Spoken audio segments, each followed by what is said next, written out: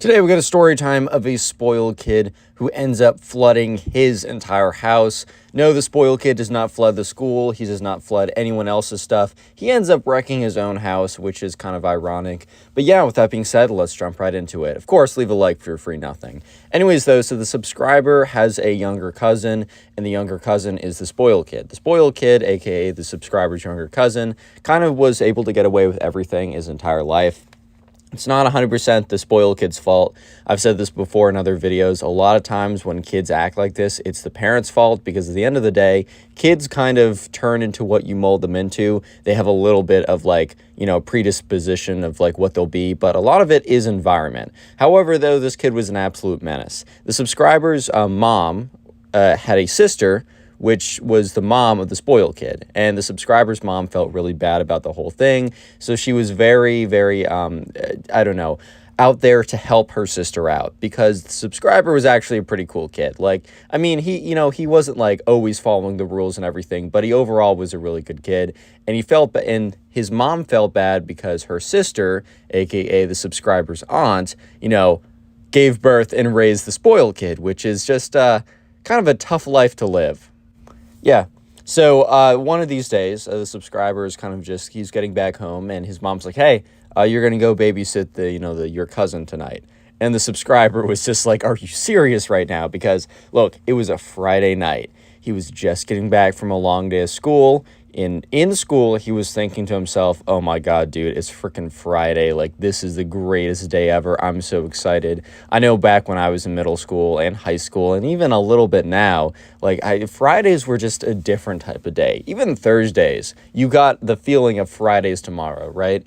But to go back home and to be immediately have sprung upon you that, oh yeah, by the way, this Friday night, the thing you've been waiting for probably all week, you need to babysit your spoiled brat cousin instead. Probably not a great way to start the weekend, especially because you're using up probably the best night out of the weekend. I don't know about you guys, but I always personally feel that Friday is OP and then Saturday is all right, because on Saturday, especially towards the end of Saturday night, you're thinking, dang, it's Sunday tomorrow. And arguably Sunday is worse than Monday, even though Sunday is only bad because the next day is Monday. It's kind of funny like that.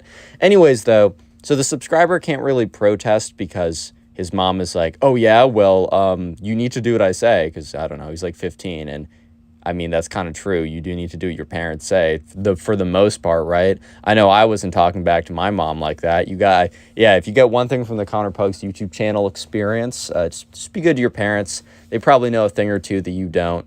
This is kind of how it is sometimes. Yeah, so anyways, right, sure enough, the subscriber's all right, whatever, mom, sure. I think the subscriber has already told his mom how much he doesn't like doing that.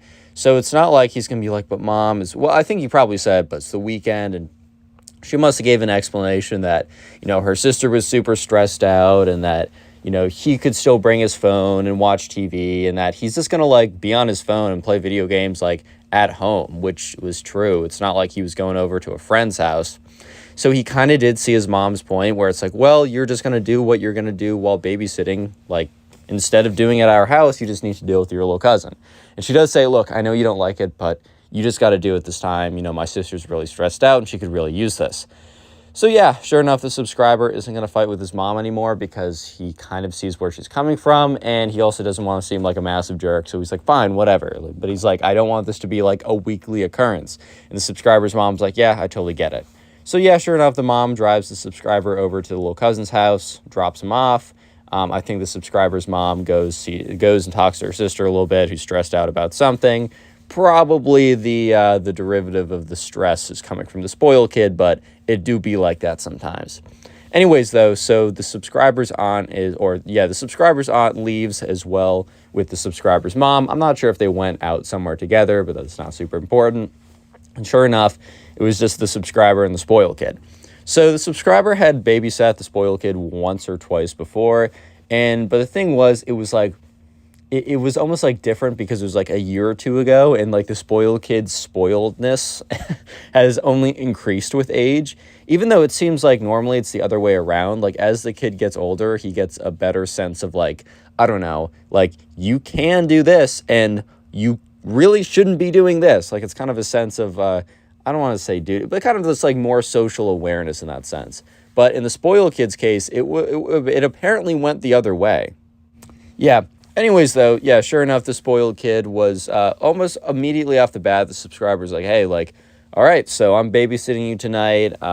We can have a really good time.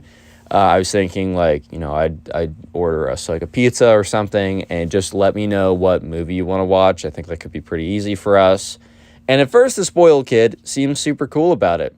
It seems like the spoiled kid is going to happily go along with this. So the subscriber's kind of thinking to himself, wow, this is actually going better than expected, which was the subscriber spoke too soon, to say the least. Like, to say the least, the subscriber spoke way too soon. Because, yeah, sure enough, the spoiled kid, after, like, so the subscriber orders some pizza, and the subscriber asks the spoiled kid, okay, man, like, what do you want on the pizza? And the spoiled kid said, like, cheese pizza. And the subscriber's like, okay, you just want cheese on your pizza? And he's like, yes. So the subscriber orders the pizza, and about 5 minutes after ordering it, the spoiled kid's like, well, I actually want pepperoni now. And the subscriber's like, dude, I ordered the pizza like 5 minutes ago. I can't change it. And the spoiled kid's like, yes, you can. Like, I'm not going to eat that crappy cheese pizza. And the subscriber's like, I asked you again and again, what did you want?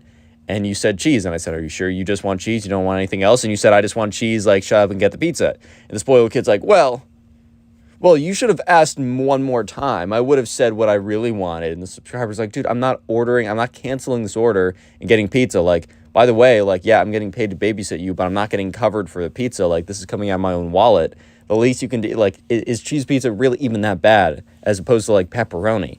And the spoiled kid's like, whatever.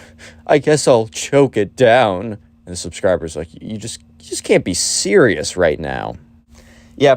So anyways, sure enough, the pizza comes and the spoiled kid is like almost at the verge of tears. And the subscriber's like, no way that this kid is crying okay, he doesn't actually cry, but he's on the verge of tears. You know, when little kids are like, right. He's on the verge of tears. And, you know, the subscriber's like, no way this kid is actually about to cry just because, like I said, like, I gave him the option, and then he changed his mind. I said, you can't change your mind when the pizza guy's literally coming over here.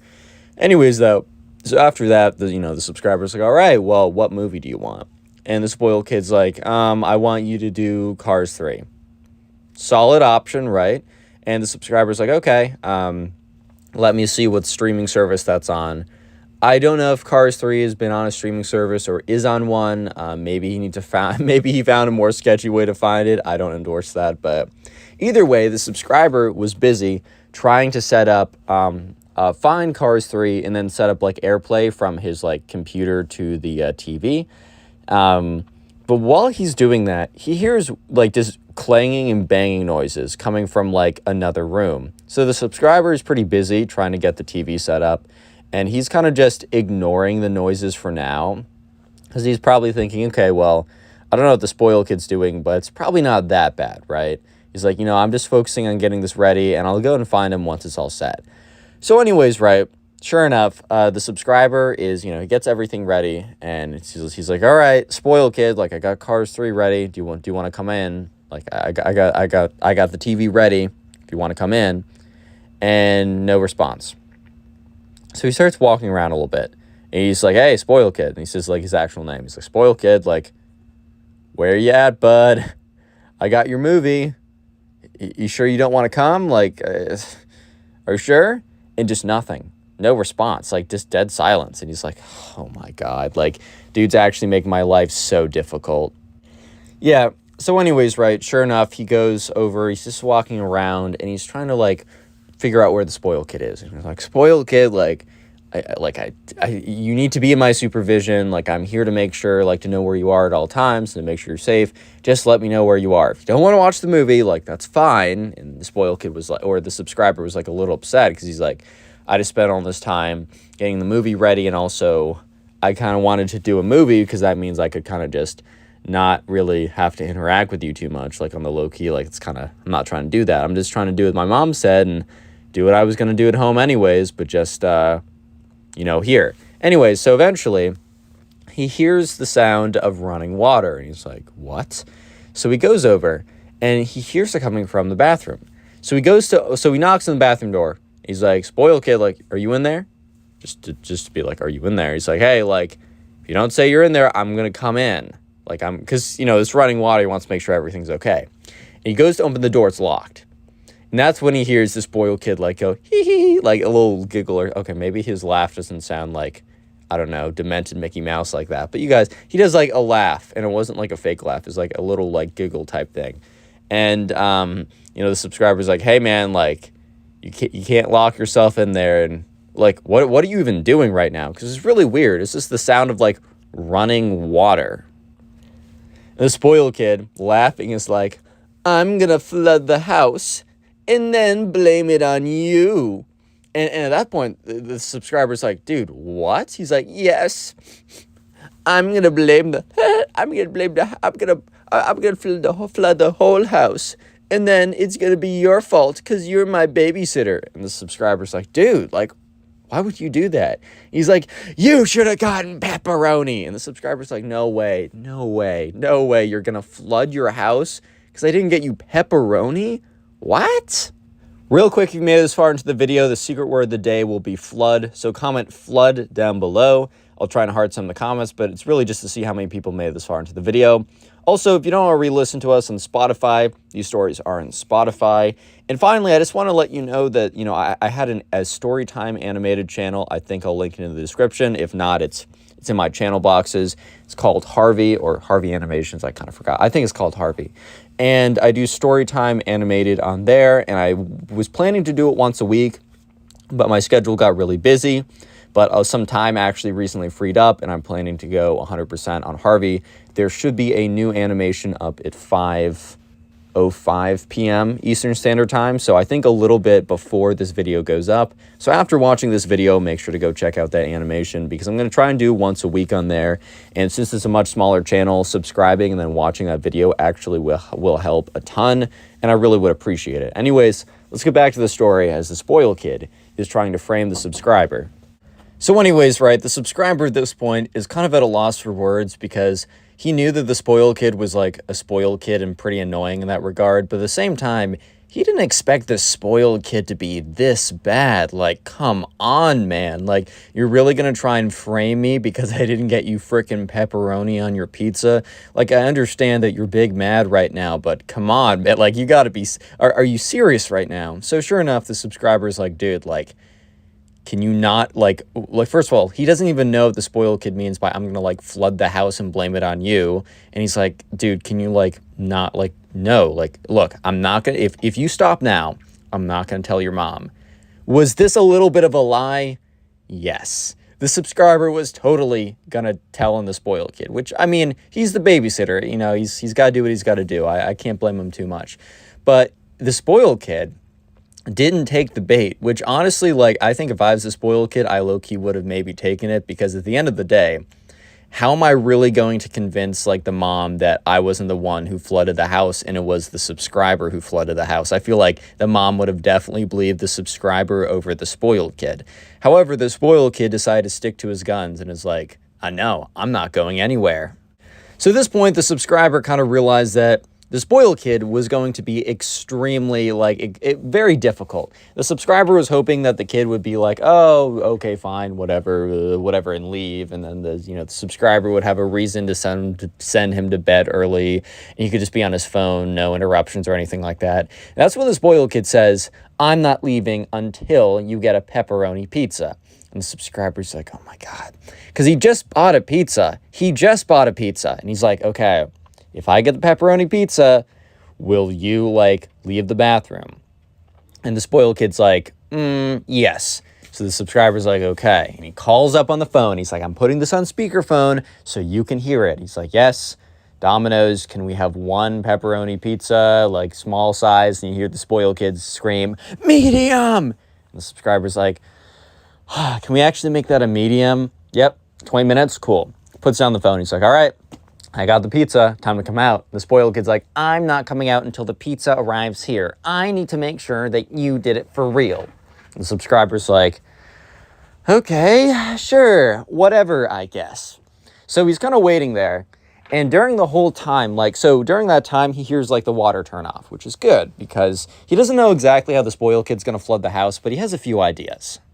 The first idea is that he is going to, clog the sink, or there's something with some sinks where you can like press it down so it fills up. I have an old timey sink, so like that works for me, but I haven't seen that with all the places.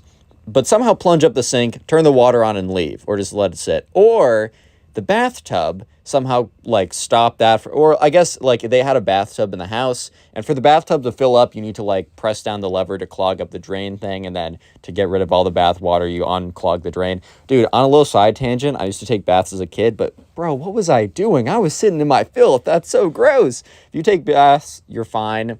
I used to really enjoy them. Just now I just can't fathom taking a bath. Anyways, so the subscriber's kind of waiting around. And eventually someone comes to the door. So the subscriber goes down and he like gets the pepperoni. He's a little mad because now he just had to buy 2 pizzas, right? 2 pizzas. The first one isn't even done. It's like half eaten on the table. And he just feels like so mad about the whole thing, right? So he walks back upstairs. He's like, all right, I got the pepperoni pizza.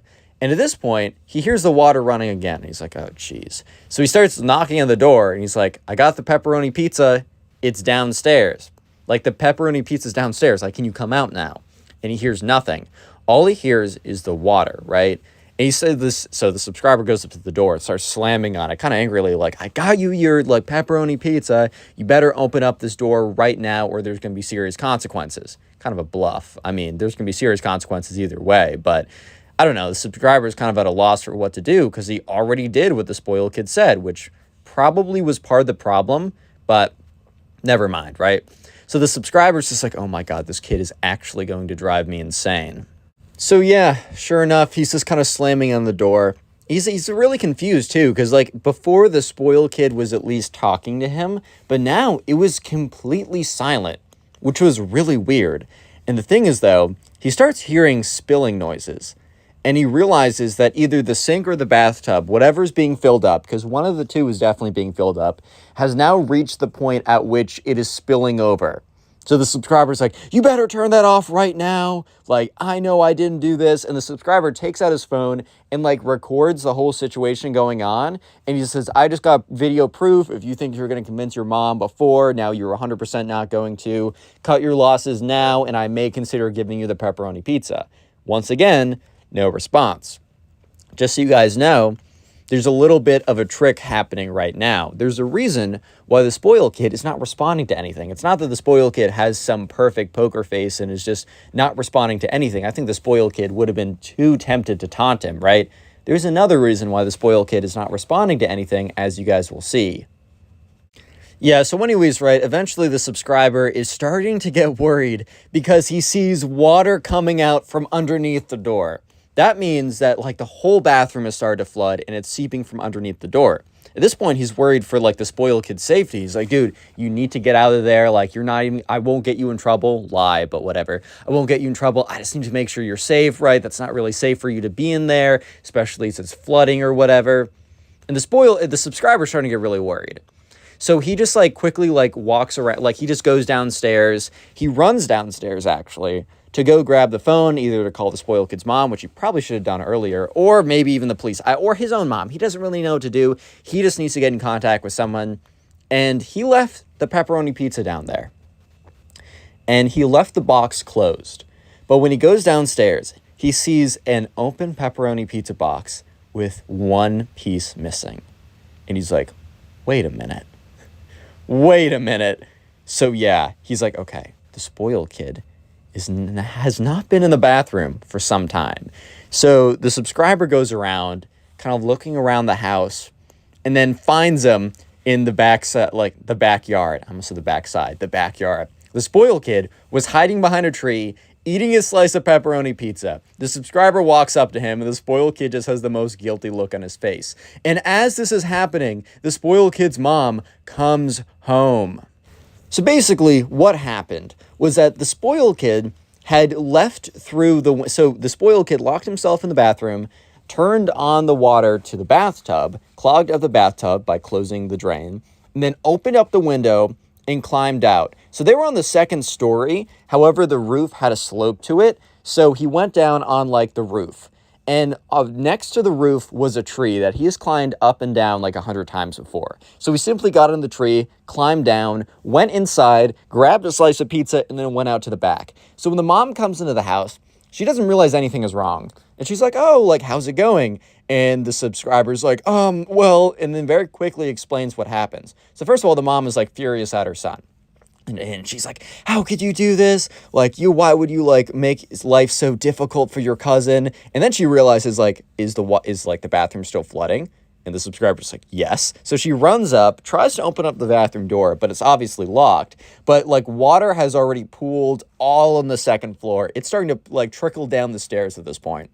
So basically, right after a little bit of time, the dad gets home and he basically has to end up breaking down the door. And when he breaks down the door, like a tidal wave of water floods out. Eventually, he gets in there, turns off the water, up the drain. They have to go like redo literally their entire second floor. It costs them so much money. The spoiled kid is like grounded for months, basically the entire summer. And after that point, the subscriber no longer has to babysit the spoiled kid, which, so I guess it's a win for the subscriber here, I guess. If you enjoy this video and want to support the channel, click on one of the videos on screen right now, or if you're on Spotify, listen to another podcast, and peace. How's it going, everyone? Hope you're having a good day. So today we got a story that, in my opinion, it's just pretty satisfying. And what I mean by that is I always find it satisfying when someone who really, really has it coming to them gets what they deserve, basically. So this story comes from one of my friends where basically his cousin acts like a massive jerk for a very long time to him. And then all I can say, because I don't want to spoil it, is karma, man. This is like top 10 karma stories right here, bro. Like, when I heard this story, I was like, I gotta put this on the channel immediately. And if you don't want bad karma to happen to you, subscribe to the channel with notifications on. If you don't turn on the notifications, you won't ever see my videos, and I'd really appreciate that. And no one wants bad karma, so yeah, let's just jump right into the story, guys. So let's call my friend Eric. Obviously, that's not his real name because, I don't like using real names in stories. It just makes things easier. I think you know what I mean. Anyway, so Eric was telling me about basically what happened 2 summers ago, right? So Eric has a cousin, and Eric's cousin's name, let's call him Andrew, because I'm trying to think of names I can easily remember. Anyways, right, so Eric has a cousin, his name is Andrew, and Andrew has a lot of money, and that's not necessarily a bad thing, man. Like, money doesn't necessarily make you a bad person. It doesn't make you someone who you don't want to hang out around with. Actually, like, honestly, if you're someone who, like, was very successful and you worked really hard and you got a lot of money because of that, those might actually be traits where I want to hang out with you because, I like hanging out with, hardworking people. However, Eric's cousin was not like that, man. Andrew, who is Eric's cousin, was, basically always got everything. His parents didn't really, I'm not going to come for their parenting style, but man, I don't think you can really give your kid everything, even if you can literally give them everything. I think you got to like set some boundaries. You got to teach them, like, the value of things. So basically, Eric's cousin Andrew, the TLDR, he was pretty spoiled at that point. And it definitely affected his attitude and the way he treated people and acted. It was just kind of bad news, man. So Eric had not seen his cousin Andrew in, about 2 years at this point. And remember, this was 2 years ago. So it has been a while since Eric had seen Andrew. But then one day, Eric's mom came and said, hey, Eric, you're going to be seeing your cousin Andrew for the summer. We're going over to their house in insert location. We're going to be there for a week. They've been very nice to let us stay over. We're going to have a lot of fun. I know that the last time you saw Andrew, he wasn't the greatest, but hey, Eric, it's been 2 years. Things can change, people can change, and this is a really good opportunity for us because when's the next time we're going to be able to go to insert location? You know what I mean? So Eric was not like super excited. I mean, he was kind of excited because like insert location was a cool place, and he knew that Andrew's house was going to be pretty awesome. Like, he just knew that was going to be a fact. But he was also a little bit concerned about Andrew, obviously, because the last time, just like his interactions with him before had been subpar, and he was like, he was open to the fact that he could change, but he was kind of questioning it. But anyways, Andrew was like, okay. Eric was like, okay, Mom, that sounds good. We'll go see Andrew and stay, at his house or whatever. That should be fun. And yeah, so basically, a couple weeks later, they pack up, they drive down. So Eric and his mom are driving down and they eventually get to Andrew's house, right? And the first thing that they notice is like the driveway, because like I don't know about you, but like most of the time house driveways are pretty short because like it just gets you to the house if there's even a driveway at all, right? Like some houses don't even have a driveway, some of them let there's a driveway to get you in, but it's not like that long. But they knew that like this house was going to be like mad different when like Eric and his mom were driving. They get to the driveway and it takes them like 2 minutes to get to the main house, bro. Like they were like, okay, this thing's about to be different. So basically, they drive in, they get to the house, they open it up, and Andrew's mom is like, "Oh, welcome, Eric's mom. Eric's mom and Eric. We're so happy to have you here. Let me. Andrew, come down, come and take their bags." Andrew comes down. Just does not take their bags, man. He's like, "Hey guys, how's it going?" He's obviously like kind of disinterested. Like he wasn't being like that big of a jerk at this time apparently, but he was obviously disinterested. He just simply didn't take the bags. Like Eric had to, take both the bags even though like Andrew's mom was like, "Oh, Andrew, your guests are here. Let's go take their bags."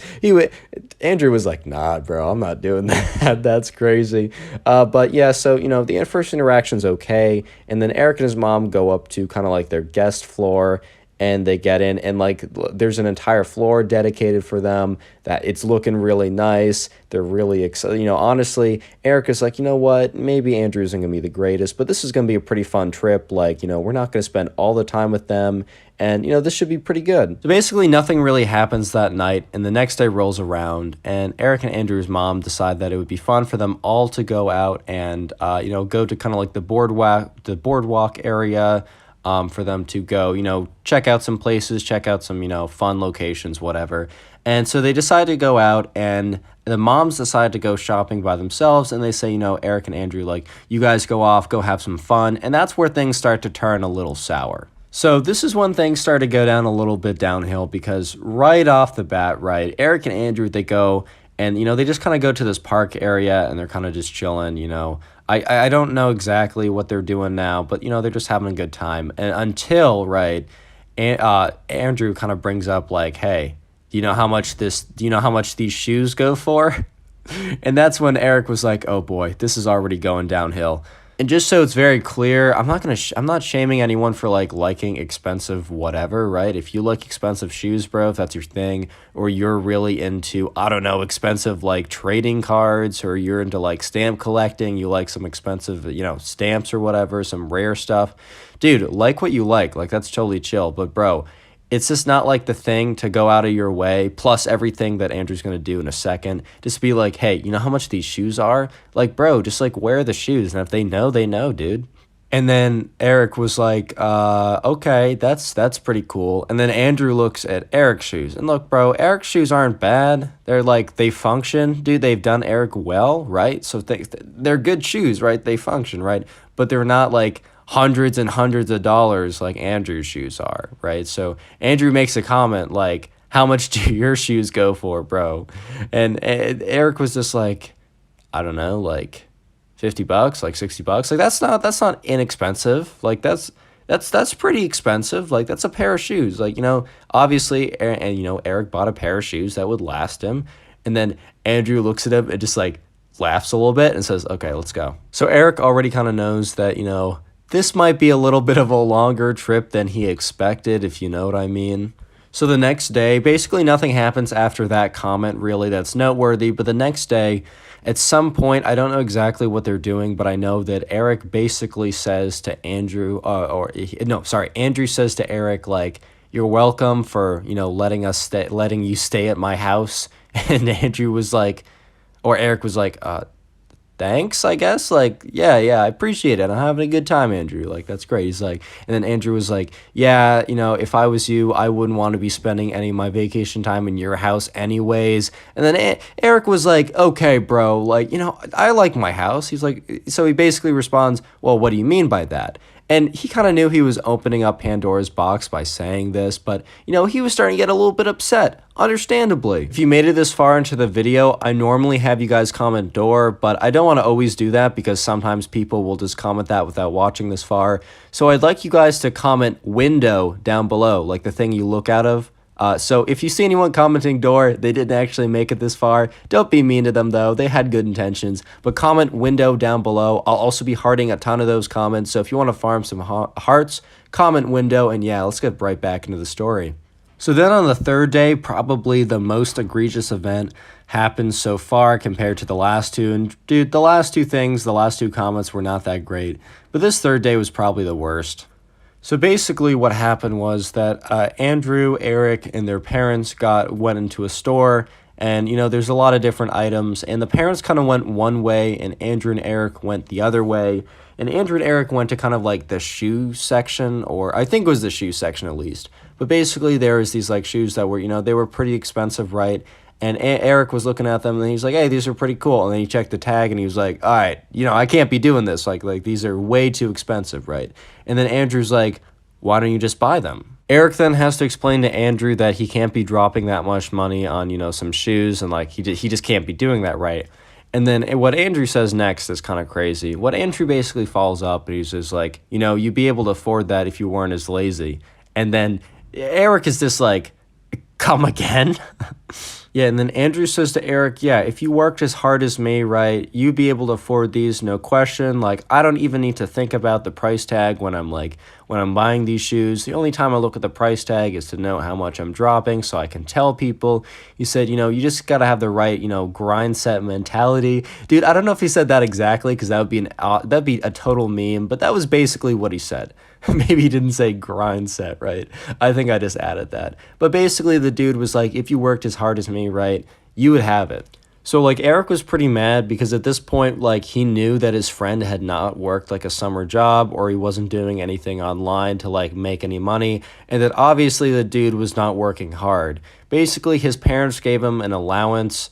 So Eric realized that Andrew's interpretation of working hard was existing, right? And he got an allowance, dude. And while he was justifiably upset by this comment, Eric just didn't want to get in a fight with Andrew because he realized that he still had a couple more days here and that it would have been super awkward, to get in a fight. Look, honestly, this guy was justified to to be upset with Andrew and to not obviously physically fight him, but to fight back, right? But basically, Eric was like, okay, this guy is obviously living in a different planet. Like, he's not down to earth at all, but I'm just going to have a good time here. I don't want to ruin anything. I don't want to make things any bit more difficult.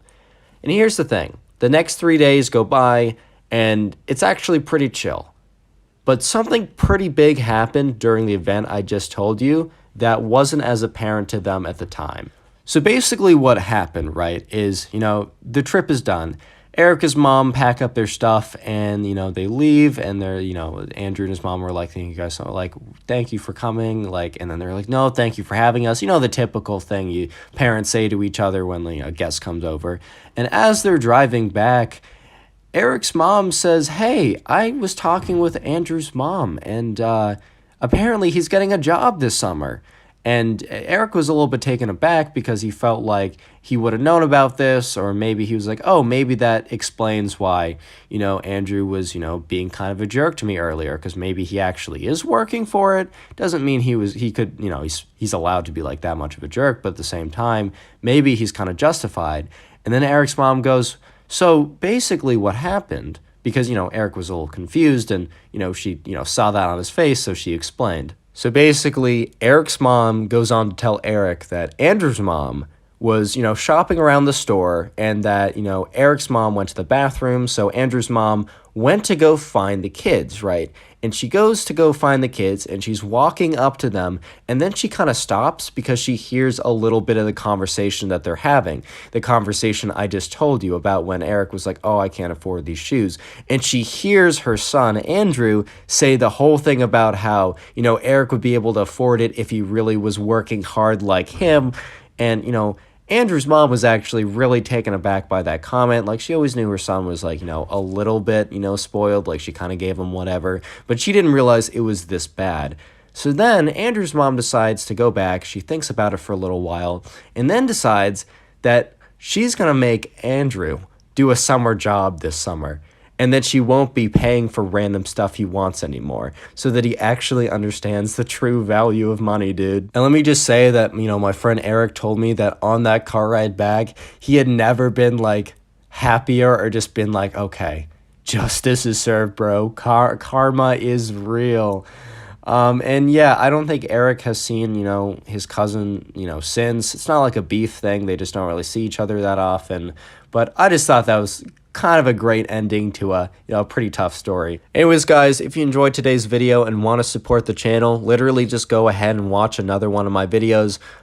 There will be some videos on screen right now, and if you don't see them, you can always click on my channel. And if you want to specifically watch more story times, there's probably going to be a story time playlist on screen right now, and if you don't see it on screen, go into the description of this video, and it will be linked down there. Just once again, thank you guys so much for watching. I really do appreciate it. Leave a like on the video, subscribe, and yeah. How's it going, everyone? Welcome back to the channel. Today, I got a story that my friend told me, basically when he had to go to someone else's house, and their little brother had probably one of the craziest spoiled kid mental breakdowns ever. It was probably one of the most uncomfortable, but also one of like the wildest experiences he's had in a really long time. And I just thought to myself, I had to tell this on the channel. And unless you want to be attacked by a spoiled kid just because you didn't buy them V-Bucks, subscribe to the channel with notifications on, and make sure you do turn on the notifications so you won't see my videos otherwise. And also for a limited time, I'm going to be super generous and give away this awesome prize. If you leave a like in the video, I will give you absolutely nothing. I know, I'm super generous. And with that being said, let's just jump right into it.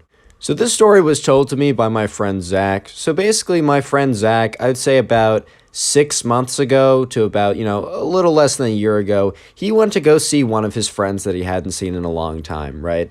So Zach's friend, let's call Zach's friend, I don't know, Ben.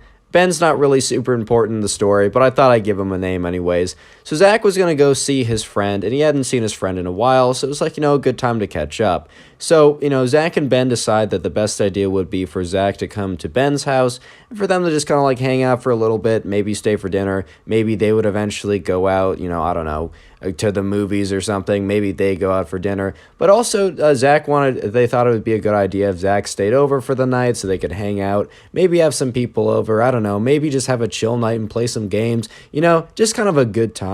Zach also had a little brother, though, and Zach's little brother was a little bit notorious for really just, having a temper, to say the least. And the thing was, though, it had been a while since Zach had seen, Ben's little brother. Hold up, I think I said Zach's little brother in the beginning. No, this is Ben's little brother. Zach doesn't have a brother. He's an only child like me. Only children, rise up. We're not weird, I'm telling you. Don't worry about it. No, but back to the story. Anyways, so yeah, so Ben had a little brother, and the thing was, Zach hasn't seen Ben's little brother in a long time. Sorry about my voice dying there for a second, but basically, Zach hadn't seen Ben's little brother in a long time. So while he was always kind of a hothead before, Zach kind of just assumed that, he grew out of it, like, as a lot of kids do, because sometimes kids will be menaces when they're younger, but as they grow up, they just realize that no one wants to hang out with you, and life is hard if you're not a good person most of the time. Or not just not a good person, but it's just annoying to be around. Most of the time, life will get harder and harder if you're annoying. Also, at this time, Ben's little brother had really gotten into Roblox. Roblox is a pretty popular game, and I also look at the channels that you guys watch as well. YouTube Analytics basically gives me a little feature that shows me channels you guys like, and I'm very happy to see Scrubs on there. It's another big storytime channel that I take a lot of inspiration from, but I also see the occasional Roblox channel or Roblox commentary channel, so I know a lot of you guys also like the game Roblox. I never personally got into it. I tried to play Arsenal a little bit when that was the meta for background gameplay, but more or less, right, I never really got into it, but I can definitely see the appeal. And also, Roblox is a stock, and if you guys don't know, I definitely look into the stock market a lot. It's kind of my thing, and it's just interesting to see Roblox be, valued at multi-billion dollars. Anyways, back to the story, right? So Ben's little brother has really gotten into Roblox, and he's a huge fan. If you guys don't know, Roblox is a game where there's just a lot of game modes. It's kind of like a sandbox game, and you don't really pay for anything in game that actually helps you, to my knowledge. But what you do is you buy like skins and items and like just kind of cosmetic items that make, you look cool or whatever, as cool as you can look in like Roblox, right? But anyways, it's similar to a lot of other games like that. Anyways, so the day rolls around where Zach is going to go see Ben. And, Zach drives over. He gets to Ben's house. He goes there. He hasn't seen Ben in a second, so it's like awkward for a pause, but then they just really just catch on right away. I don't know if you guys have also experienced that when, you just haven't seen someone in a while, and then all of a sudden it's like, what? It's a little awkward for a second, and then you're like, oh, wait, this is my best friend, of course, right? So anyways, Zach gets there. Ben's there. They meet up in the kitchen, whatever, they hug it out, right? And then, Ben's mom is there as well as Ben's little brother, because, they walk into the kitchen. I think, Ben's mom might have been preparing something for dinner tonight. Zach and Ben decided to stay in since his mom was making something that sounded pretty good. And Ben's little brother was sitting at the kitchen table. So Ben's mom is going on about how, oh, Zach, it's been so long since I've seen you. You look so grown up. Like, Ben and I talked about you a little bit, like it's so great that you came, right? And Ben's little brother, right, doesn't really say anything for a little while, as, that kind of just how those interactions go. It's not like Zach and Ben's little brother were like best friends. They were fine, but you're not really friends with the little brother. In a lot of cases, I'm friends with some little brothers of some friends I have, right? It can happen. But anyways, right? So as that conversation goes, at one point it kind of dies down a little bit, and it's as Zach and Ben are starting to walk away to go up to Ben's room to, I don't know, maybe play some games or something or just chill. And Ben's little brother then, as they're walking away, starts complaining to his mom about how he really wants these Robux and how it's so important for him to get these Robux, and how she's depriving him of something from not giving him these Robux. The logic is definitely not there, but then again, I don't know. I don't exactly remember how old Ben's little brother is, but he's got to be like 12 or 13 or 14 or something. But anyways, he's kind of whining about it, but nothing more than kind of just complaining. And Ben's mom is like, I don't want to buy you, or Ben's little brother's mom is like, I don't want to buy you currency. I don't want to pay for a game that's free. That's basically her logic. So anyways, Ben and Zach go upstairs, they hang out, they just kind of reconnect after a while, and it was honestly just a good time, right? So eventually dinner time rolls around and they come downstairs and they get seated at the table. And then what Ben's mom basically yells up and says, dinner time, right? So then Ben's dad is away, so he doesn't come down, but Ben's little brother is upstairs gaming, playing some Roblox, right? So you wait for a second, or Ben waits for a second, Zach and Ben wait for a second, and Ben's mom as well, and they don't hear anything, right? So then Ben's mom yells up again, saying, hey, it's dinner time, I need you to come down. And then after a moment of silence, you hear this noise of Zach was a little confused what that was. He was like, is the radiator going off? Is there a pet that I don't know about that's making this weird grumbling sound? So then he kind of turns his head where the noise was coming from and looks at the top of the stairs. And you just see Ben's little brother standing up there, looking all angry. His fists are clenched. Sorry to interrupt the flow of this video a little bit, but if you made it this far into the video, I would like you to comment door down below. Yes, like the thing that you enter a building with. Real quick, I will occasionally mix up the word I tell you to say, so don't just comment door before you watch it, because sometimes I'll say window or another random word. But yeah, just the people who comment that, I try and heart as many of those as I can, so that you guys can get top heart commenter, and also so I can say thank you for watching the videos, as I really do appreciate that. Let's get back to the story. So basically, right, Jax is kind of sitting there like, okay, this is a little bit weird, and then Ben's mom is like, you need to come down, it's dinner time, and Ben's little brother's like, I'm very angry, and at this point, Zach is just like, oh boy, okay. Yeah, this kid definitely did not get better than from last time. If anything, he was like, oh wow, he might actually be worse. So essentially what had been happening was after Ben and Zach went upstairs, apparently Ben's little brother continued having the conversation with his mom, and his mom was very firm about, I'm not gonna buy you Robux. Apparently, Ben's little brother had ended up storming off and going upstairs. And instead of going upstairs, cooling down, maybe playing some games and relaxing. He had actually been heating up, doing the opposite of cooling down. He'd just been sitting there steaming, getting angrier and angrier because he logged into Roblox and saw like some other friends that were online, and some of them had some kind of like new hat or some new skin or something that cost in-game currency that his mom was depriving from him, apparently. So when he went up there and saw that, he was already upset, and it just made him madder and madder and madder, and he just got angrier and angrier. And then as he was getting angrier and angrier, he was called down for dinner, and that's where we left off. So then what happened next, Zach was just kind of sitting there. He was like, okay, this is a little bit awkward. And then Ben's little brother comes running down the stairs going, ah! And he just starts going around like punching stuff. Obviously, he's not some like boxer or anything. This man isn't Logan Paul, or this isn't some like Floyd Mayweather or something.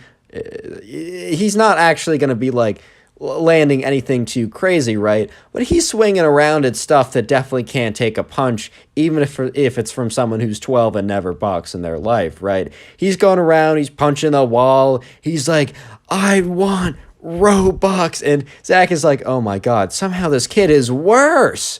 How did he get worse? And he was like, everyone else's mom, my other friends' moms bought them Robux, and I'm sitting here looking like a fool, looking like a clown in my default skin. And then he goes around, he's just punching at stuff and kicking stuff over. Like he kicked over the table, and there was a lamp on the table, dude, and the lamp cracked. And as he was kind of running around, flailing about, screaming, Ben's mom was just like, this is no way to act. Like, he basically saying that like he's so spoiled and how he should be happy with what he has, and that these in-game skins really shouldn't. She didn't really understand it, but she did understand to an extent that like it didn't matter for the actual game. But basically, as Ben's little brother was like screaming, punching things, and like flailing about, he basically was running and trying to he was about to go punch something or whatever, but as he was screaming and running, his leg caught in the tablecloth, right? You know how there's really satisfying TikTok videos and YouTube videos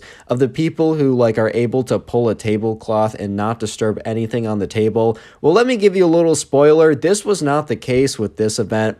Basically what happened was Ben's mom had set the entire table before, put all the food out, laid everything just ready for Ben's little brother to come down and for them all to have a nice meal, right? So when Ben's leg gets caught in the tablecloth, he keeps running because he doesn't realize right away, right?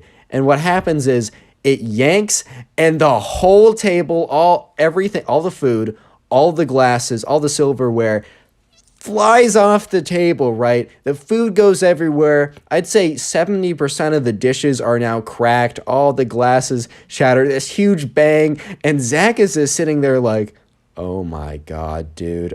At this point, Ben's little brother freezes as he realizes that because before his rage was yeah, he broke a thing or two, right?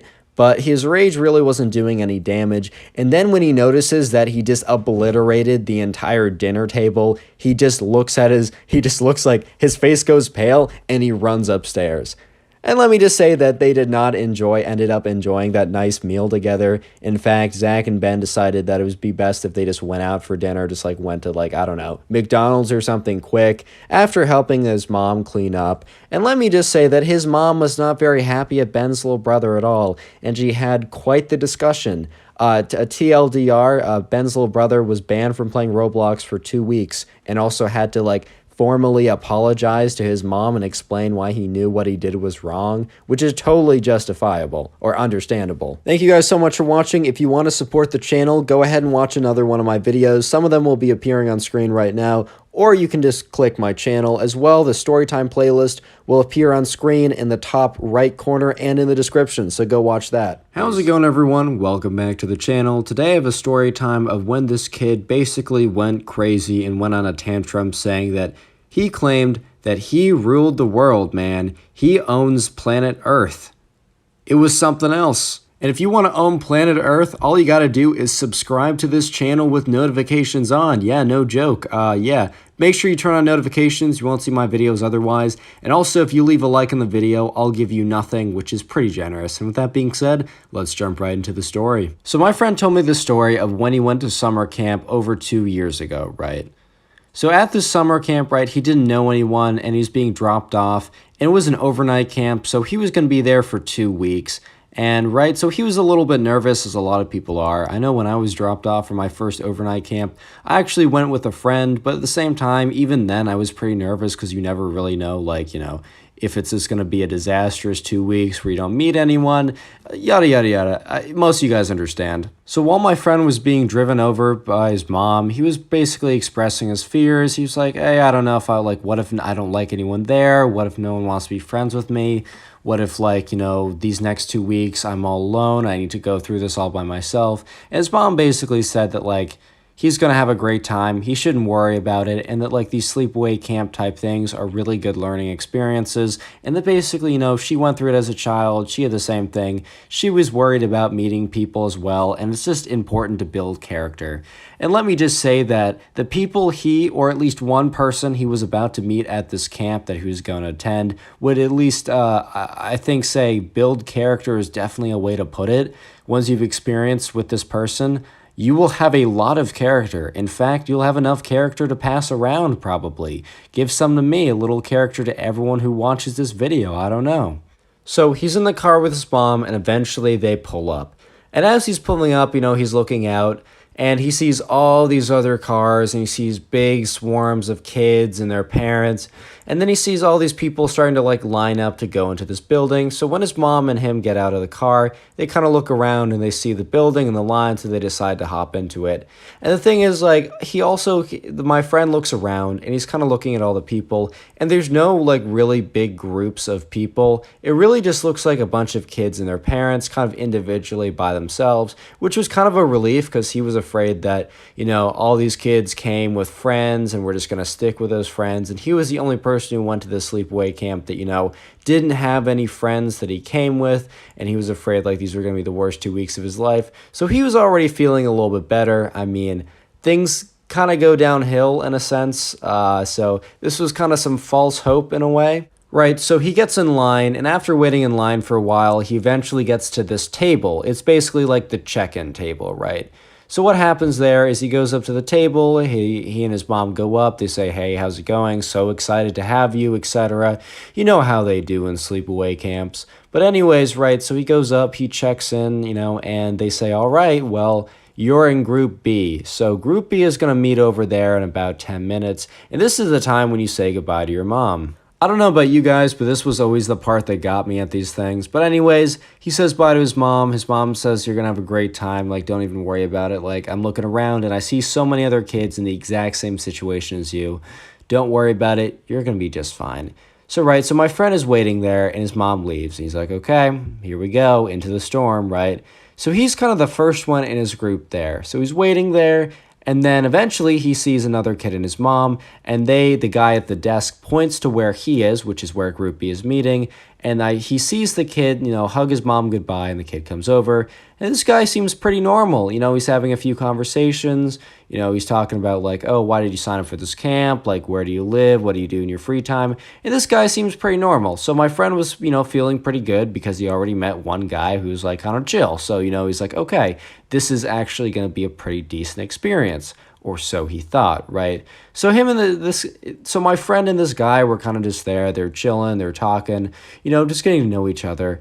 When my friend notices another guy at the stand.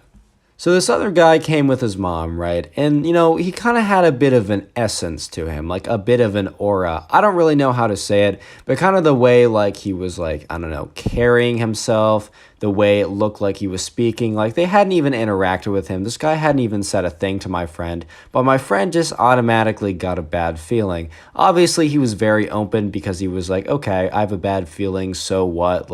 My gut reaction could be wrong. All I'm going to say, guys, is if you have a gut reaction about something, it's not always going to be right, but don't automatically, don't automatically say it's false, because we have a lot of instincts that, we've developed over thousands of years that just sometimes it's hard to explain, but sometimes you do just got to trust that. And in this case, my friend was very much right. So the kid comes over after saying goodbye to his mom, and he's just kind of like, what's up? He's like, sup? And like really is just not interacting with them. And at first my friend, like initially he was like, okay, this kid obviously like is shy and he's nervous. Like he's like kind of like, okay, dude, I've been there too. So he's like, okay, you know what? I'll actually, I'll kind of like, go above and beyond and try and hang out with this guy, do some activities, because he's obviously having a hard time. And this is kind of where I thought I was going to be. So it's kind of the right thing to just, go ahead and just like hang out with this guy, and he could be pretty chill.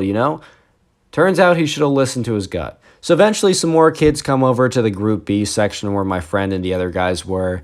And then after a little while, a counselor came over and was like, okay, this is everyone. I hope you guys had a little time to meet each other. And then he's like, okay, guys, so we're going to be heading back to the cabin for tonight, and I'll show you guys your place, and we'll be getting dinner soon. But in the meantime, grab your stuff, and we'll be heading over. So they head over to the cabin. There's a little bit more small talk that's happening. But basically, right, they head over. And the cabin, man, it's not a bad cabin for, like, wilderness camps. But it's not obviously, the Four Seasons luxury hotel accommodations, man. It's a cabin in a wilderness camp. It's gonna be a little crappy. It is what it is, bro. And the thing is, this kid, basically the spoiled kid that, like, that my friend got a bad feeling about, right away off the bat started complaining, bro. They were walking up to the place and he was like, I don't see an air conditioning unit. Where's the air conditioning unit? It's so hot outside. I've never slept without an air conditioning unit. And at first my friend was like, okay, dude, it's like a wilderness camp, but like whatever. I'll be nice to the guy. And he's like, it's okay. The night should be pretty cool. And the guy was like, fine, I guess. So once they get into the cabin, there's a bunch of like bunk beds where there's a top bunk and a bottom bunk, and the kids kind of separate and split up. And so my friend and the spoiled kid, who he didn't really know is the spoiled kid, but we're just going to call him the spoiled kid, they basically went together, or at least my friend walked with them as he wanted to be like a buddy to this guy. Little did he know the mistake he was making. And my friend really wanted top bunk because it's just something he really prefers. So he said, hey, if you don't mind, I'm going to try and take top bunk. But the spoiled kid said, no, I'm taking top bunk. And the thing is, if you really want a top bunk, you could be like, hey man, like how much do you really want it? Because like, that's my preference. He says like, it's like, we can totally figure it out. But the kid was like, no, that's my bunk, and jumps up on the top bunk. Like he climbs all the way up and gets in the bed to prevent my friend from going in. And my friend is like, okay. Sorry to interrupt this video, but if you made it this far, comment door down below. Yes, D-O-O-R, like, something that you enter a building with. I just like to see who makes it this far into the video, but don't always just comment door right away because I do change it up every once in a while, and most likely next video it won't be door. Anyways, guys, let's get back to the story. So anyways, at dinner that night, they all walk over, and at this point, my friend is like not a super big fan of the spoiled kid, but like he's not totally given up on him yet until dinner time, which he does, right? So they get to dinner, and it's kind of it's the type where like you sit at a table with your group. So Group B is all sitting together. They're also in the same cabin, so they kind of do stuff together, right? And the way that the dinner is served, it is like there's a big bowl of the meal, and then it's like supposed to be passed around, and people can kind of take portions that are, basically the size of what you want. So the meal's getting passed around, and the last two people to receive the meal are my friend and the spoiled kid. So there's about enough for both of them when it gets around to the spoiled kid, and they're the last two to have it. So my friend was kind of just expecting the kid to kind of like take the, the food, just split it in half, because it was like a decent proportion for like a meal, right? But what the spoiled kid does instead is he scoops the entire thing onto his plate and hands my friend the empty dish. At this point, my friend's like, hey bro, like, can I have some of that? And the kid's like, no, that's unfortunate. Like, you shouldn't have been last. At this point, my friend is starting to get a little bit mad. And like the other people, like the counselor was like not paying attention, but there were some other kids in Group B that were starting to notice this guy's behavior. So this behavior continues throughout the first week. There's a lot of little examples, but I don't want this video to go on way too long as it could go, as there were a lot of examples. So after the first week, there was a whole nother week these guys were gonna have to stay together. And basically, these kids in Group B basically had enough of the spoiled kid. So, but the thing was, this kid never really acted that, spoiled or that bratty when, camp counselors were around, as he definitely would have been like reprimanded, right? So their plan was to kind of like set it up so that like when one of the camp counselors somehow to get him in trouble, right? They wanted the camp counselors to kind of catch him in the action. So basically what their plan was they were going to basically talk to this kid and assume that he would have done something kind of like bratty as he had been consistently doing. But also one of them would have gone out and said, "Hey, camp counselor, can you come in? I want to show you something. It's something I've been working on." And basically they would have some kind of like little project thing to show them like if the plan didn't work so it wasn't super obvious. But basically what the conversation they were having, all the kids in Group B and the spoiled kid were having a conversation about the activities they were having that night. So that night they were basically going to cook up some s'mores, and the spoiled kid started going on about saying how he should have half the s'mores because, he deserves it because of like he's just better than all of them. And he's really going off at this point because he had just been escalating throughout the week to the point where they really just needed like someone to hear this. They just needed one of the counselors to come in and put an end to this basically. So one of the friends, while the other friends are talking to the spoiled kid, making him kind of go off on a tangent about how he's better than everyone and how he deserves everything, right? The other kid is saying, "Oh, can you come over here? We want to show you something." And the counselor is coming over with the other kid, and the other kids are talking to the spoiled kid as well as my friend, right, to get him to keep talking. And then the counselor comes up to the door, and he's starting to hear what the spoiled kid is saying, and then he stops in his tracks to listen to the rest of the conversation. And the spoiled kid basically goes on to say something along the lines of, "I deserved the majority of the marshmallows tonight because I am just better than all of you." When the camp counselor hears that, he kind of it clicks and he goes into the room and he's like, "What did you just say?" And probably the craziest thing is this spoiled kid probably had never been reprimanded in his life because he goes on to tell the counselor exactly what he told the other guys. Basically that tonight he should have a larger percentage of the marshmallows because he is just better than them and he should be rewarded accordingly. The counselor looks obviously dumbfounded and all the other guys are just like, "Oh my god, he completely fell into our trap. Like, we can't believe he actually said that in front of the counselor. Like, we really thought we had to get him to, catch him in the act, but bro, if we asked, he would have said. That's crazy." So basically what ended up happening was the camp counselor, basically told the kid, "Yeah, you're just not even tonight, you're not even going to the marshmallow event." And then he starts having a meltdown in front of everyone. So basically when the kid is told by the counselor that he can't get any marshmallows tonight because of what he said, he goes on this, he starts screaming, he starts throwing stuff, he starts kicking over things to the point where he actually kicks one of the bunk beds, and for some reason he gets it at just the right angle that he cracks one of the beams. Maybe it wasn't the best thing structurally. He goes in, he bumps stuff around. He bumps over the lamp in one of the corners, and it falls and it hits the window and breaks the window pane. This guy has basically gone around just doing all this damage just because he was told that he can't have any marshmallows after he told the counselor point blank that he should have more because he is just better, because he is better. At this point, the camp counselor is like, "Come with me."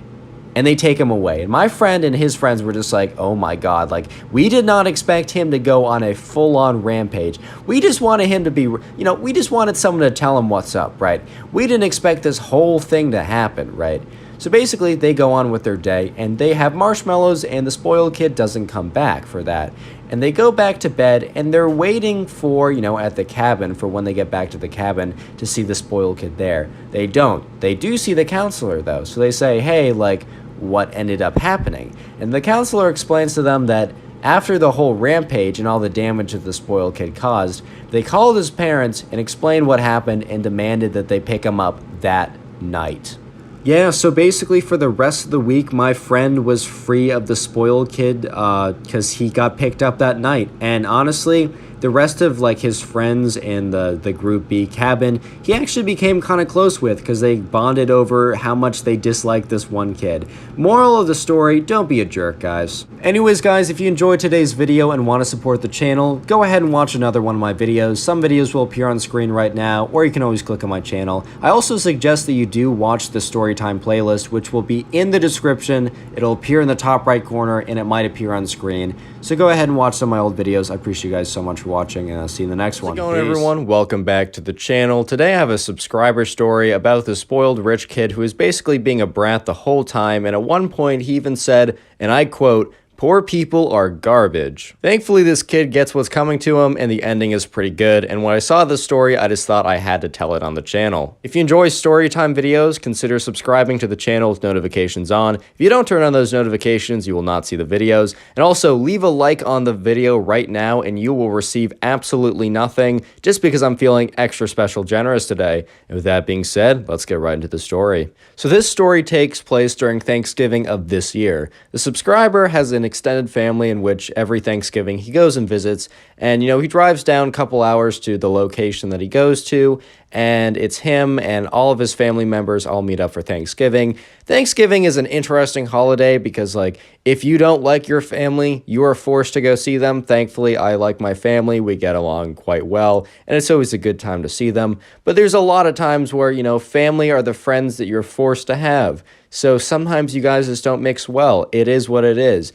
But, this subscriber really likes everyone in his family, except there's this one cousin he has, which he cannot stand. Subscriber was, pretty middle class. He just was kind of like normal guy, right? And the rest of his family was kind of in the same situation, except he had this one cousin who came from a very, very, very rich family. And there's nothing inherently wrong with that at all. In fact, it's totally fine, right? It's more the attitude and the way you go about it, right? And this cousin had a terrible attitude. And the thing is, I saw a comment on a video I made about another situation or another story that was kind of similar, where someone was just kind of being bratty because they had money. And someone said it really is the parents' fault. And the thing is, I will kind of have to agree. This kid was like 9, 10 or something. And at that age, it's still a little bit on the kid because they're doing it and they are at least aware of what they're doing. But at the same time, a lot of it is coming from, how you're raised, if your parents didn't enforce rules around this stuff. But anyways, right, so there's this cousin that the subscriber hates, and he was really hoping that the cousin would, I don't know, go to some fancy trip in Spain or something for Thanksgiving instead. He was really hoping he would get lucky and they'd be like, "Oh no, we're going to Norway to I don't even know, man. We can't come." But nope, they had no plans. And the mom of the cousin was like, "Oh, we're so excited to see you guys." And the subscriber was like, okay. Anyway, so he's driving down and he's talking to his mom a little bit. Or the subscriber is driving down, to be clear. So the subscriber talks to his mom and he's kind of explaining why he's a little bit bummed out to go. And his mom's like, "Yeah, your cousin does not have the right manners. He doesn't really know. He definitely needs his mom really needs to step up the game." But the thing is, we need to see the rest of your family, right? We're only able to do this, once a year to get everyone together. And don't you like the rest of your family? And the subscriber was like, "Yeah, I do really like the rest of my family. And I should just suck it up because, this guy, how bad can my cousin be, man? How bad can my cousin be?" And let me just say, he underestimated how bad his cousin could be, bro. So let's give the cousin a name. Let's call the cousin Jimmy. Yeah, the cousin's name's going to be Jimmy for the sake of this video. Obviously, his name is not actually Jimmy. I actually didn't even get the name. So there's a small chance it actually is Jimmy, but it's not Jimmy. That's the fake name we'll use for the cousin. Anyway, so the subscriber eventually gets to the house of I think it was his aunt or some family member that kind of hosts this whole thing. And he gets there and Jimmy is not there. His cousin Jimmy is not there. But basically every other family member is there, right? So he's actually the subscriber's having a really good time just, interacting with his family, just catching up. He hasn't seen them in over a year since the last time he's seen them all in one place was, last Thanksgiving. But normally he'll see some of them more often, but this year was just kind of crazy. And he didn't see any of them during the whole year. But then they hear a car pull up outside and the subscriber is just like, okay, this is Jimmy. So he kind of like gets up and he peeks out the window, and outside it's this like super nice car. He's like, yep, okay, there's no shot this isn't Jimmy at this point. So they're waiting at the door, and they hear the doorbell ring, and the dogs are barking, and the dude's like, okay, it's only a matter of time. Like, he's here. Just get over yourself, bro. So subscriber's like, dude, you just got to get through this one night, and also just don't hang out with him, man. Like, it's not that hard. Literally hang out with everyone else. The problem was, like, he was like the age of the subscriber. Oh no, the subscriber was the age of like Jimmy, the cousin, and they were kind of younger than everyone else there. There was a lot of like older relatives, and then there were some kids, but the kids were like 18, 19. They were like, I don't know, like 11, 10. So he was kind of bound to be hanging out with the cousin, but he was really hoping he'd get lucky and just be able to hang out with the older kids, and then also the parents or whatever. But yeah, anyway, so Jimmy walks in, and his mom's like, oh, hi everyone, oh man, I missed you guys so much, it's so good to see you. You know how it goes. So they kind of go around saying hi to everyone, and then eventually Jimmy goes around saying hi to the subscriber. And he kind of just looks at him and he's like, hi. And at first the subscriber was like, oh, maybe he's just kind of shy, but he kind of felt like he was being snubbed a little bit because Jimmy was kind of gave him a look, like no enthusiasm, no care in the world, was just like, hi there, cousin I'm forced to be with. The whole family kind of like gathers around, besides some people in the kitchen that are kind of like finishing up the Thanksgiving meal, getting it ready. And the meal would probably be ready in like an hour or so. So the whole family decided to kind of gather together and just kind of like talk amongst each other, just kind of like be there. So Jimmy and the subscriber are kind of near each other, and the subscriber's like, okay, fine, I'll talk to Jimmy. So it's Jimmy and him, and he was kind of hoping that another person would come over to talk like with them, but it just ended up being those two. So the subscriber's like, hi, Jimmy, right? The subscriber wasn't like, he admitted that he wasn't being like super enthusiastic, but he was at least like, he was putting in some effort. He's like, hey, Jimmy, like, how's school going? And Jimmy's like, I don't even have to go to school because I don't even have to get a job. Like, dude he started right away on his tangent, bro, on his like just his attitude. Not even a second out of the bat, he's already like, I don't need to go to school. I don't need to get a job when I'm older. Like, all right, I'll have plenty of money. And the subscriber's like, oh boy, this is about to be a long Thanksgiving, bro. I'm going to interrupt this video just for a second and ask you guys to comment eggnog down below. That's EGGNOG. That's like a festive drink a lot of people drink at Christmas time. If you don't know, like about midway or close to the end of my videos, I have people comment something to see who actually makes it to the end, as I really do appreciate people who watch my videos all the way. And yeah, we're commenting eggnog today. And also, if you want a lot of hearts from me and you want to farm like top commenter or most hearts on the channel, I'm trying to heart as many comments that just comment eggnog down below. So yeah, anyways, back to the story. So the subscriber kind of responds to Jimmy, and just to recap, the subscriber just asked Jimmy like, oh, how's school going? And Jimmy said, oh, I hate it. It's so stupid. Like, why am I even going? Because I don't even need to work when I'm out of college, right? Or out of school. Maybe he doesn't even want to go to college. And so the subscriber is kind of like, he's not very happy, but he's not going to be super confrontational about this. While it makes sense, because, you don't want to start something on Christmas, the fact that like the subscriber wasn't confrontational throughout the next like bit of the story, he said in the DM that he sent me, because you can submit stories to my Instagram, it's in the description. He basically said that he probably was like, the fact that he didn't like push back more against Jimmy was probably one of the reasons why the story went as bad as it did later on. But anyways, back to the story. So then Jimmy wasn't like, the subscriber wasn't too happy at Jimmy for what he said, but obviously he doesn't want to start something. But he kind of said like in response, he's like, oh, like, I mean, I'm doing pretty well in school. Like, I kind of have to, because like I'm really trying to get into a decent college so that I can go and get a comp sci degree from a decent college. Because like he's like, yeah, I want to I gotta like think about money in the future. Kind of like in response to like what Jimmy said, and it was supposed to be kind of like a little response saying like hey man, like I actually got to work and you don't. And like kind of as like a negative thing. But Jimmy was like, yeah, man, that must suck for you. Like, he didn't understand that like the subscriber was trying to say that as like a negative thing towards Jimmy. And Jimmy's like, huh, tough L, lol. Which, I mean, this was all pretty impressive for them being like 10 or whatever. And to be fair, the subscriber, like, I'm going to make the assumption that he like saw one of those like YouTube videos of like best careers. And honestly, I have a lot of friends now that are in college that are getting comp sci degrees because they know it's a good major. So like, shout out to the subscriber, bro. Like, honestly, shout out to the subscriber for knowing what he's doing so early on. Anyways, Jimmy's like, oh, you probably have to work a summer job too. And at this point, the subscriber had not, but he honestly had been thinking about it because there had been some games they'd been wanting to play. But his mom was like, those are too expensive, or I'm not going to buy them for you. And if you want to get them, you're going to have to do it with your own money and, maybe mow some lawns or something like that. I think the subscriber's too young to like actually get like a real job, but he'd like go around, I don't know if like a paper route's still a thing, or maybe mowing some lawns, or just the stuff you do when you're too young for like an actual part-time job. So he was a little upset by the fact that like Jimmy was dunking on him for like trying to get his hustle on, trying to grind, right? So, but he doesn't respond with anything that negative. He's just like, yeah, probably.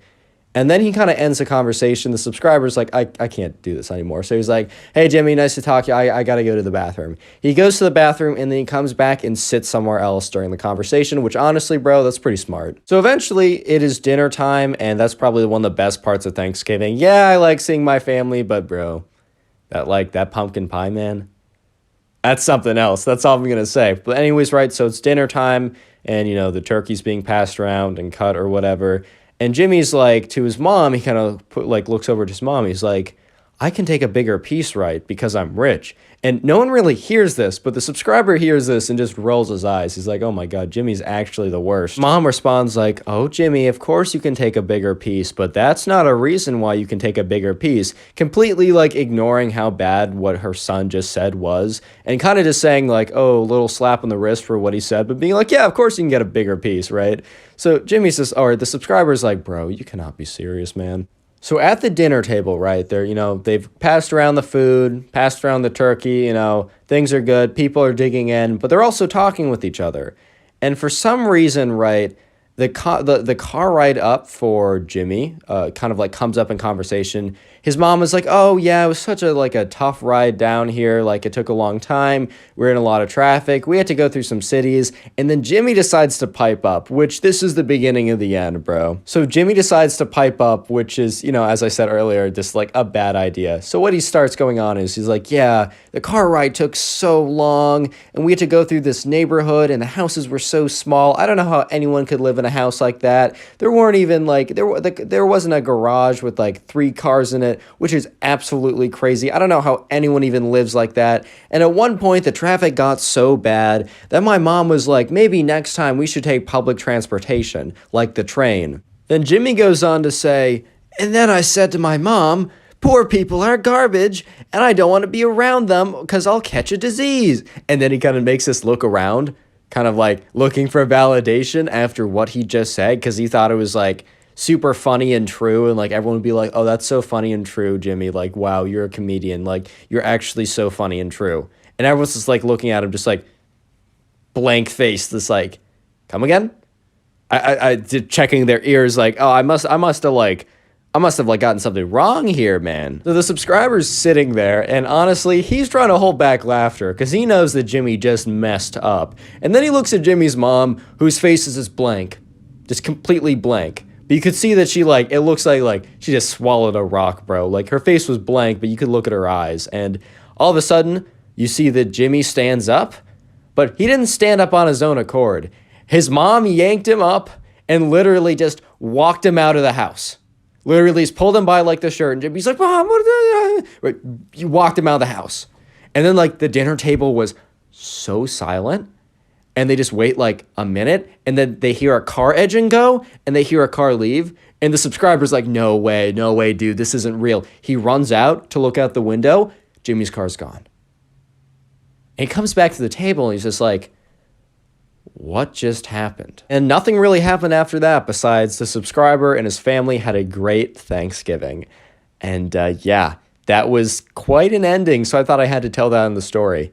What did I just say? I just said I have to tell that on the story. I have to tell that story on the channel. Anyways, guys, thank you so much for watching. I really, really do appreciate it. If you want to support the channel, if you really want to support the channel, just go ahead and watch another one of my story videos. There might be one in the sidebar recommended, or there might be some on screen right now. But, you know, you can also watch the Storytime playlist, which holds all the stories. It's first link in the description. It probably popped up on screen. And yeah, thank you so much for watching. See you next one. How's it going, everyone? Welcome back to the channel. Today I have a subscriber story of when this spoiled, spratty girl basically got absolutely wrecked by the Minecraft kid. I don't want to spoil exactly how she got wrecked, but let me just say that it was pretty incredible, enough that I thought I'd have to tell this story. And she was definitely brought down to earth. Someone definitely popped her super, super inflated ego, and it was pretty hilarious. If you enjoy story videos, make sure you are subscribed to the channel with notifications on. Also, leave a like on the video because you'll get literally nothing if you do that, which is a pretty epic deal. With that being said, let's jump into the story. So this story was sent in by a subscriber. You can send in your own stories to my Instagram. It will be in the description.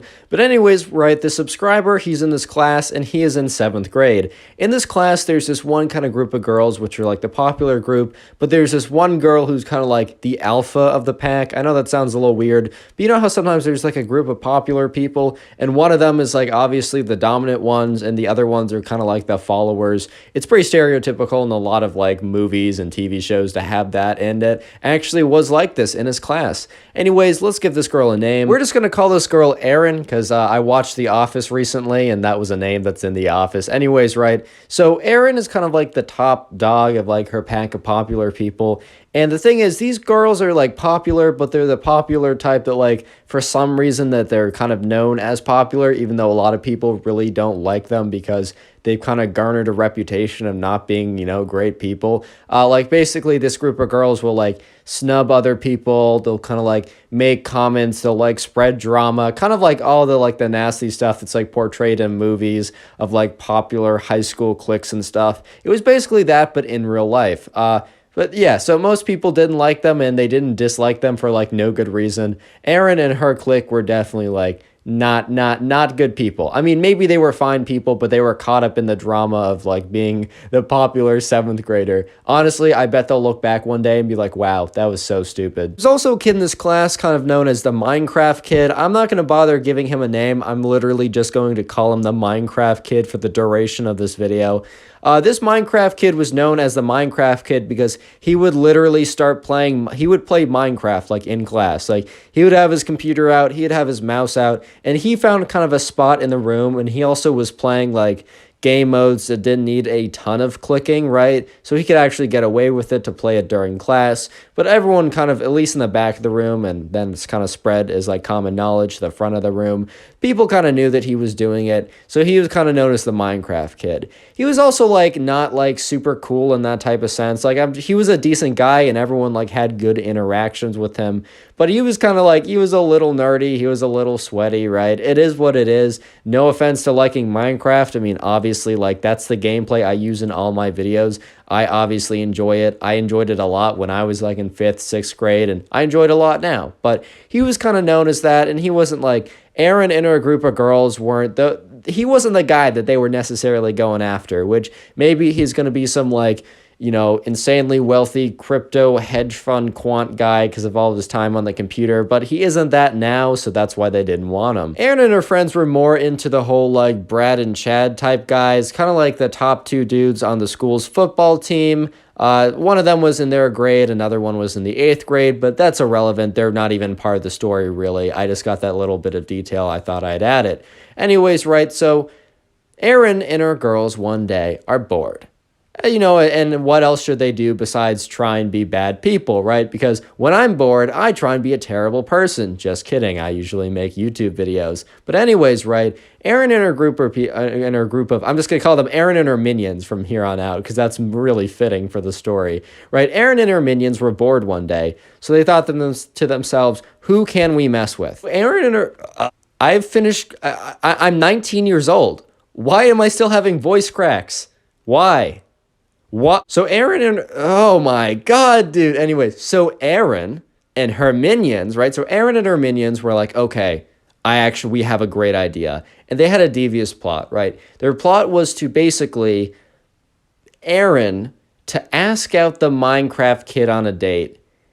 And then during the date, like basically say, like troll him and be like, I didn't actually want to go out with you. This is a big joke. Like it sounds really immature as it is and cruel, but these were like the mean 7th grade girls. So like, and in a sense, like, can you really, like, I'm not super shocked. It's still cruel and mean and like ridiculous, but I'm like, okay, mean 7th grade girls, I can kind of see it happening. Erin and her minions thought their plan was like super funny or something, so they started going around telling a few people what they were planning to do. And these people, since they didn't necessarily fear them, but they didn't want to get on their bad sides, they were like, yeah, that sounds like something, right? They didn't necessarily endorse it, but they also weren't like, you guys are awful for thinking of that, you guys are terrible people, as they were. And I don't want to, okay. When I say terrible person, I take that very lightly. They're in 7th grade. They're growing. They'll hopefully learn from their mistakes. But at that time, they were being pretty terrible kids, right? They're being terrible kids, right? Anyways, but this one girl that they told, they weren't 100% sure. They didn't know this, right? But this one girl that they also told about their plan was somewhat friends with the Minecraft kid. But this girl, instead of standing up for the Minecraft kid, decided to come up with something even better than saying, don't do it. She crafted her own master plot. So this girl that Erin and her minions told about their evil plot, who is also friends with the Minecraft kid, decided to, instead of like saying something, decided that she was going to inform the Minecraft kid of everything that Erin and these girls were plotting. And then from there, they would be able to make their own plot and be able to, instead of allowing Erin and their friends and her friends to troll the Minecraft kid and make fun of him, their plan was to actually, since of the inside information the Minecraft kid would have, would be to turn it, completely flip the tables and kind of expose and then humiliate Erin, right? And kind of put her in her place. Hopefully, maybe altering the course of her behavior from this point forward. Since we're kind of on an office-themed naming selection, we're going to call this girl Pam. Pam is, by the way, the girl that is friends with the Minecraft kid that Erin and her minions told about the plan, right? So what Pam decided to do was she decided to dig a little bit more, being like, oh, that's so funny, kind of egging it on a little bit to give them a bit of reinforcement to make it seem like she was actually on their side. And then Pam said, oh, when do you plan to do this?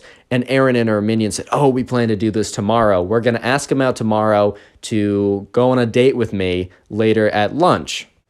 And Erin goes on to say, and I'm going to make the asking out pretty public so that people are aware what's happening. And I'm going to have the date happen at lunch where everyone else is. So when I troll him publicly, everyone else will see and it'll be really funny and everyone will be in on the joke now.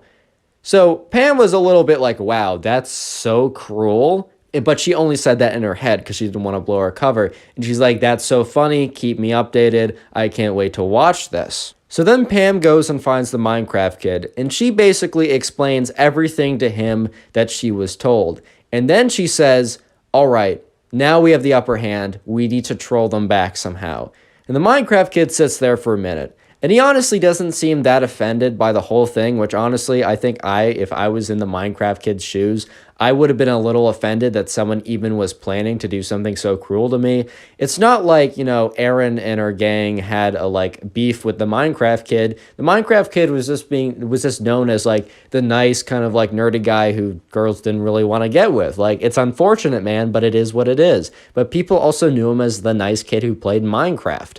But, the Minecraft kid sat there for a minute. He got this little smirk on his face. And he said, Aaron, I have a good idea. No, he didn't say Aaron, bro. He's not talking to Aaron. I'm sorry. The office is making me confused. He said, Pam, I got a good idea. I'm going to interrupt this video to tell you that the secret phrase of the day is house. So if you made it this far into the video, I want you to go down into the comment section and comment house down below, like the thing people live in, House. I just like to see...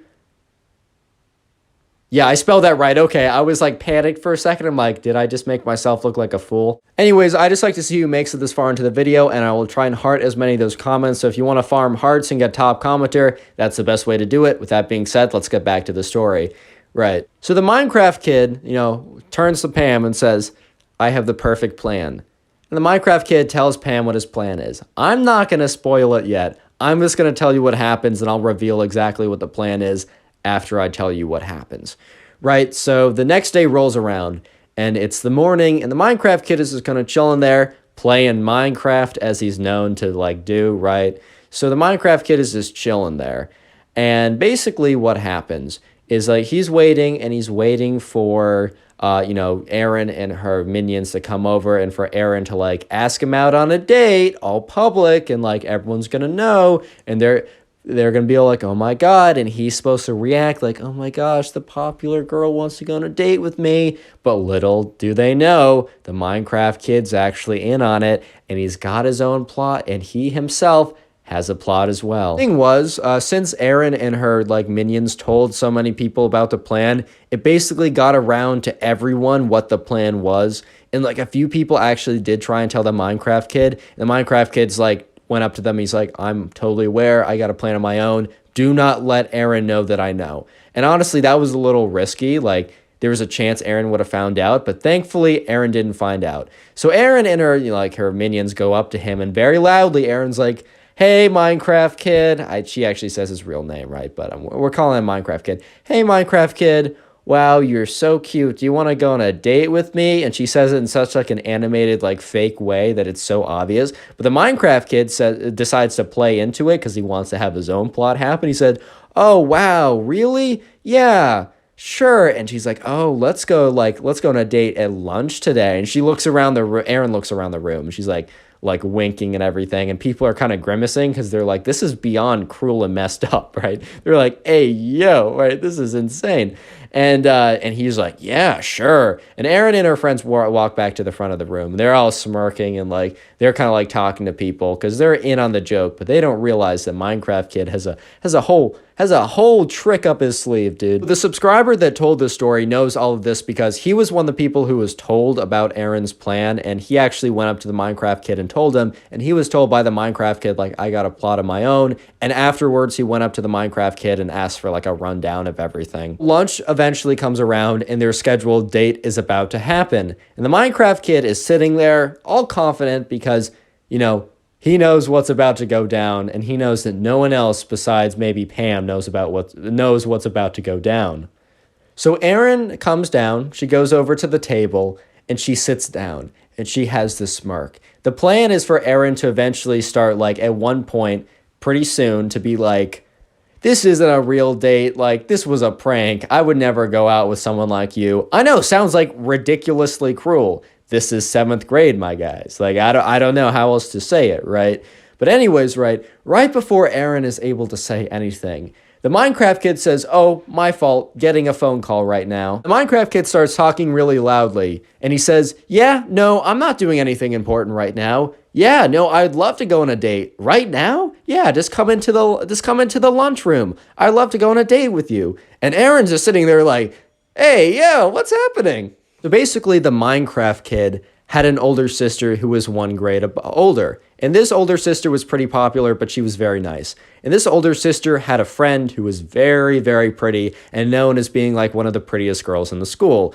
And Minecraft kid told his older sister about what had happened, and he asked if that pretty friend can pretend to go on a date with him, right? And she said, yeah, of course. And the pretty friend was like totally in on it. We're going to call the pretty friend, we're going to call her Audrey, right? So back to the story. Minecraft kid is sitting there, and Erin is just like, what? She's completely just like flabbergasted. And people around her were listening in because they were like, this is about to be so cruel and just like a bloodbath. Like we do want to hear what happens though. And they're like, oh my God. And they start whispering, and word starts to spread of what Minecraft kid just said. And as people were starting to realize what was happening, the doors open, and Audrey, the Minecraft kid's older sister, very hot friend, walks in.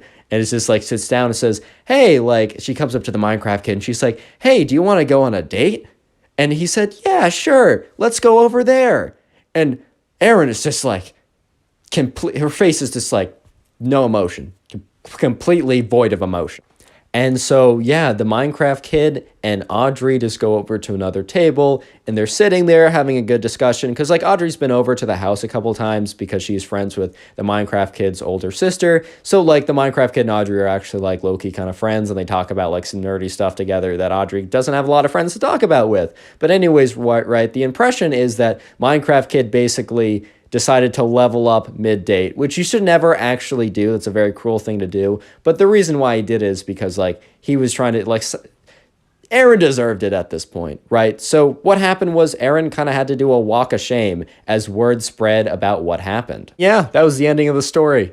Pretty crazy, right? If you guys want to submit your own stories, Instagram Connor Pugs down below. If you want to support the channel, literally just go ahead and watch another one of my storytime videos, or click on the storytime link, which is first link in the description, to go watch some old videos and support the channel. Thank you so much for watching. In today's subscriber story, this spoiled rich girl is being a huge brat on the school's field trip, till a pretty hilarious twist happens, and it's probably one of the greatest examples of instant karma I've ever seen. Enjoy. The story all happens on a school trip to a dinosaur museum. This was the subscriber's, like, key event for his year in 5th grade. The big thing they did was they went to this dinosaur museum as a class. It was kind of like the big culminating final event. So this happened towards the end of his 5th grade year.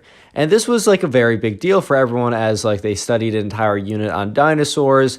They finished up a final project, and the big kind of reward slash payoff would be to go to this dinosaur museum. Just kind of like check out all the cool like skeletons and fossils and models, and like just have a really good time, right? So everyone there was pretty excited, and you know, the day happened, and the subscriber and his friends, they load onto the bus, and you know, they sat towards the back. They're sitting like with the boys. You know, I don't know if you guys have been like on field trip buses. It's just like a really good spot towards the back with your friends, just having a good time. It's a great time, right? Anyways, but it wasn't a perfect field trip ride over, unfortunately, and I'll get into that right now. So there was this girl in the subscriber's class, and her name was Betty. And right, her parents made a lot of money, and right off the bat, there's nothing wrong with that. Like, she can't do anything about that. She can't do anything about her parents making a little bit of money, a lot of money, a moderate amount of money. You know, it's not in her control. So that's not, I'd never look down on someone for that alone, right? But it's really the way you act about it. Like, and Betty, let's just say, took it in the worst way possible. She basically acted the worst because of it. And that's something that is 100% in your control, man. Like, I know it's like, oh, the parents raised her. Dude, you're in 5th grade at this point. Like, it's time to grow up. I know I'm saying like 5th grader, time to grow up. But at some point, man, like, I don't know, dude. Like, yeah, it's definitely on the parents for like raising a kid, like, and teaching them the wrong things.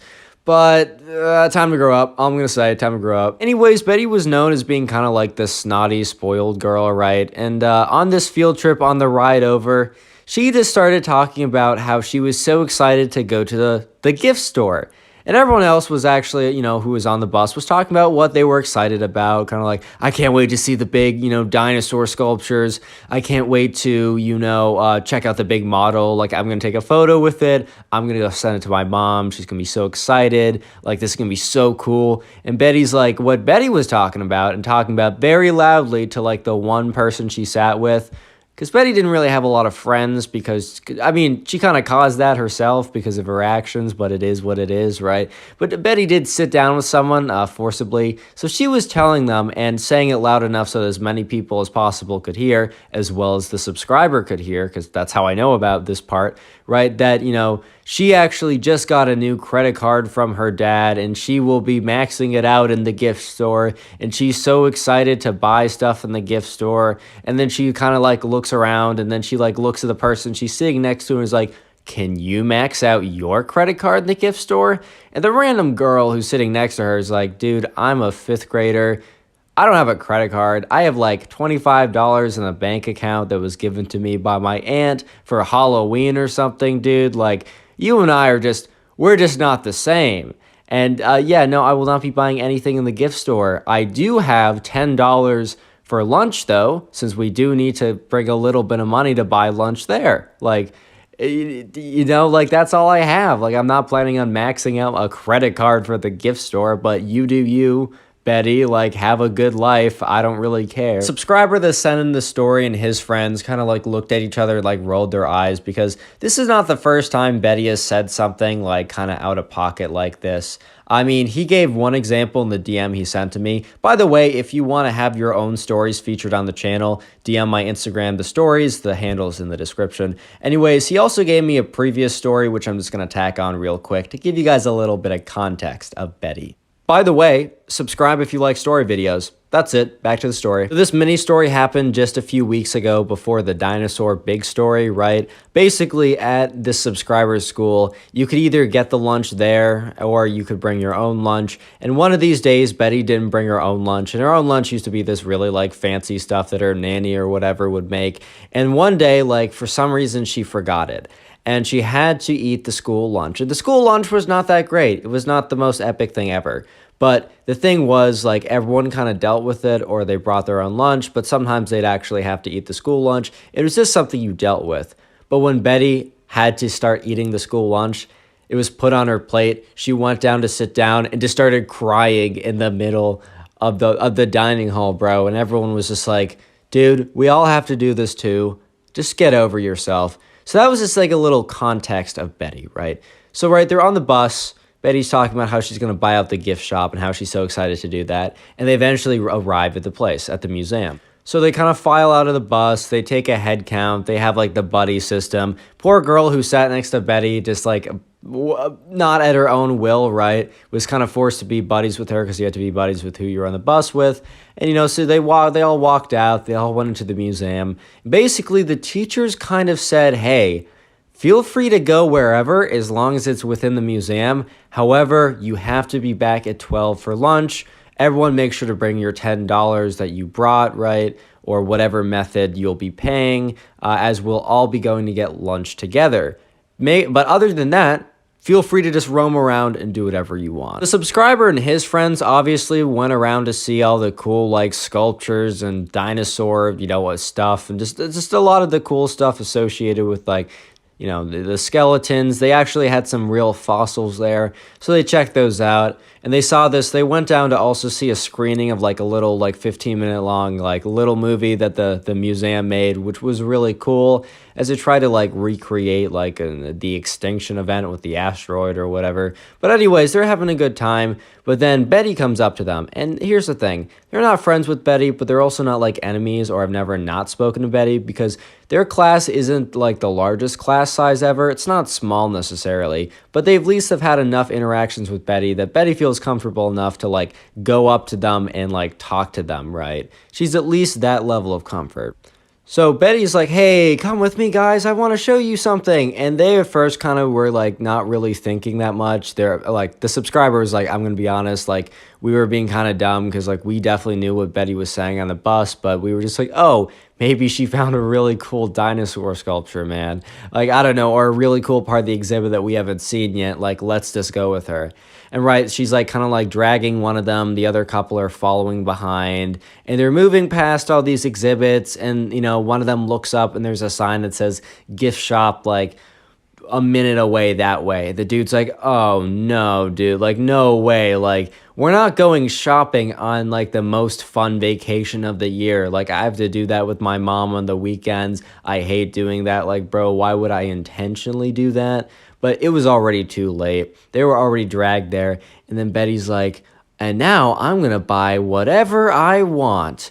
And there was like another girl in, you know, in the bookshop, not the bookshop, the gift shop. And she was like trying to decide between like a dinosaur stuffed animal or this like coloring book. And then like Betty goes up to her and is like, look what I can do. And just like unironically just like grabs both, not like the items that the girl was holding because there was multiple of them, but grabs the items that the other girl in their grade was deciding between, puts them in a bag, and then keeps walking around just putting random stuff in her bag. So at first, the subscriber and his friends were kind of planning on, you know, dipping within like a couple seconds of getting there because they're like, dude, we don't want to be here. But they were like, they actually decided to stay and just like watch the whole thing go down because Betty literally went through and got one of everything. And I'm not even kidding, man. She went out of there with like 6 to 7 bags full of like stuff. One of basically every item in the gift shop. Yeah, it wasn't like a Toys R Us size gift shop where it's like multiple floors or anything, but it was a decent sized gift shop. This was not some kind of like little like shack on wheels. This was a legitimate gift shop. Like the museum definitely made some bread there. So they wanted to like flesh it out and have a lot of options for people to buy. And Betty literally bought every option. Like on a multiple choice test, she literally just chose D, all of the above. It's crazy. But here's the thing, right? Betty probably didn't want every item that she bought. In fact, there's probably only a few items that she really wanted, if she even wanted any of the items at all, because she did seem pretty like not interested in the whole like in the rest of the museum. So why would she care about all these things like that she could buy at the gift shop? What she really wanted, right, was to like fill the bags, buy all this stuff, and then walk around the museum, find as many of the people who went to her school as possible, and just kind of like show off the bags. Like walk up to them and be like, "Oh man, this is so heavy. My arms hurt so much from carrying all this stuff I just bought. I bought one of everything, bro. Like, look at me." All right, guys, I'm going to interrupt the story for just a second and ask you to go ahead and comment. Comment snow in the comment section down below. That's the secret phrase of today's video. And I just want to see how many people actually made it this far into the video, as I do appreciate it, as watch time is good. And also you can see who else like actually watched it. And it's like a little secret club or whatever. Anyways, back to the story. So Betty does eventually go around walking with all the bags, and it was heavy. Like she was dedicated to the flex. Like she was very dedicated to showing off to as many people as possible that she basically bought one of everything when it came to the stuff in the gift store. Like she said that on the bus, and she said it loud enough that like she knew at least a decent handful of people had heard her, and she wanted to make sure that everyone knew that she like was true on her promise. So she did that. She just walked around with these big bags and was like, a haha, right?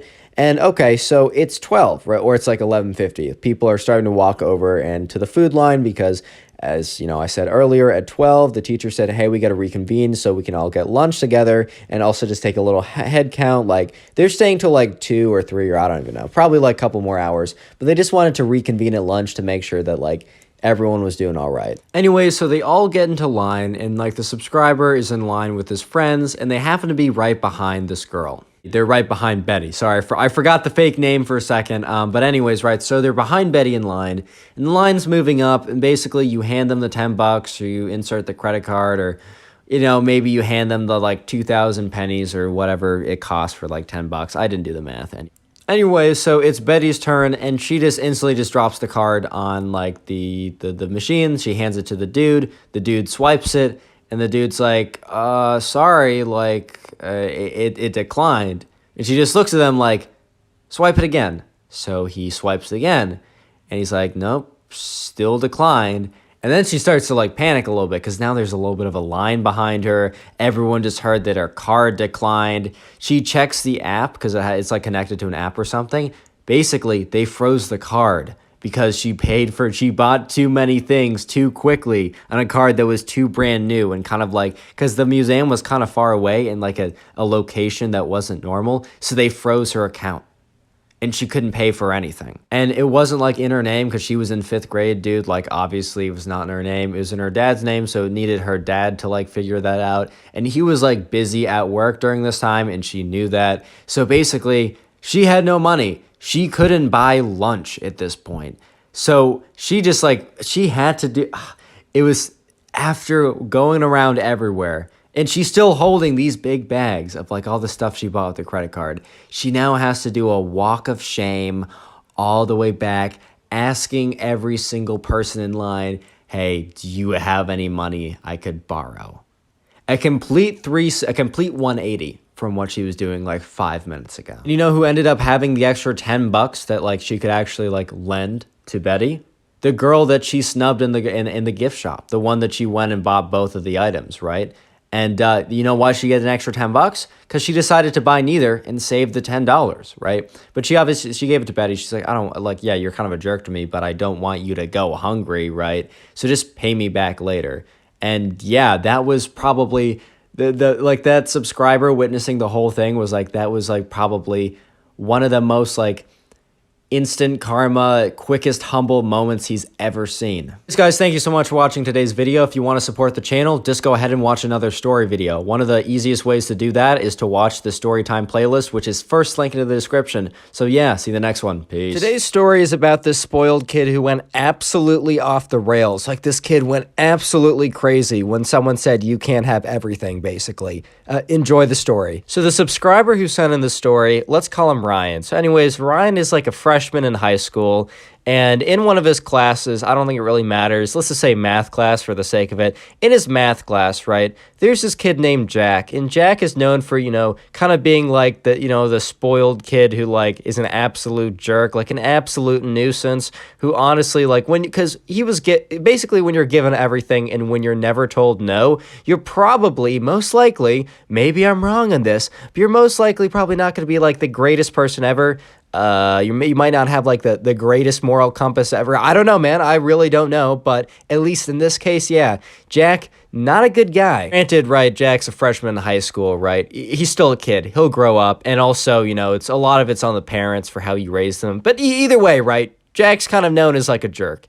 So Ryan had kind of gone to like the same middle school with all the people that he's going to high school in. Like, you know, he just kind of went to, you know, he goes to high school with the kids in his town, and, you know, he went to middle school with them as well. But basically, right, so, you know, it's his first time in high school, but it's all the same kids, except a new girl kind of like moves in, and because she moved in the district, she's now assigned to this school. And we're not going to get I'm a little conflicted if I give her a name or not, because now I'm going to have 3 names to juggle in my head, and I will totally mess it up. But yeah, let's just call her Kate, right? Screw it. New girl, her name's Kate. And, you know, so they get to class, and everyone's kind of like a little bit nervous because it is, you know, it's the first day of high school, right? But Kate's kind of like, she's in a different picture because she doesn't know these people, and it's the first day of high school. So it's like a really, really big deal for her. It's a little bit different. So they get into class, and, you know, everyone's kind of looking around. And they, you know, they notice the new girl, Kate, and they're like, oh, like they all kind of like introduce each other, like are themselves. And they're like, hey, welcome. Like, if you have any questions, let us know. Like, we're like obviously new to high school as well, but we kind of all know each other. So feel free to like, you know, talk to us if you need anything. And here's the thing, right? Jack, who's the spoiled kid, right? Not the subscriber. Subscriber's Ryan. But Jack, who's like the spoiled kid, always got everything he ever wanted, right? So, you know, he kind of had like an idea that like if he wanted something, or someone in this case, that they would be, you know, that they have to, you know, be there for him, and he has to get them. And he kind of had this attitude towards women, which is pretty toxic. Like, let me just say, like, guys, fellas, no one is entitled to you. Like, LMAO, you should know this, but no one is entitled to you, man. And if you act like someone is, they will definitely not get with you, like 100,000%. But I think most of you guys already knew that. I don't know how I'm even saying that too. If for example, Jack is watching this video, that's a lesson for him, but I doubt any of you guys actually needed me to say that. Anyways, right, so on the first day, Jack makes a real effort to like talk to Kate, right? And, you know, normally that's definitely not a bad thing at all. If anything, right, like that's a good thing, man. You might be thinking to yourself or about to type up like, well, Connor, this is actually a good thing. He was probably just trying to make her feel good. You don't want her to feel good?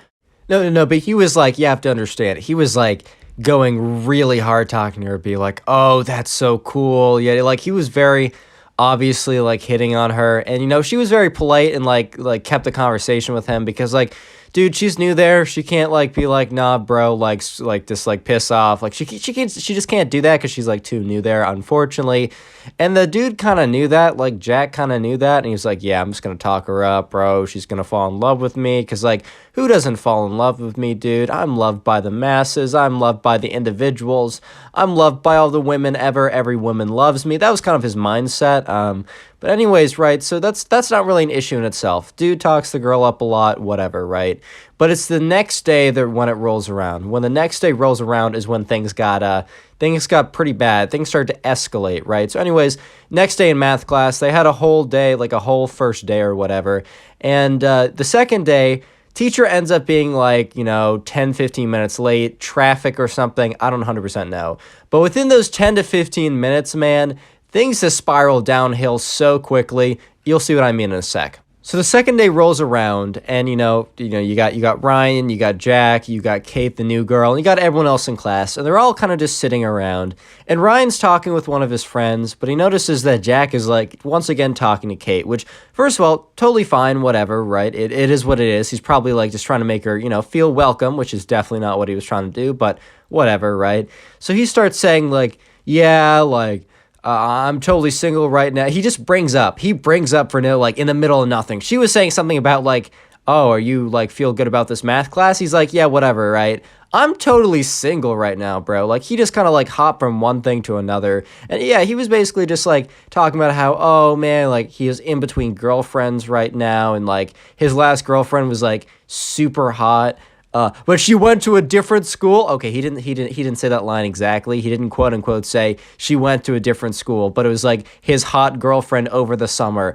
All right, buddy, sure, yeah, your hot girlfriend over the summer who just broke up with you. By the way, he broke up with her. Do not get it twisted. Do not get it twisted for a second. No, it was him. She was just like not good enough for him, even though she was an 11 out of 10.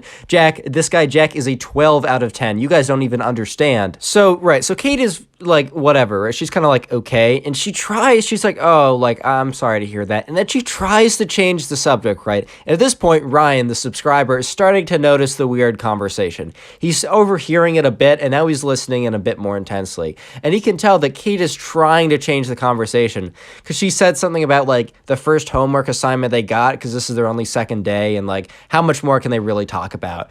And Jack's like, oh yeah, that was like super easy, did that in like 5 seconds, whatever. And he's like, I've really been missing like a woman's touch. And at this point, Ryan was like, hey, what? Huh? Bro, are you okay? Like, excuse me, sir, is everything okay? At this point, Kate's like, okay. And Ryan's like, no, not Ryan, sorry, no. And this is what happens when I have multiple names. Jack is like, so, I was thinking, maybe tonight we could go, get something to eat. And by the way, this wouldn't be a friendly thing. This would like totally be a dating thing. This would be like, you'd be my girlfriend. And like, I know it's like a huge opportunity for you, like, especially since like my status in the school. Everyone, when they heard that, they're just like, bro, what? Like, no one really likes you, dude. Lol. No, but he was like, with my whole status in the school and kind of like my position, just kind of like, my care, everything like about me. I know this is a really big opportunity. And I'm gonna need you to respond pretty quickly because like I got some other side women lined up. Total cap, by the way. He 100,000% did not. But he's like, yeah, I got some other girls on the side that would totally be down, like so down to do this with me. But I got an opportunity for you, which is like you and me tonight, dinner, dating, maybe a little hand holding, maybe a little first base. I don't really know, like whatever you want to do. It's tough. And at this point, like Ryan's like, no way this kid just said that. No way this kid just said that. That kind of like ends his whole like long rambling, oh, you should totally go out with me, I got so many women who'll love me, kind of like spiel or whatever. At this point, the class like kind of went silent because they were all paying attention because like, I'll be honest, I probably would have done the same. Like, totally unfortunate for Kate that she has to be in this position, but like, this is interesting, man. I want to know what happens. And Ryan was also like, oh my God, this kid actually said it. Like, this guy Jack unironically just said what he just said. And Kate kind of looks at him and is like, sorry, I'm going to have to decline. You seem really nice, but that's just not for me. And at this point, Jack, right, not his little, am I kidding myself? His massive ego just got a prick in it and it starts to deflate. And, he feels very threatened. So he's like, oh, he's like, well, I was actually, well, okay then, I'm going to hit up this girl. She's like actually much hotter than you. I don't even know why I asked you. You're not even a 10 and I only date 10s. Ryan has been listening to the whole conversation. And at this point, Ryan's like, whoa, all right. Because like, look, before he asked her on a date right away, being super cocky. all that is kind of cringe and uncomfortable for the girl and Kate and basically everyone else, which, like, you should make her feel uncomfortable, but, like, you're allowed to ask people out. Even if you're super cringe, you're allowed to be cringe, right? But, like, going after her looks because she said no to you, and especially since, like, you don't even know this girl, like, she doesn't think it's a joke because, one, he wasn't joking. He wasn't, like, actually thought that because, he asked her out in the first place. But Ryan's like, okay, that's where I draw the line. So Ryan gets up and he's like, hey, Jack, can you piss off? Like, stop being an absolute jerk. Like, she said no to you. Unlucky, move on. And Jack just looks so startled because, like, no one really, it's not that people didn't stand up to Jack before. They just kind of saw him as a joke. Like, okay, this guy's just, like, super entitled. He's just kind of a jerk, but, like, it's funny because he's in a completely different world. Like, he's detached from reality. Let's laugh at him and point. Not like someone actually stands up to him. But obviously, like, he'd gone, everyone there kind of, like, knew about Jack and his, like, antics. But the fact that Jack would say something, like honestly so hurtful to someone who's new, it was actually Ryan's cool guy for doing this, and he stood up. And that's when Jack completely loses it. Because, one, he just got his ego deflated a little bit by this girl saying no. And then a random classmate, or not a random classmate, but then a classmate stands up to him. Jack can't have this happen. And Jack goes completely off the rails. The secret word of today's video is spoiled. So if you made it this far into the video, comment spoiled down below. I just like to see how many people made it this far into the video, as I do appreciate the watch time. That's probably one of the greatest ways to help the channel. And I just want to say thanks. And to say thanks, I'll be hearting some comments to say that. I can't heart them all because I just physically can't spend that much time doing that, but I will do my best to heart as many as I can. So if you want to get, like, top commenter or farm some hearts or something, yeah, just go ahead and comment spoiled down below. And also, today's your lucky day because every single person who leaves a like on this video will receive nothing. You heard me. No, don't. Your ears aren't clogged. You're not hallucinating. I am legitimately feeling so generous that I will give you nothing if you leave a like on this video. Anyways, mini recap. Ryan, right, the subscriber, stood up to Jack for basically, saying something pretty mean to the new girl, Kate, for rejecting him. Jack, who's basically never gotten no in his entire life, just got owned twice in, like, the span of a minute. And his, he just goes completely crazy. He just goes completely insane. At this point, right, the teacher had actually gotten there, but he stood outside the door and had listened to the last, like, 30 seconds, basically, of Ryan standing up to Jack. And he stood outside because he wanted to, like, not interrupt the situation because he wanted to hear what was going to happen just in case he needed to, like, intervene or something. And Jack stood up and he's like, Ryan, I could literally buy you. I have so much money. And he turns to Kate like, Kate, I get girls so much hotter than you. I have 11s. I have 3 of them hitting me up right now. I have to turn my phone on Do Not Disturb. I have so much money that I could buy the entire school. I basically own the school. I could basically own you. I could basically own the entire town. You know the mall. I own the mall. You know that. And he goes on this complete tirade of how he's, like, the hottest, most wealthiest, most attractive man. Like, this guy was, like, straight up delusional at this point because his ego had been broken so much. At this point, the teacher walks in and is like, Jack. And Jack looks at him all, like startled and like, oh boy. And he's like, Jack, to the front office, now. And Jack starts walking up and he turns to Ryan. He's like, hey, Ryan, you're not in trouble, but can you come up there too? We just need someone to explain the situation. And Ryan's like, yeah, sure. Like, 100%, I got you. And basically, right, so, Ryan and Jack go up to the front office, and the principal actually has Ryan come in first and explain the situation without Jack there to, like, interrupt or whatever. And yeah, Ryan explains exactly what happened, and he says to the principal, and if you don't believe me, you can literally ask any other classmate, and they'll say basically the same thing. The principal's like, you know what, you don't have any reason to lie. We believe you on this one. And yeah, Jack got sent home for the day, and he didn't get, like, expelled or anything, and he didn't get suspended for that long of a period of time. But he basically had to type up a written apology to Ryan and Kate, and also one to the entire class, which was pretty humiliating, but well-deserved, and maybe grounded him a little bit. Subscribe if you haven't already. Now go watch another video. Go click on one of the videos on screen.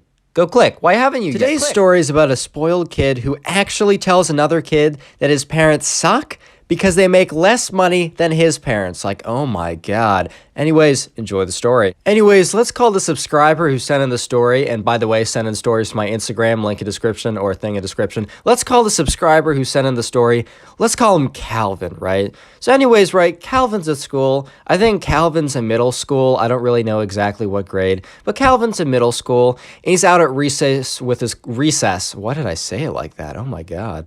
So Calvin and all of his buddies, they were out at recess, and, out at recess with them was the classmate that they had. This classmate, let's call him Clyde.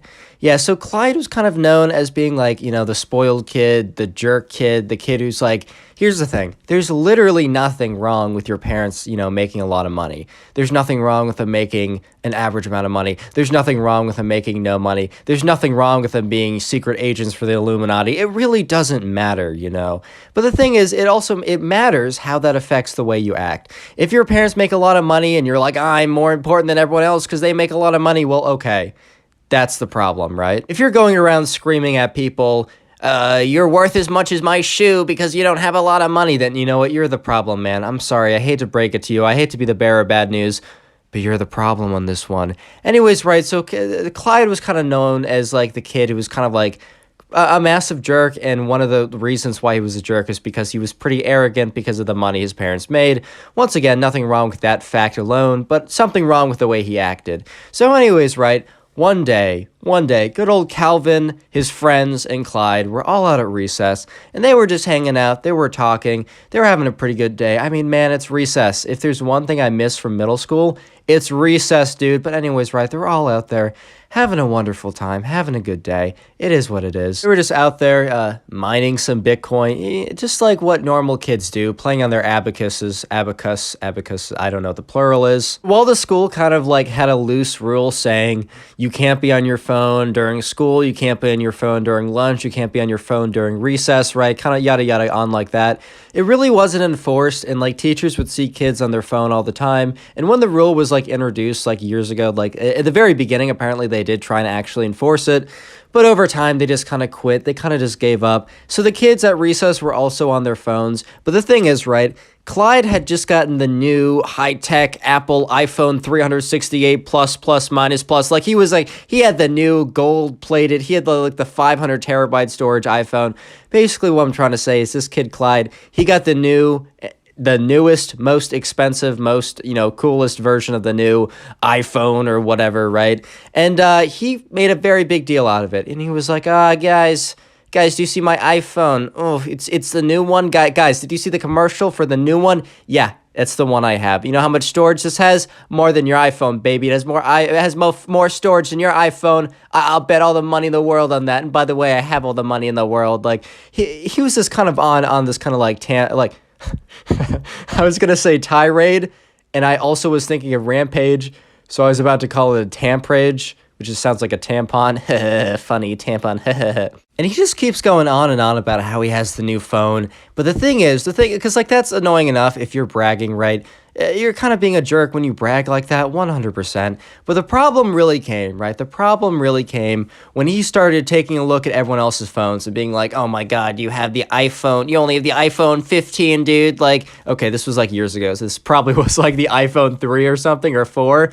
I don't even know. He's like, oh my God, you got the iPhone 4? Like, I bet you don't even have any storage. And then goes to another person like, oh my God, you literally have an Android. That's so cringe or whatever. By the way, like I got some friends with Androids. Like they get kind of like they get some jokes sent their way, but dude, some of those Androids function really well. I'm personally an iPhone guy. I'm just used to it, dude. I'm used to it. I'm literally recording this video on my iPhone. Oh yeah. A fun fact, small tangent, I've recorded every single video I've made on my iPhone. Yeah, you don't need a fancy setup to get a lot of subs. Anyways, back to the story, right? So he's just starting to make fun of them, and the kids are starting to get a little bit annoyed. They're like, dude, piss off, like, LOL, like, we don't really care. And he just like, and he just goes on this little rampage, right? Anyways, right, so they hear the bell, and that means, recess is done, you have to go back inside. And everyone's like a little bit annoyed, including, Calvin, the subscriber who sent in this story. Everyone's a little bit annoyed, at least, because because like that was kind of an annoying thing to do. But at the end of the day, it was Clyde. But here's the thing. Clyde had kind of been doing this stuff for a while. And while you could say on one hand, they were getting used to like Clyde's like out-of-pocket statements, on the other hand, they were getting pretty annoyed. They were starting to get a little fed up at Clyde, right? They weren't very happy with the kid. And this was just another really annoying one. And this one, like this kind of like rampage about how he was cool because he had the phone and they weren't cool because they didn't have the phone. Normally, Clyde was more like bragging about himself or more really bragging about his parents or whatever and what he had because of his parents. But he'd been more recently, and really starting with this whole iPhone bit, he'd started to like include in his like how cool he was. He started to include how not cool and how everyone else sucked because they didn't have what he had. And that's where people started to get a little bit more annoyed than normal. So the next day rolls around, and once again, all the kids are out there at recess, right? Calvin, the subscriber, he's chilling with his friends. All the kids are out there, all of his friends, and then there's also Clyde who's out there. Notice how I made sure to have a very big distinction between all of his friends and then also Clyde. Anyways, right, they're all out there, they're at recess, and then, you know, one of the kids comes out. And this kid, I'm not going to give him a name because he only appears in the story really at this point only. But he was like known as kind of like he's a really solid guy. But also like, you know, his parents were going through a little bit of a tough time. You know, he didn't have a lot of disposable income. And kind of like the neighborhood or basically the kids who lived near Calvin. Calvin lived in like a neighborhood that was like mostly middle class, but it was kind of lower middle class. Clyde was kind of like an exception to the rule where his parents made it really big.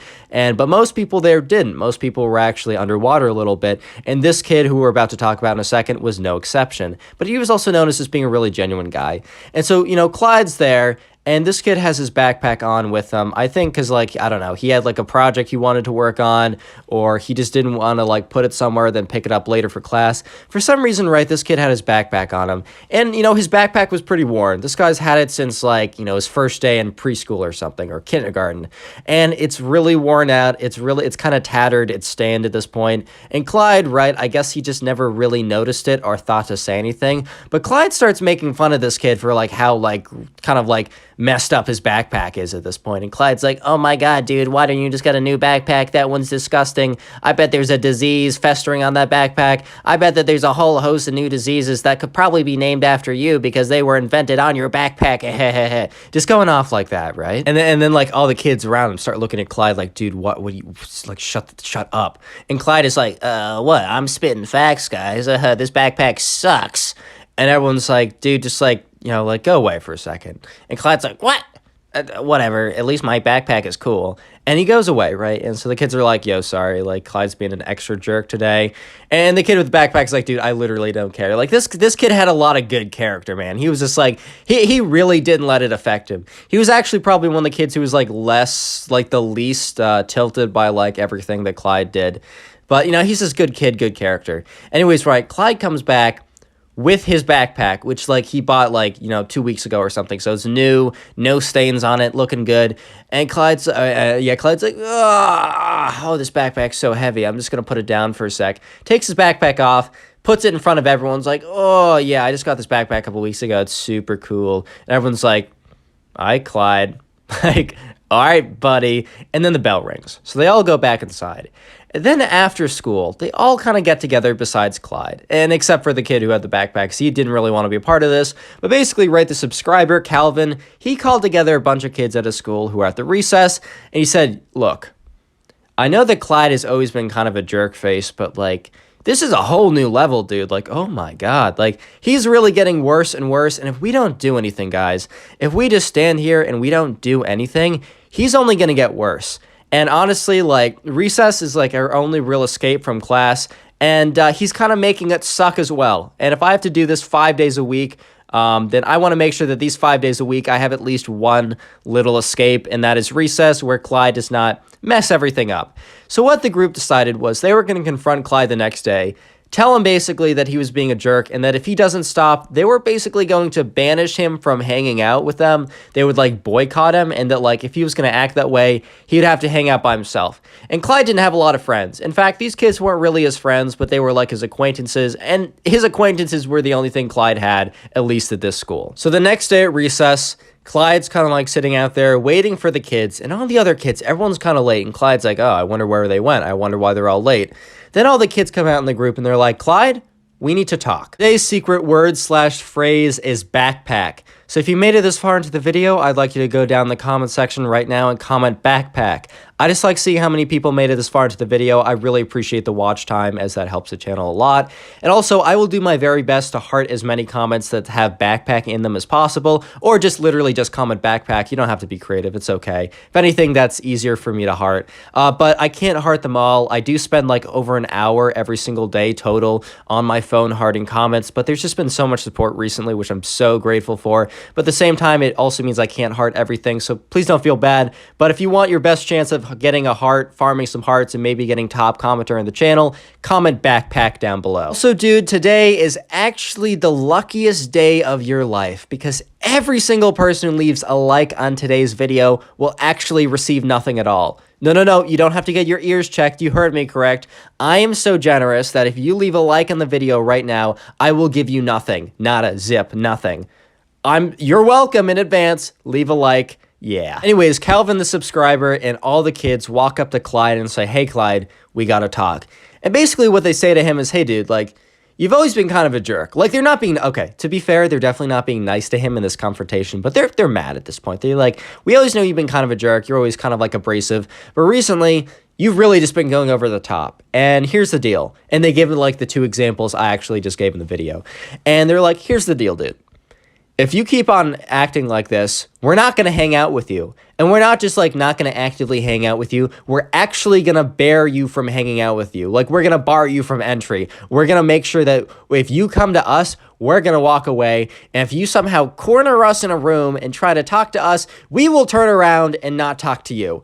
So here's the deal, Clyde. We're totally fine with, you hanging out with us if you're not a jerk to us, basically.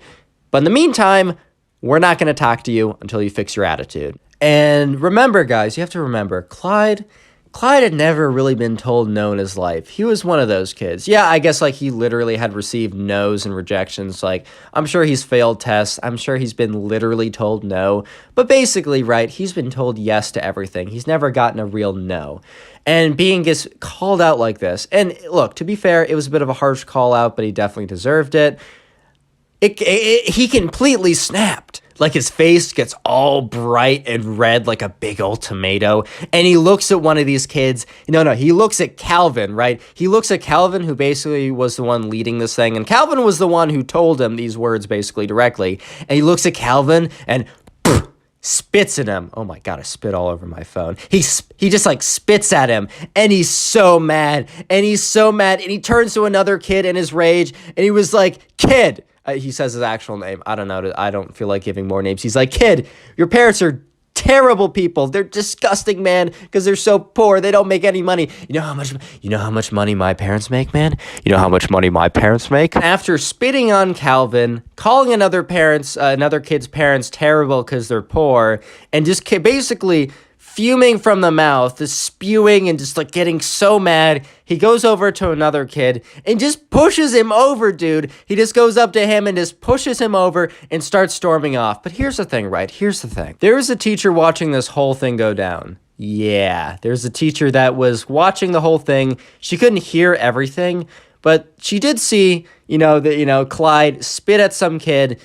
basically, just chew another kid out, and then push a kid. And pushing the kid was the last straw where she came in. And she was like, Clyde, come with me. And Clyde's like, yeah, right. And, she just like walks off with Clyde. And then she turns out to the group of kids and is like, I need one or a couple of you to come with me and just explain what happened. Yeah, so it was Calvin and like two other kids, right? They decide to, walk with the teacher, and Clyde, who's still like screaming and like crying and bawling and just like having a complete absolute breakdown, right?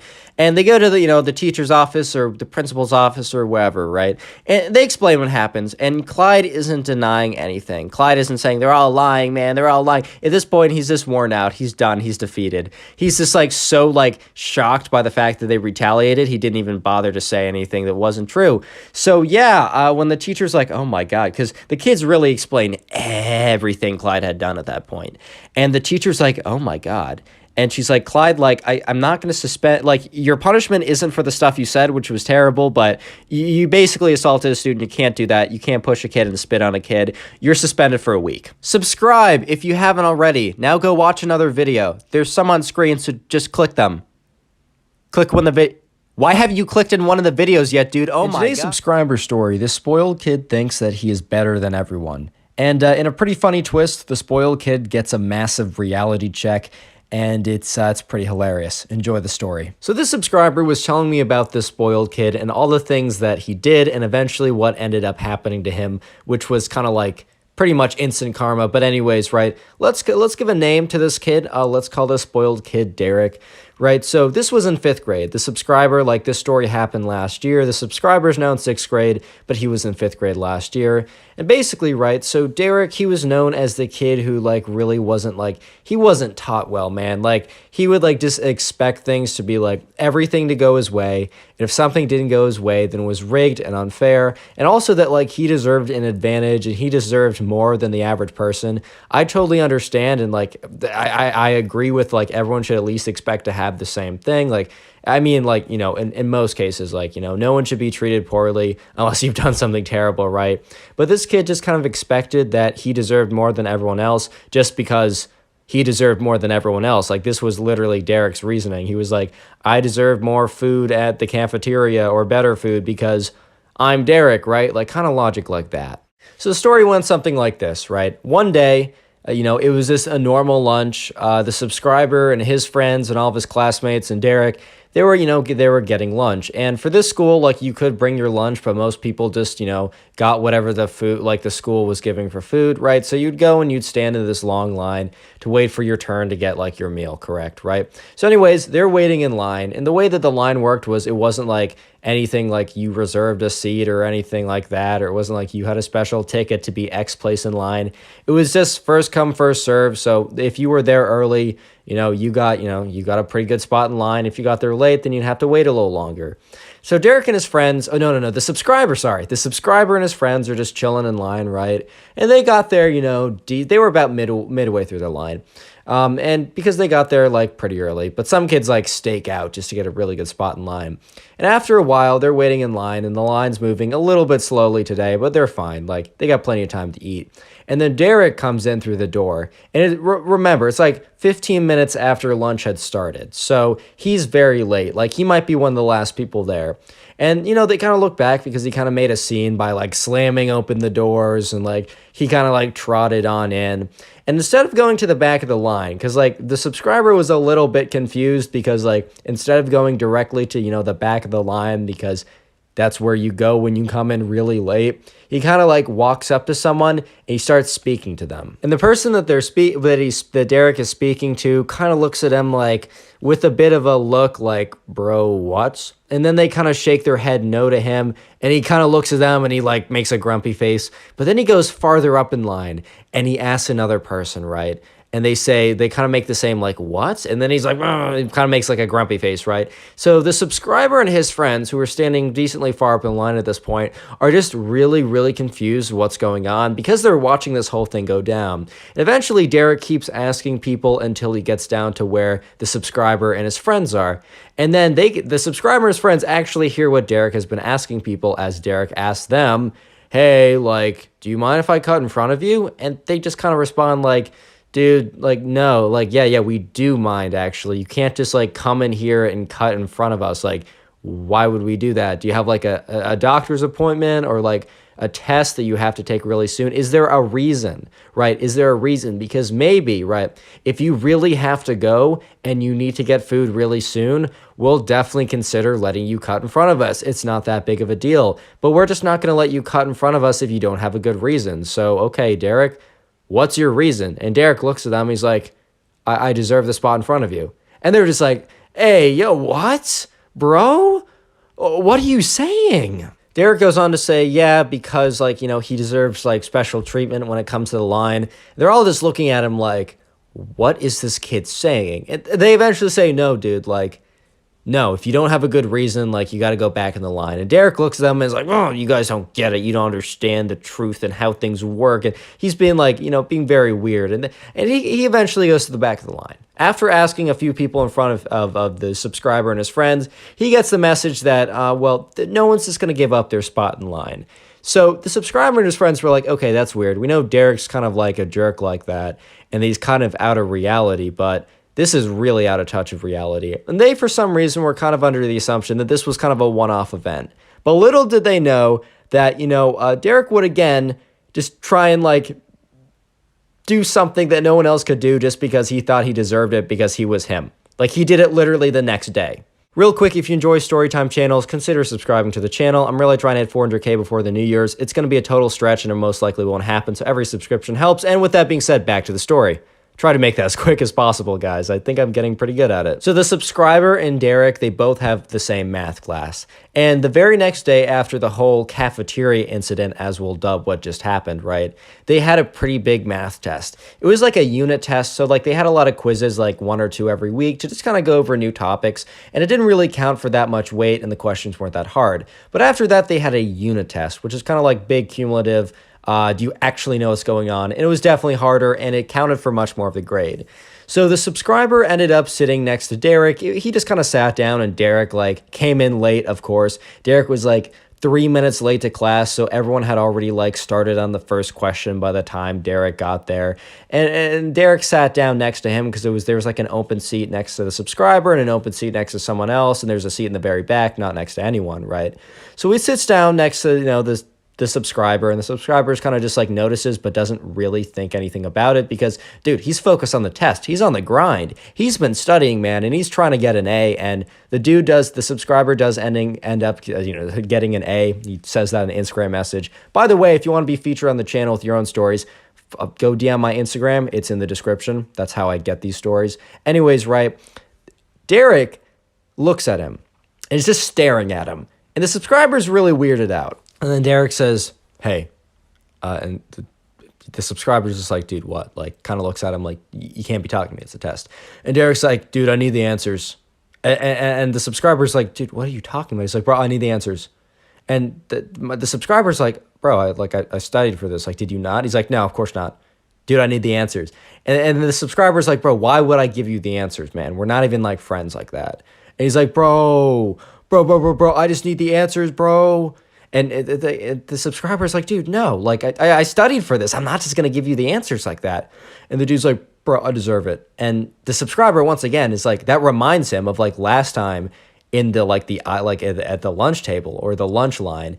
Derek was once again like, I deserve it. And the subscriber's like, no, dude. And then he goes back to doing his test. And Derek is like, bro, please. Kind of like in a little whisper voice so he doesn't get caught. But, the subscriber's like, no, I'm just not doing this. And Derek's like, fine, have it that way. So 2 days after the whole math cheating incident, and then 3 days after the lunch line incident, the whole classroom is playing some dodgeball. It was like some special event that they did for like their PE or whatever, right? And Derek is on the other team, and the subscriber's on. Okay, Derek and the subscriber are on different teams. That was an awkward way to phrase that, right? So Derek and the subscriber on a different teams, and they're playing dodgeball. And very quick, if you don't know dodgeball, which I think most of you guys do, it's you throw these little foam balls at each other, and if you get hit with it, then you're out, and if you catch it, the other person is out. So that's the gist of the game. You want to get everybody out. So they're playing dodgeball, and and Derek is very obviously hit. He turns around to pick up a ball, and he gets hit in the back, right? Very, very clear. Everyone sees it. And Derek just kind of like looks at them like deer in a headlights, just plain look. They just kind of looks at them all startled, and this keeps playing. And then one guy on the subscribers team who hit Derek was like, bro, you're out. And Derek's like, no, I'm not. He just didn't hit me. And then the dude's like, no, it obviously hit you. Even people on Derek's team were like, bro, like, let's just play fair, bro. Like, it obviously hit you. Like, there's no question about that. Like, it clearly hit you. And Derek's like, bro, it did not hit me. It simply did not hit me, bro. Like, I don't know what you're saying. Like, it just didn't hit. And the guys are like, no, it obviously hit you. He's like, well, maybe it did hit me. And then everyone's like, what? Like, are you admitting to it? But he's like, I should get 2 lives. And then everyone's like, bro, what do you mean? And he's like, dude, I should get 2 lives. I don't know how else to say it. I just should. And everyone's like, dude, why should you get 2 lives? So when everyone says no to Derek, Derek starts getting really angry. And the second that Derek realizes that he's not going to get a second life when everyone else only gets 1 life, he doesn't get a special leg up, right? When he hears that he doesn't get that, he goes on a rampage and starts grabbing people's, the throwing foam balls and starts kicking them over the fence, kicking them out of play. And he's like, if I can't have 2 lives, no one can play this game. Starts kicking all the balls. And everyone's like, dude, what are you doing? He's like, you guys are so unfair. You're not treating me the way I should be treated. And he grabs all the balls, kicks them, and storms out. And everyone's like, okay. This is absurd. So after Derek storms out, everyone gets together and they start talking about things that have been happening, like that Derek has been doing. And apparently Derek had done a lot of things. The only 2 things I told you about were just because, right, it happened to the subscriber, so the subscriber had firsthand knowledge. There were a ton of other things that, went down that, like, the subscriber didn't even know about until that one point. So when that was happening, right, they all kind of came together and realized that Derek was on some kind of weird power trip and that he needed to be grounded, basically, like grounded to reality. Today's secret word is brat, B-R-A-T. So comment brat if you made it this far into the video. I forgot to do it in the last 2 videos because I got too into the story, but in the notes that I write down before my story, I wrote down specifically, do the secret comment thing, do not forget. Comment section looks lonely when I forget to ask you guys to do it. So yeah, comment brat down below if you made it this far. And with that being said, let's get back to the story. So all the kids, after they got together and kind of like came to the conclusion that Derek needed to be like given a reality check, they decide that they're going to confront him, list all the things he did, which turned out to be like, they came up with 15 situations in the last month. I just listed 3 of them. I wasn't given the other like 12 of them, right? They were going to list the 15 situations and they were going to say, hey, dude, we're going to exclude you from stuff until you just like, you chill, right? It's not that we dislike you or think that you're a bad person, even though they did dislike him and they thought he was kind of a jerk. They're like, we're going to give you this opportunity since everyone's in agreement that you're being absurd to calm down. And then you can chill with us because probably school isn't going to be that fun if all your friends are boycotting you. Rolls around and the subscriber and like half the class go up to Derek as they're leaving the first period class and say, hey, can we talk for a second? And Derek's like, what? At first he thinks it's about the dodgeball. He's like, I'm sorry I ruined your stupid dodgeball game. You should have just been fair to me. And then they basically lay down the law. I'm not going to go through everything they said since a lot of it would just be repeating what I said earlier, but they basically went through every single event and then they gave him the ultimatum. And Derek, instead of being like, reflecting on the fact that maybe he was being a jerk or anything, he went bright red in the face and it was like, you guys are the worst. You don't know what you've just done. And he storms away, right? So everyone standing there is like, well, he took that pretty well. Obviously, he didn't take it that well, but they were just kind of like, well, I guess, what did we expect? Did we expect him to just come to his senses all of a sudden? That would be a little foolish if we did. So yeah, this wasn't the most shocking thing to happen, but it's a little disappointing. But basically what happens, and they learned this after the fact, Derek goes and tells his mom. And he tells his mom, and his mom, who's basically been hyping him up his whole life and not really giving him any reality checks himself, is getting mad about this too. So Derek's mom eventually makes a big group chat on Facebook with all the other parents of the students in the grade. And she basically says your kids are being so mean. They didn't allow my kid to, get special privileges because he's a very special boy. This mom was pretty deluded as well. She just was on a different planet too. And after she said this, the subscriber tells me that all the parents, right? Every single parent was like, nah, our kids are in the right on this one. And the mom was like, you guys don't understand. My kid deserves special treatment. He's going to be such a rich, powerful astronaut, astrophysicist, genius, mega mind, CEO of the world type dude later. He deserves this special treatment now. And the parents were all just like, dude, our kids have a point. Come on. If this is the way you're reacting, our kids definitely have a point. So Derek goes to school the next day and telling all the kids on his mommy, right, it just didn't work. And that's normally how he got out of things. That's normally how he like played the system. So Derek was completely defeated, and the next day he went up to them and said, "Hey guys, like I'm sorry for the way I acted." Not maybe he wasn't actually sorry, but he just wanted to not be isolated, right? He's like, "I'll do better." And they're like, "Okay, that's all we asked." And I actually don't know if he did better or not. This subscriber never told me. But anyways, guys, if you enjoyed today's video and want to support the channel, literally go ahead and watch another storytime video. It's the best thing you can do for the channel. If you want to find an easy way to do that, top link is the storytime playlist. With that being said, bye. You know those kids that when they're in an argument and they're starting to lose, they'll like bring up, oh, my mom does, or my dad is, or like something like that, or my dad works for, or my dad's a lawyer, man, or just imagine those kids, right? Imagine that kid. Multiply them by 100 and you have today's spoiled brat. Enjoy the story. So the subscriber who sent in the story, and by the way, you can send in stories too to my Instagram in the description, be featured on the channel, love to see it. Let's just call this kid Jake, right? Anyways, Jake, good kid. And in Jake's class, right? In Jake's class, there was a kid who was kind of the worst kid ever. I'm just kidding. I'm sure that there's someone worse, but he was the spoiled brat kid that I gave a brief description for in the beginning. Let's call this guy Thomas, right? Thomas.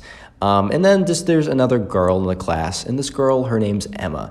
Emma's pretty crucial to the story, but that'll become a little bit more apparent in just a second. Anyways, right, so just a little backstory before we go into what Thomas did, his crazy mental breakdown, explosion, calling my dad on literally everything, and whatever, right, you'll see in a second. But a little bit of a backstory, right? So Jake, the kid who sent in the story, and this girl, Emma, they pretty obviously had feelings for each other, like they were always like friends, but it was very clear that like, they were not about to stay friends for long. They were either going to have a massive explosion and never talk to each other ever again, or they were gonna like date, marry, have 6 kids, send 2 kids off to college, start a Roth IRA, start mining Bitcoin as all couples do. It was gonna be either or, and it was really looking like Jake was gonna ask her out pretty soon. Like everybody in the class knew this, except Thomas, because Thomas didn't have a lot of friends, we'll put it that way.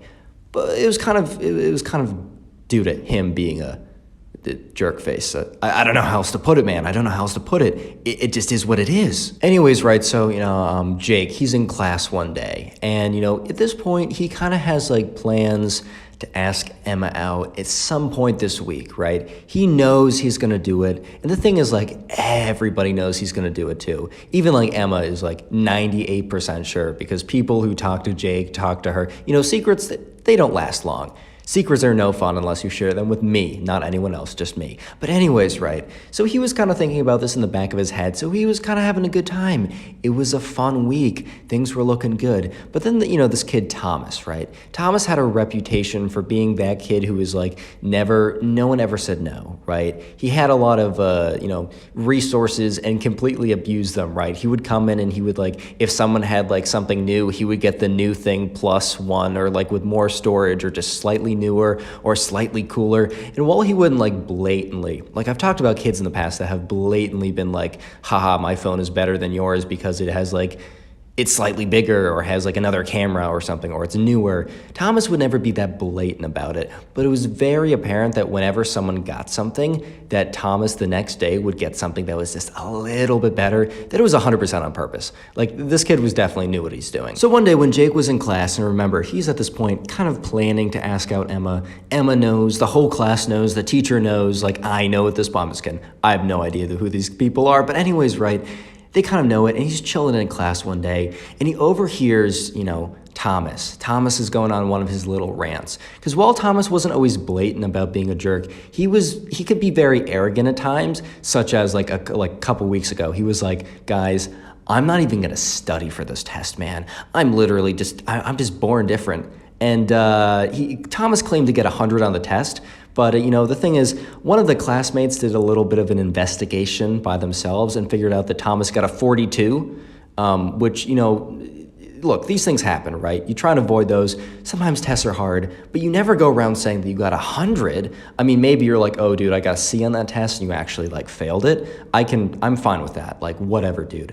But don't go around saying you got 100 when you got a 42 or something. I don't know. Anyways, right, so Thomas was going on one of his little rants, and Jake decided to overhear what Thomas's rant was. And it was very kind of like awkward yet pretty funny for Jake because Thomas was talking about how Emma was in love with him. And at first Jake was like, bro, what? And Thomas was talking really loudly to this kid, and he was like, yeah, Emma, she's in love with me, man. She just can't, I see her all the time. She's looking over at me with these eyes of desire.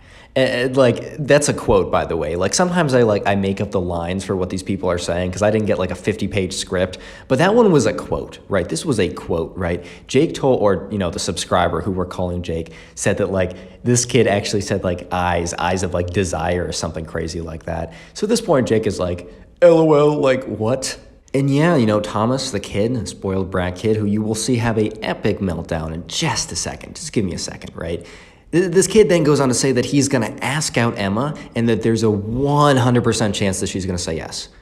And at this point, Jake is like, all right, I'm trying to find the betting house so I can make a bet on this 100% bet because I could probably get a pretty good reward for that, like probably some pretty good odds, or the odds would be terrible if it's really 100%. And I will definitely make some money on this bet. That's all I'm going to say. But anyways, right, so Jake was sitting there. He's like, that's funny, haha. He didn't actually think Thomas was going to go through with it because Thomas in the past had made a lot of like very, very big claims. He's that kid who always like says things, but never really does them, right? He never really ends up like following through with the stuff.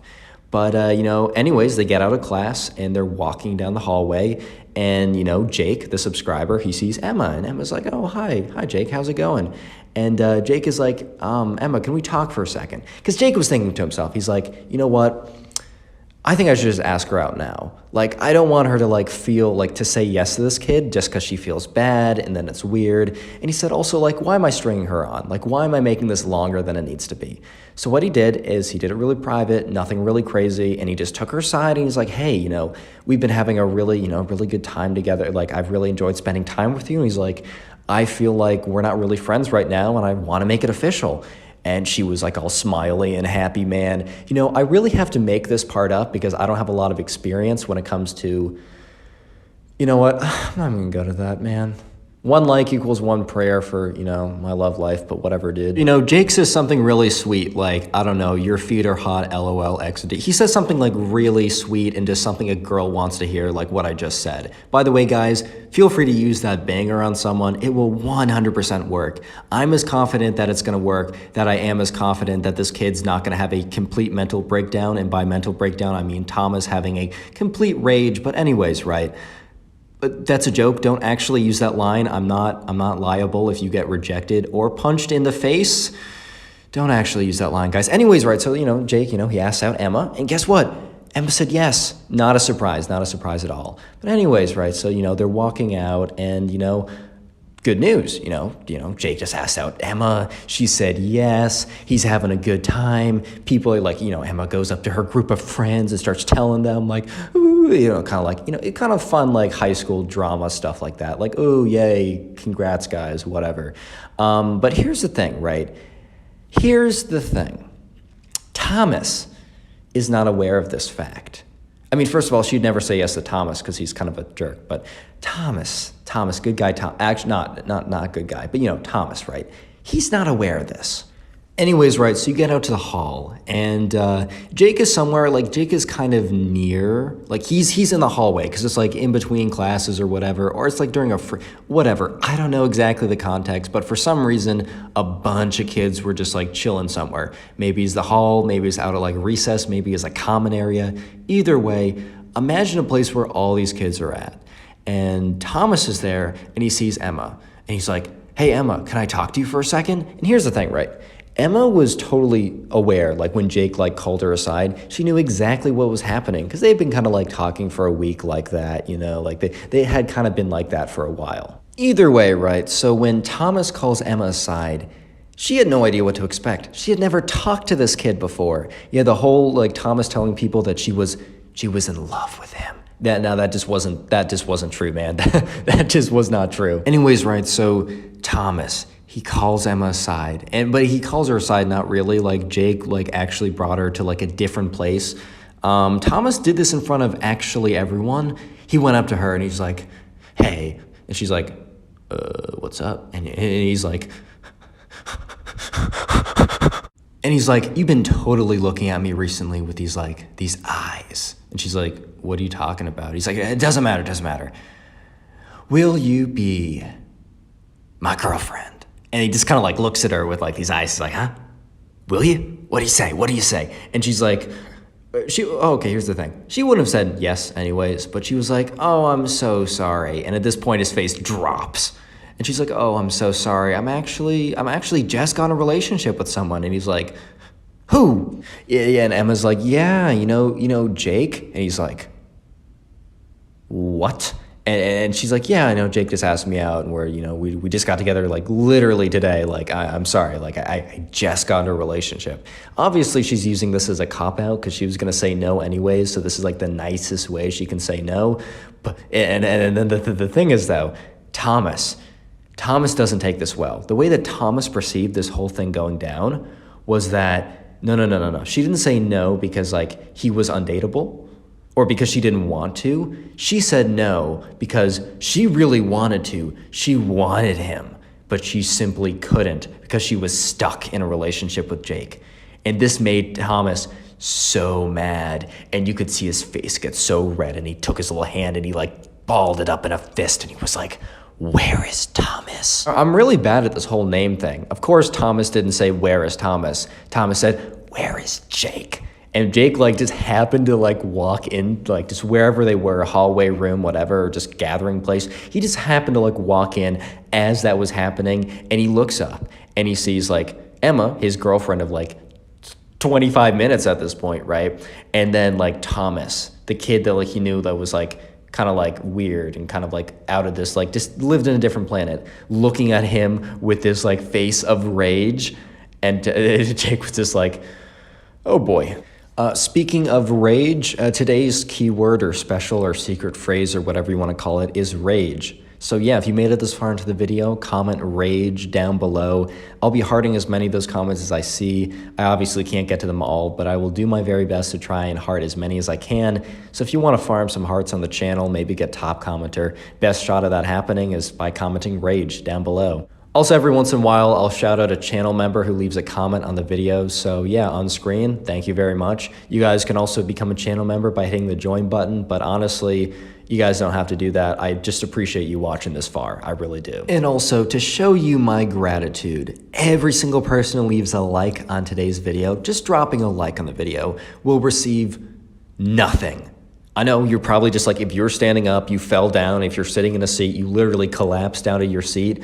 It's a fantastic deal. Leaving a like on the video and you get nothing? I'm gonna leave a like right now. Anyways, right, so where we left off was Thomas just got rejected by Emma. And in Thomas's mind, it is Jake's fault. Emma actually is still in love with him, but it's all because of Jake. He can't have her because of Jake. He like goes up to Jake and he's like, bro. And Jake's like, what's up, dude? He's like, bro, do you want to fight? I love it when people are just like, do you want to fight, man? Like, no one wants to fight. No one's going to box you. You're not KSI and Logan Paul. No one's going to watch it. Just why, dude? Like, whatever, right, tangent. He's like, do you want to fight, bro? And Jake's like, dude, what? And then Thomas is like, yo, Emma rejected me because of you. And Jake's like, dude, she rejected you because you're a jerk. Jake had no filter, right? Like, good kid, but like no filter. He's like, you're always annoying. You're always bragging about stuff. You're always full of it. Like, even if she wasn't with me, like, unlucky to you, but even if she wasn't with me, she would have said no. And at this point, Thomas just goes berserk. And he just looks at Jake and he's like, you know what my dad does? And at this point, Jake is like, dude, I do not care. And Thomas is like, no, he is a very good lawyer. And he's going to sue you, dude. And Jake is just looking at him, just completely just flabbergasted. Just like, did this kid just say that his dad is actually going to sue me because my girlfriend denied his love application? What the fuck? What? Like, at this point, he kind of thought it was a joke, but no, he looked at this kid, this Thomas, he could see it in this kid's Thomas's eyes, right? This was no joke. This kid was mad, and he was like, yeah, my dad's gonna sue you, man. He's gonna sue you. You're gonna have nothing left. Your mom's gonna have nothing left. Your dad's gonna have nothing left. Your sister's gonna have nothing left. Your dog's gonna have nothing left. And then you're gonna collapse and die of a heart attack out of pain and sadness and whatever. And then your grave is gonna have nothing left. He was just going off and off and off. And Jake is like, okay. And that made Thomas so mad. He was like, this won't be the last of it, Jake. And he just like storms off. And at this point, the whole class is just like, what the what? And Emma's just like, okay. And Jake's like, you know what? Do you want to go on our first date tonight? Do you want to get out of here? It was like close to the end of school anyways. And Emma's like, yeah, I think I will. Subscribe if you haven't already, and now go click on another video. There's some on screen. Click.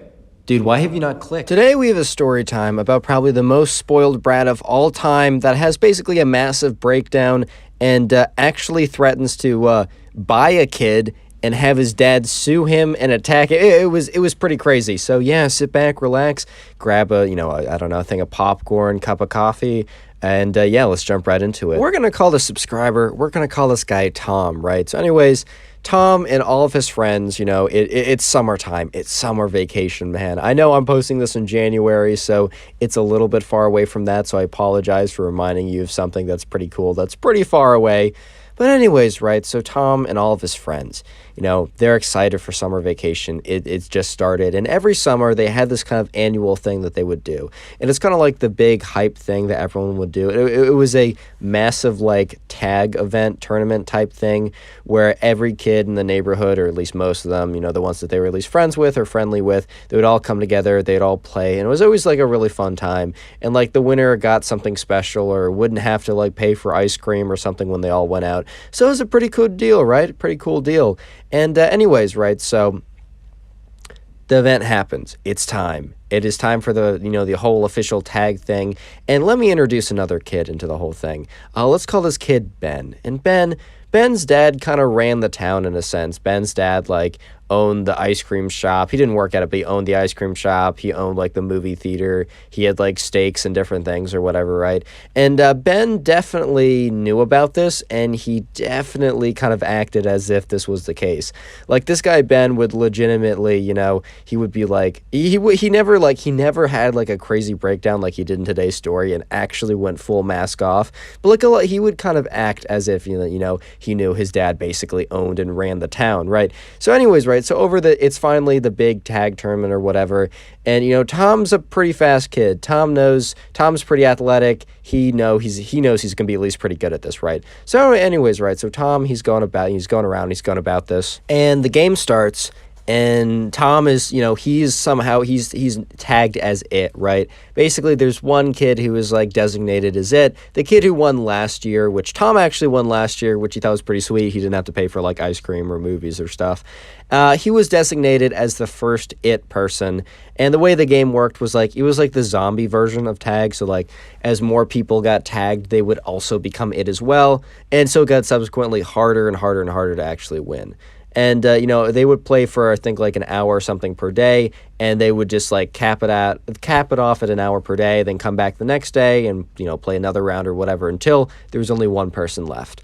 And there was a ton of kids, and they could basically go anywhere. It was a really fun event. So anyways, Tom starts off as the one who's it because he won last time, and Tom's a really fast kid. So within no time, there's already 2, 3, 4 people that get tagged, 4, people that are out. And Ben, who is kind of the entitled kid, right? He's not the fastest man on planet Earth. He's not the most speedy guy ever. So basically, right, Ben, he's running around, he's hiding. It's also hiding as a decent strategy, especially as more and more people become it. It kind of, at some point, it's you just can't outrun 50 people, especially if they're coming in all different directions. So, Ben finds this hiding spot, and it's behind this bush in this house. However, the thing was, this was a very classic hiding spot. And the thing about hiding spots, right, is if they're classic or if they're well known, that's a very bad sign because that means everyone knows about it. So you don't want to be in a classic hiding spot, bro.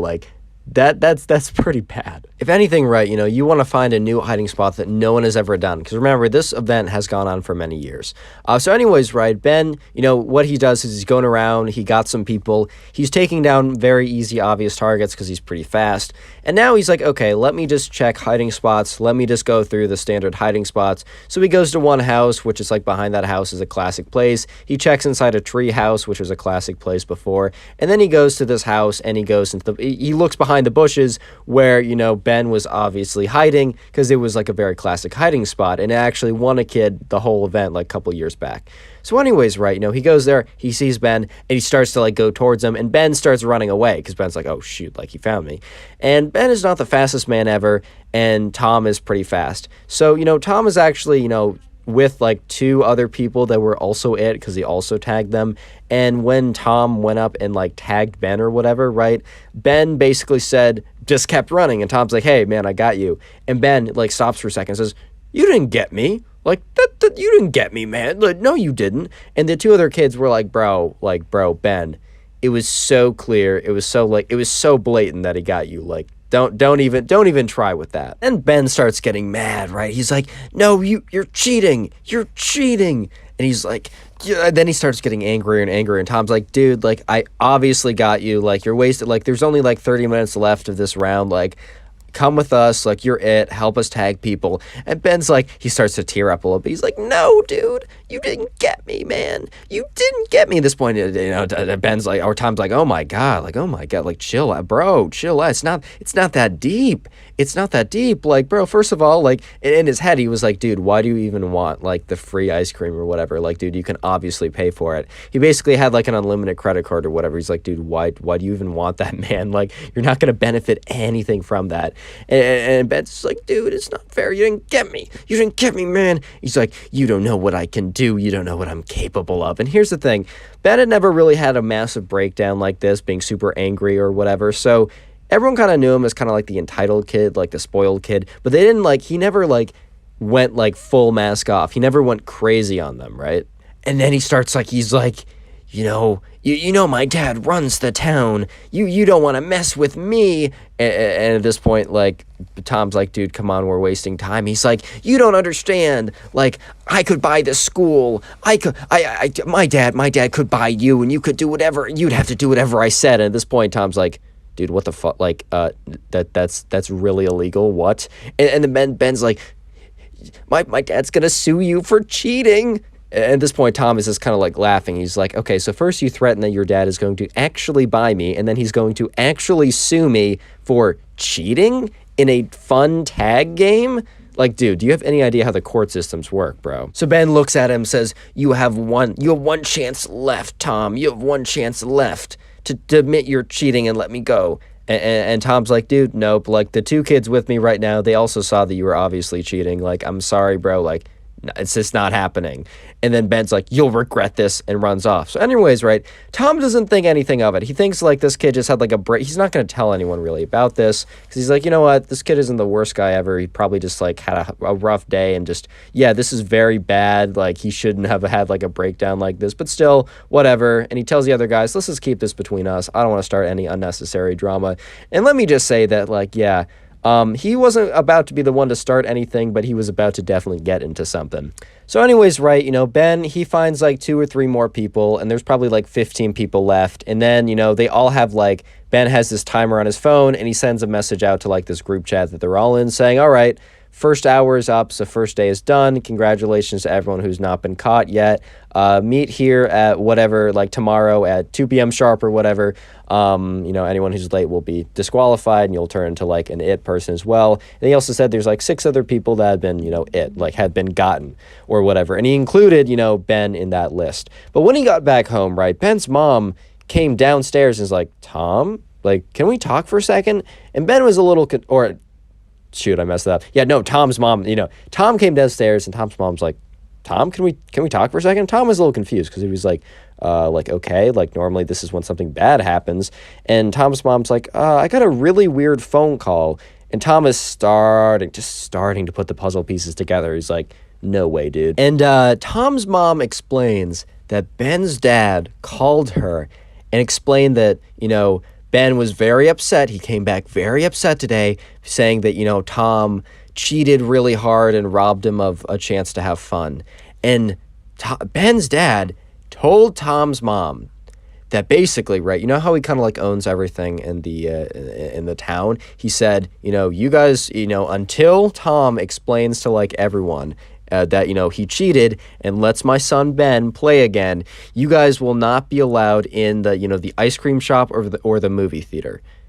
And when Tom heard this, he was like, what? Like, that's the craziest thing I ever heard. Because, it was like kind of hitting on him like, damn, like that's really bad too, because the thing is like his friends would always like it was like the spot, like getting ice cream and going to the movies was like the other thing that they did when they weren't like playing like, I don't know, video games or tag or whatever over the summer. So he's like, oh my God, like that really sucks, like I really like that, but Mom, you have to understand I didn't cheat. And she's like, like, Tom, I believe you, like obviously this is crazy. And she's like, I don't know what to do. So what Tom does next is he gets in contact with everyone playing the game, minus Ben, and explains what happens. And also the two kids that were with Tom when they saw, Tom obviously get Ben, chimed in as well to say that, Tom obviously got Ben and they saw it very clearly. But when he explained it to everyone, everyone was like, what? Like, this is the craziest thing ever, dude.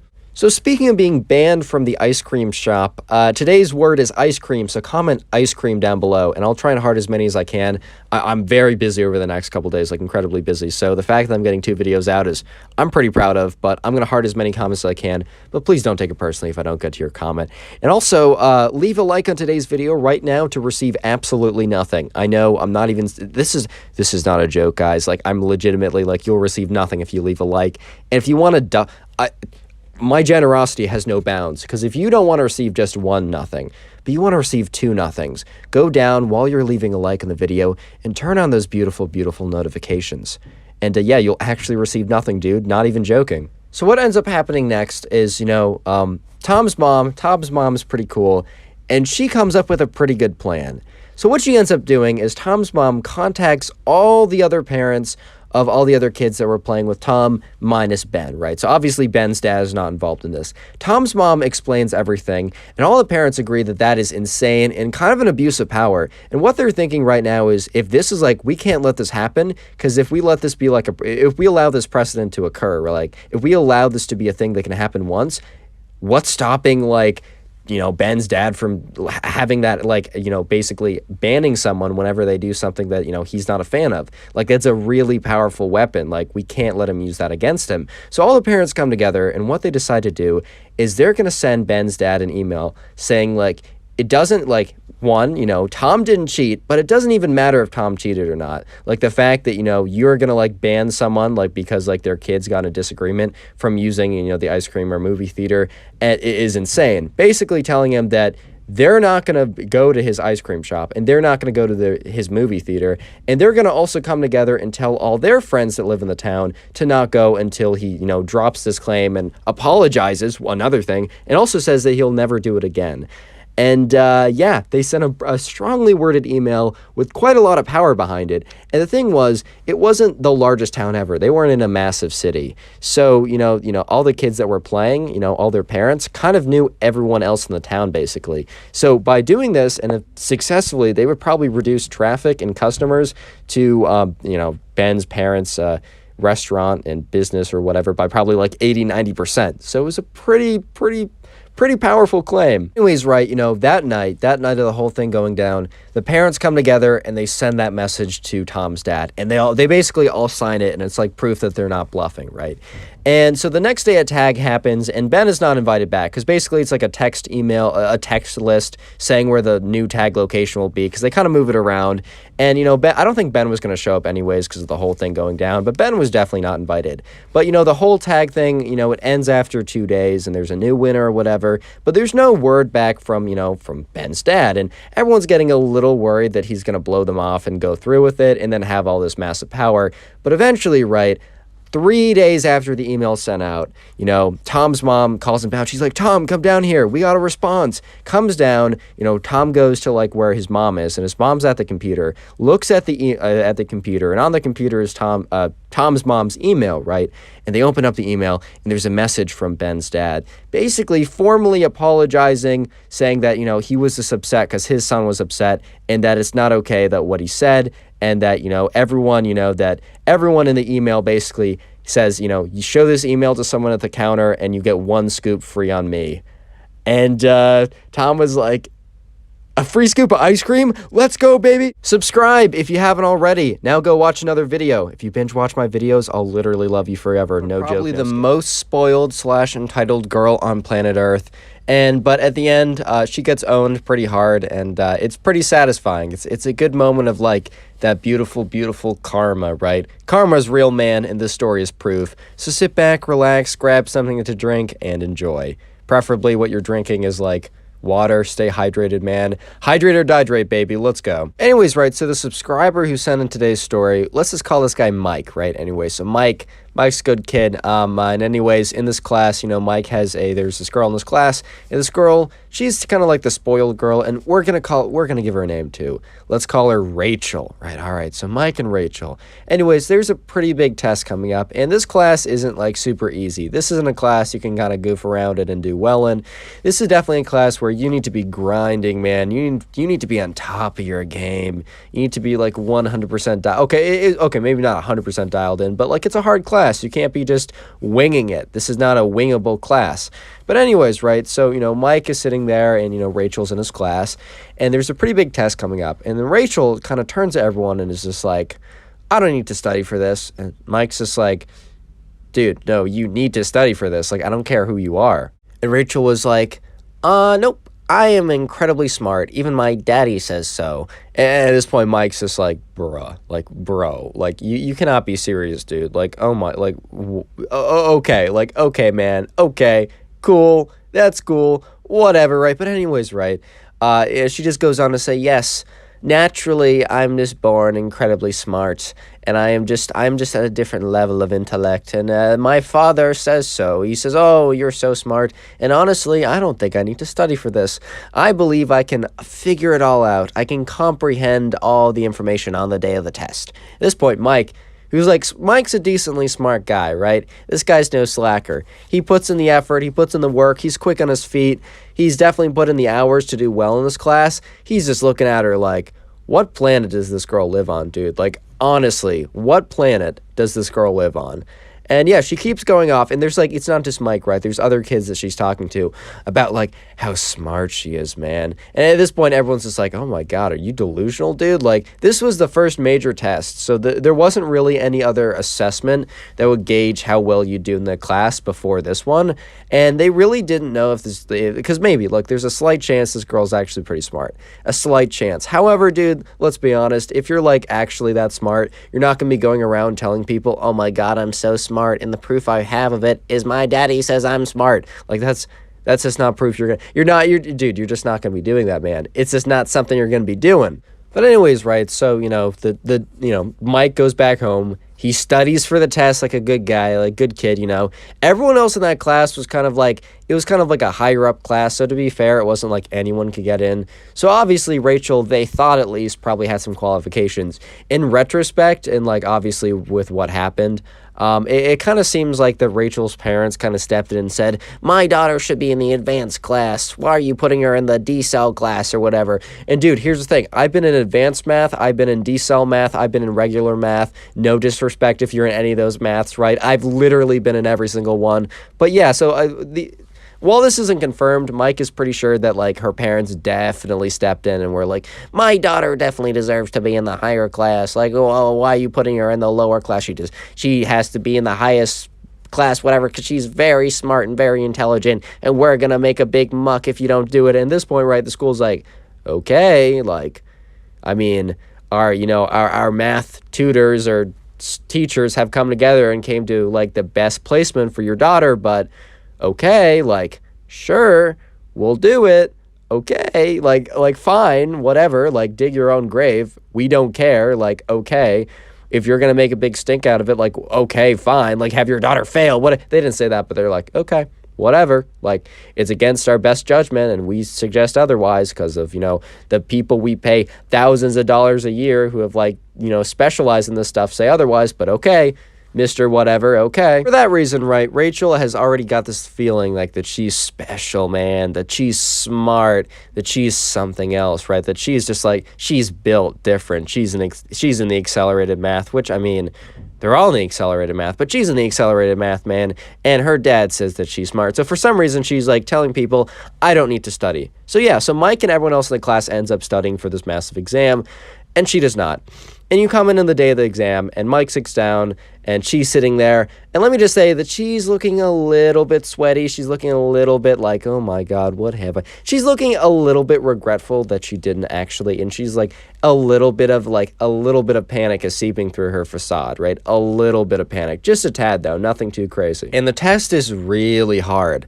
But the thing is, right, Mike feels like, wow, this is pretty hard. And I studied a lot for this. Mike ends up feeling pretty good about the test, and when he gets it back in a couple days, that's going to be a pretty critical part of the story, but not Mike's results. It's Rachel's results that start a huge chain reaction meltdown or whatever. Anyways, right, Mike ends up doing pretty decent on the test, but he felt like it was pretty hard, and he was thinking to himself during the test, he's like, if I feel like this is hard, and I studied for a long time, and I'm a decently smart kid, like, when you're a decently smart kid, right?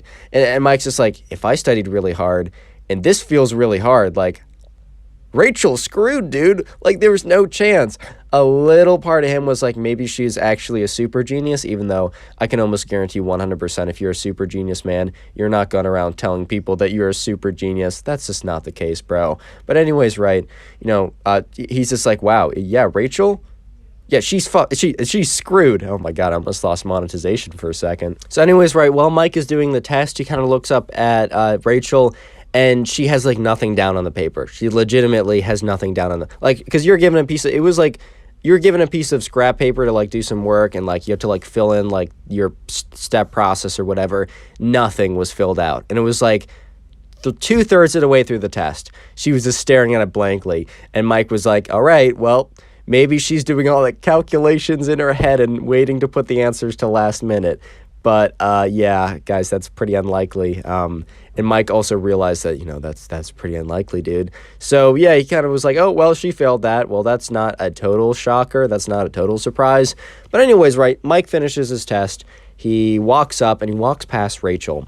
Rachel is, like, legitimately nothing down on the piece of paper. He wasn't even, like, seeing it weirdly, or there wasn't, like, a lighting thing that, like, prevented him from seeing it. No, she legitimately had nothing on the paper. So after going on a tangent about how incredibly genius she is and how she doesn't need to smart, she doesn't need to smart. She doesn't need to study because she's smart.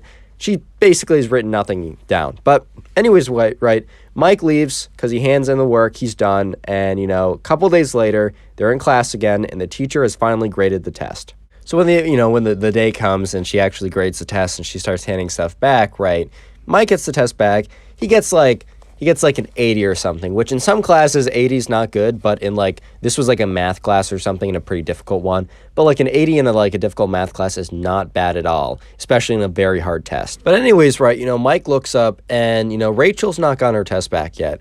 And the teacher's walking around handing tests, and she's basically putting them on a lot of people's desks face up. Because, like, I don't know, that's just how she was doing it. But when she got to Rachel's, right, she very purposely flipped the paper around so that the paper would be down, face down. So at that point, right, Mike knew, yep, she failed. She absolutely bombed that thing. Like, there's no chance. And Mike, I don't know why I'm calling him Michael. Mike. I mean, you know who I'm talking about. But Mike, right, he's watching Rachel, and Rachel flips the piece of paper around. She looks at it, and her eyes just go wide, dude. Mike is just watching as Rachel is comprehending the fact that she probably mega bombed this test after telling everyone that she's a super genius and super smart, right? So at this point, Rachel has a couple ways of going about this. Plays it super cool, goes to the teacher after class. If anyone asks, she did well. If anyone wants to see her test, right, she just doesn't show it to them. Another way she could go about it, which is potentially the way that she went about it, is have a massive psychotic meltdown claiming that she'll actually sue the teacher. I'm going to let you guys think for a second on which one she did. Comment A or B in the comment section down below. But yeah, anyways, let's hop right into it. If you chose B, then you're a genius, or you just, knew how these stories would go. Anyways, right. So, she raises her hand and she looks up and she says, teacher, there must be a mistake. Please come over here. And the teacher, right, who knows that she absolutely bombed the thing and knows that there was no mistake, because dude probably double-checked her work, like double-checked to make sure that she actually completely failed, because you wouldn't want to fail someone that bad on a little mistake, right, or on multiple mistakes. So the teacher comes over and says, I'm pretty sure there's no mistake, but what's up? Like, what's the mistake? Because, like, sometimes there might be a mistake. Because, like, sometimes teachers make mistakes. For example, a teacher made a mistake on my thing, like, last semester, right? And I pointed it out very specifically and very, nicely, cordially. Everyone makes mistakes. And they were like, yeah, sure, I can fix that. My bad, right? But when you come over, what she did instead, Rachel had the teacher come over, and she's like, teacher, here's the mistake, and points to the grade. Nothing that the teacher graded incorrectly, but the grade itself. And the teacher looks at her and says, sorry, Rachel, there's nothing wrong with that. That's your grade. And Rachel just looks at this teacher blankly for a second. Just looking at this teacher very blankly for a second. And then she gets all mad, and she looks at the teacher and just like stands up and says, my dad is going to sue you. And at this point, right, Mike is just like, what the what? And the whole class is just like speechless. Their mouths are open. They're just like, what? What did this girl just say? And she's like, yeah, my dad's gonna sue you. Speaking of teachers getting threatened to be sued by, psycho spoiled girls, today's word is teacher. So if you made it this far into the video, comment teacher down below. I try and heart as many of the people in the comment section who say the secret word. I can't heart them all, obviously. I have to sleep and do work. I'm at school right now, in college currently. But I really do my best to try and heart as many of them as I can to say thank you guys so much for, watching and giving me watch time. I do appreciate you a lot. Also, today is your lucky day, man, because for every single person who leaves a like on today's video, yeah, simply leaving a like, you will actually receive nothing right in front of you. I'm not even kidding, dude. Leave a like in this video, and within 5 minutes, nothing will appear in front of you.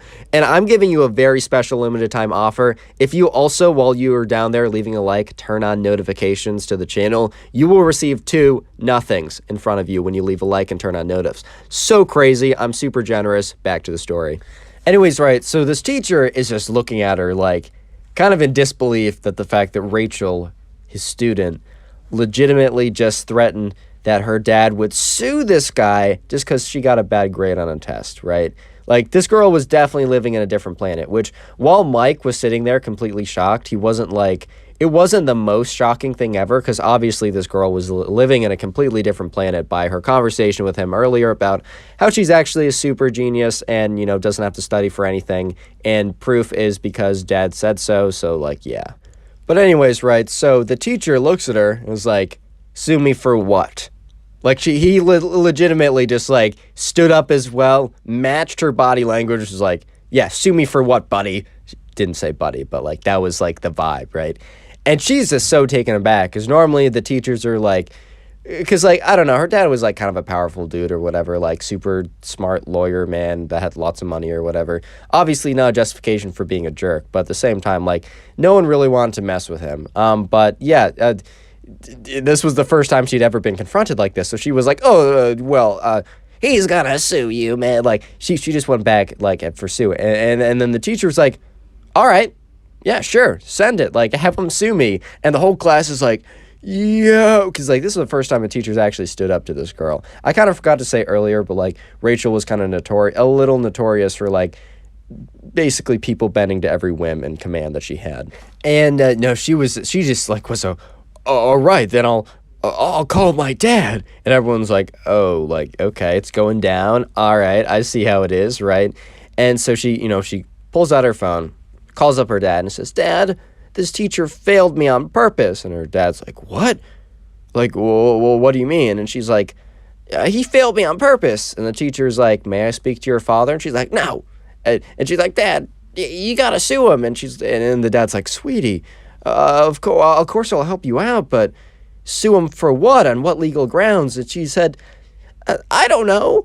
For being mean? At this point, right, you could hear the dad because he was on speakerphone. The dad was like, all right, sweetie, let's just deal with this later. And she, like, quickly turns off the phone and was like, you'll regret this. And legitimately grabs her bag, storms out of class. Mike is just sitting there like,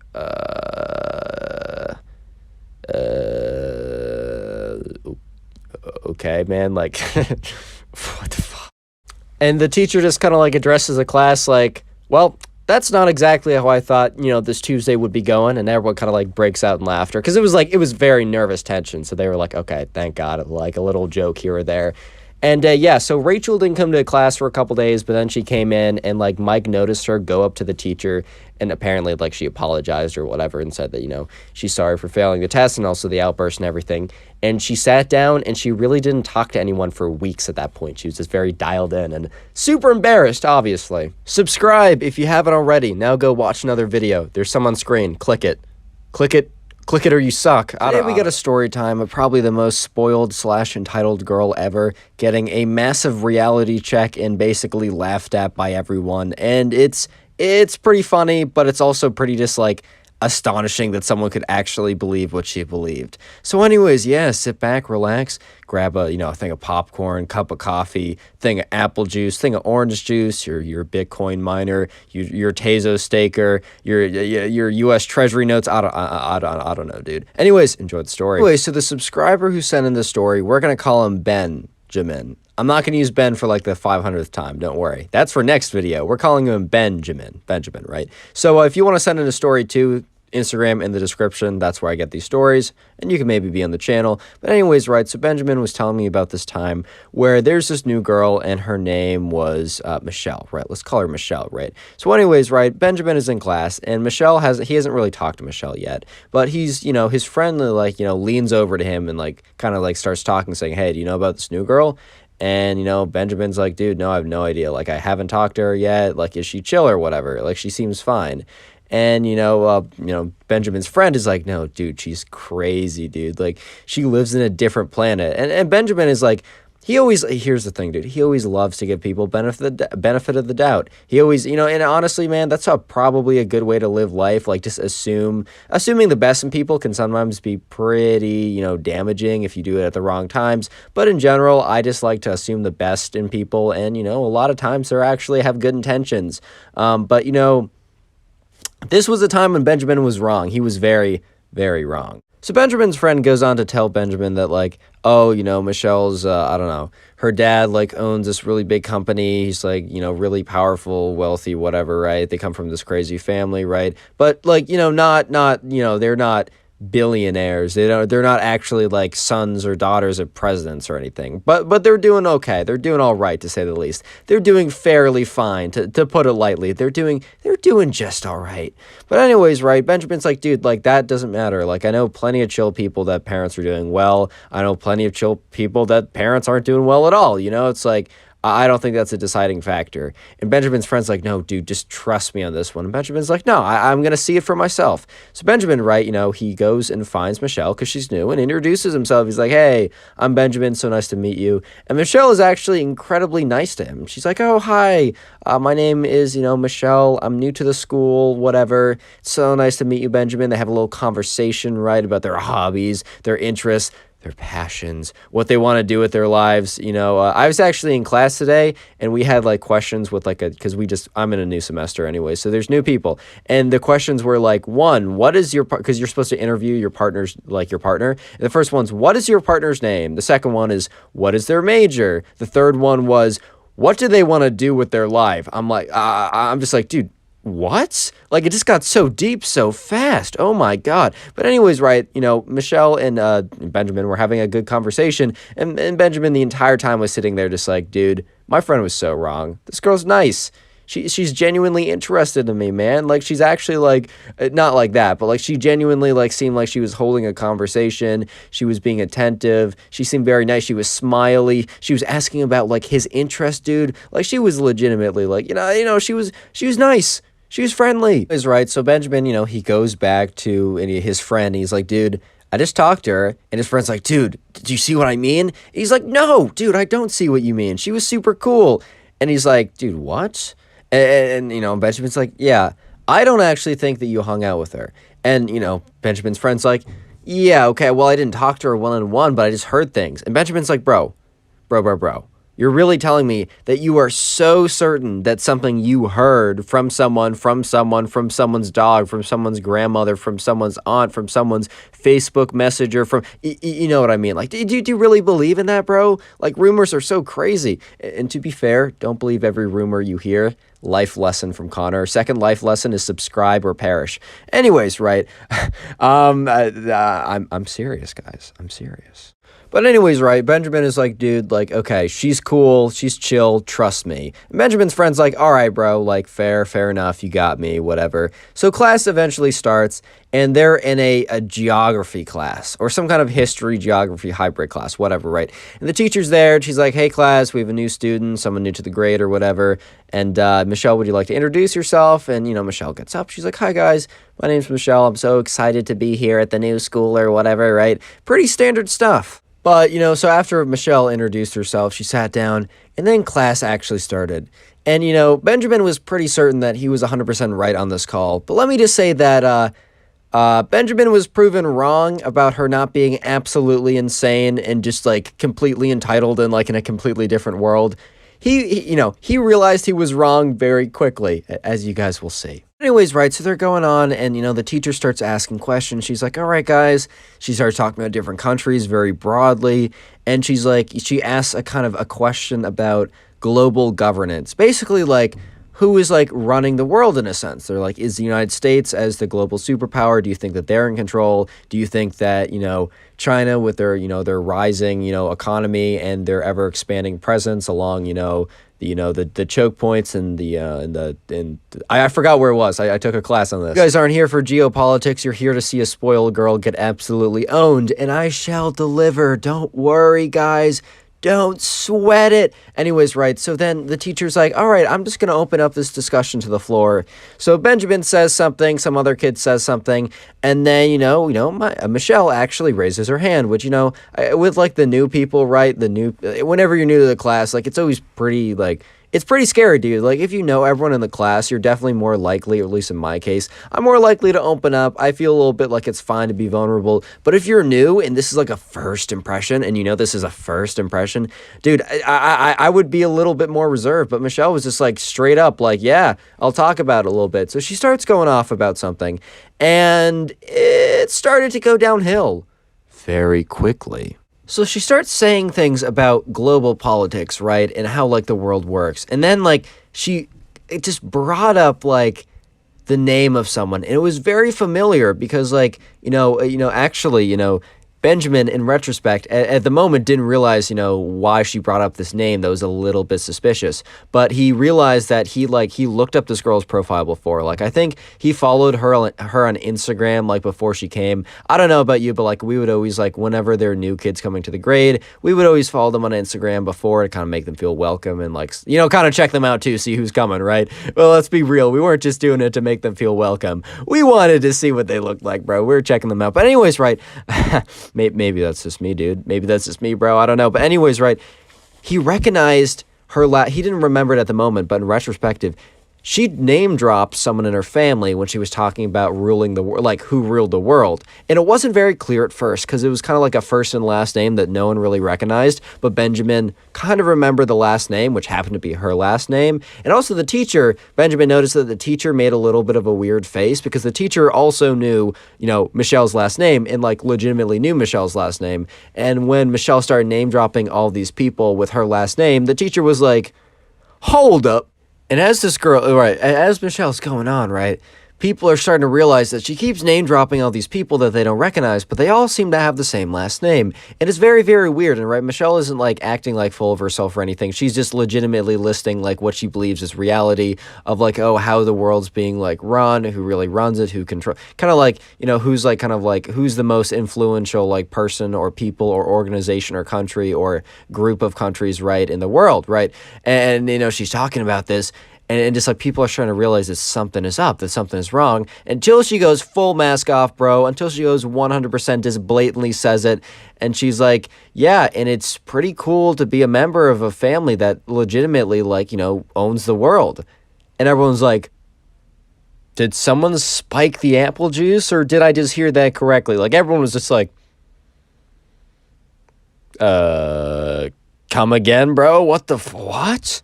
But anyways, right, the teacher's kind of just looking at her like, I definitely didn't just, I didn't hear that right. I heard that wrong. Like, no shot this girl just said that her parents, like, legitimately own and run the world. What? Speaking of world, right? Speaking of world, today's secret word is world. So comment world down below, and I will be hearting as many of those as I can. I'm going to be pretty busy tonight, so I don't know how many I'll be able to get to. So don't take it personally, man. I'm doing 2 videos a day while at college, while doing stuff with friends. So yeah, don't take it personally. I'll do my best. I just want to say thank you for watching, just giving me watch time. It's huge, right? And today, man, today is your lucky day. I don't know how else to put it, but today is simply your lucky day. Because for every single person who leaves a like on today's video, they will legitimately receive nothing. I'm not even kidding you, dude. And every single person who, while they go down there and they leave a like in the video, also make sure that the notifications are turned on, they will receive 2 nothings. I'm just that guy. I'm legitimately that guy, bro. I'm just that guy. So anyways, right, the class is basically just thinking that she's joking at this point, because no one actually believes that this girl legitimately thinks that, like, you know, they know that, like, her parents or her dad or her mom or whatever, that they're in high up positions, that they have a lot of money, that, like, whatever, right?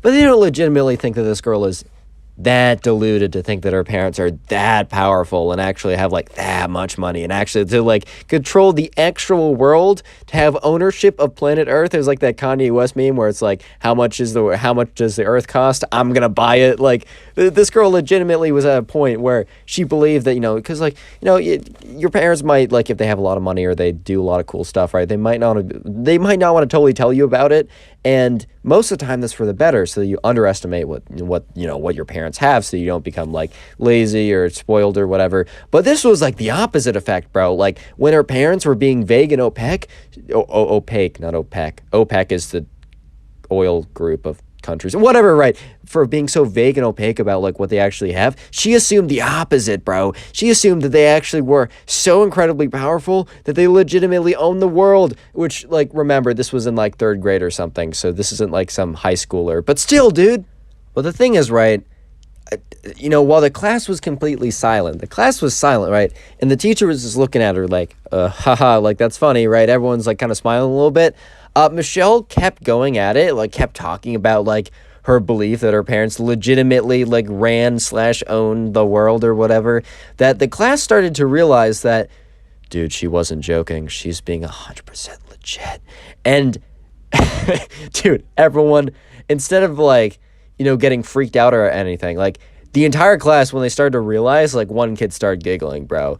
And then, you know, it's like a laughter chain reaction. When one dude starts laughing, bro, it's the whole thing comes tumbling down. And within seconds, the whole class is laughing. Look, little rude to, like, the new girl, but, bro, she legitimately thinks that she owns planet Earth, bro. I feel like that's right. That's grounds alone to come in and, like, that's grounds alone. Like, and then the entire class, bro, the entire class is, like, broke into laughter. They broke into laughter, bro. They just started, like, everyone, including the teacher, was just like, oh, man, what the fuck? Didn't actually say that, right? This is a 3rd grade class, dude. No swearing in my 3rd grade classroom. So this was definitely, like, a tough day for Michelle, right? This was a harsh reality check, especially, you know, you're in 3rd grade and you're new, right?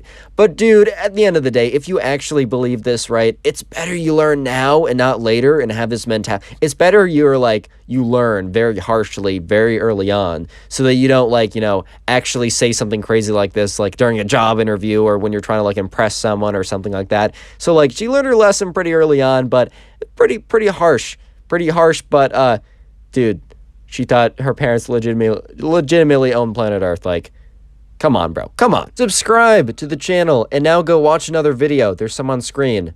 Dude, if you don't watch another video, I'll actually Another day, another story about a spoiled kid, but this time he actually attacks his teacher while, like, spewing a bunch of nonsense at... Anyways, this is probably one of the funniest ones we've had in a second. So yeah, sit back, relax, grab something to drink, grab something to eat, grab something to mine your Bitcoin on, grab something to do your math homework on, and yeah, let's just get right into the story.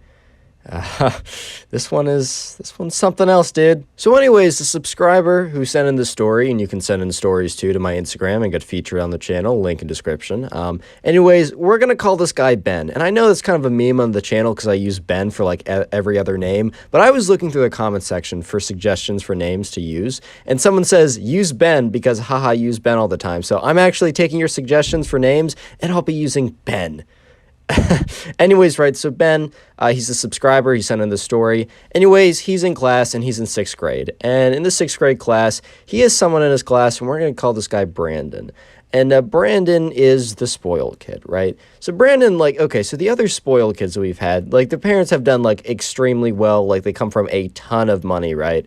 Brandon, right, came from a pretty standard family, and look, there's like that's like everyone else at his school. Like he was legitimately like everyone else in his school, but for some reason, right, he just always had it in his mind that he was significantly better and had significantly more money and was just like super powerful, and his family could smite you with like, I don't know, a court case or a lawsuit if you did anything. So this kid was not just like, you know, entitled and spoiled, he was also delusional. So that kind of just brings like quite the scramble of ingredients to make an interesting turn of events, especially when he actually just goes ballistic and attacks his teacher. But we'll get into that in a second, guys. Give me a second. Let me draw out the backstory a little bit. Let me give you some background. Let's flavor up the story. Anyways, right, so Brandon has been in Ben's class for a very long time, so everyone kind of knows about Brandon. And Brandon really didn't have that many friends, and, you know, sometimes it's like, oh, like, poor kid doesn't have that many friends. Nah, bro. He did this to himself. He played himself. Like, normally, you know, I'd agree, I'd feel bad or whatever. No.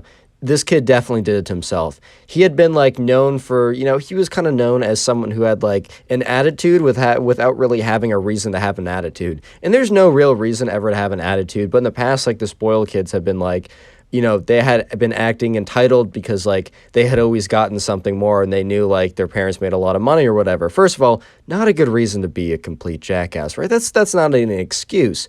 But Brandon, dude, there was literally no reason. Like, there was no base that this was on. He just imagined that his parents had, like, infinite money glitch when that just was not the case. They were just normal, which is totally normal. It's cool. Like, that's what everyone else was. He could have been easily boys with them, but no. Anyways, right, so one day in class, you know, Ben and Brandon, they're both in some history class together.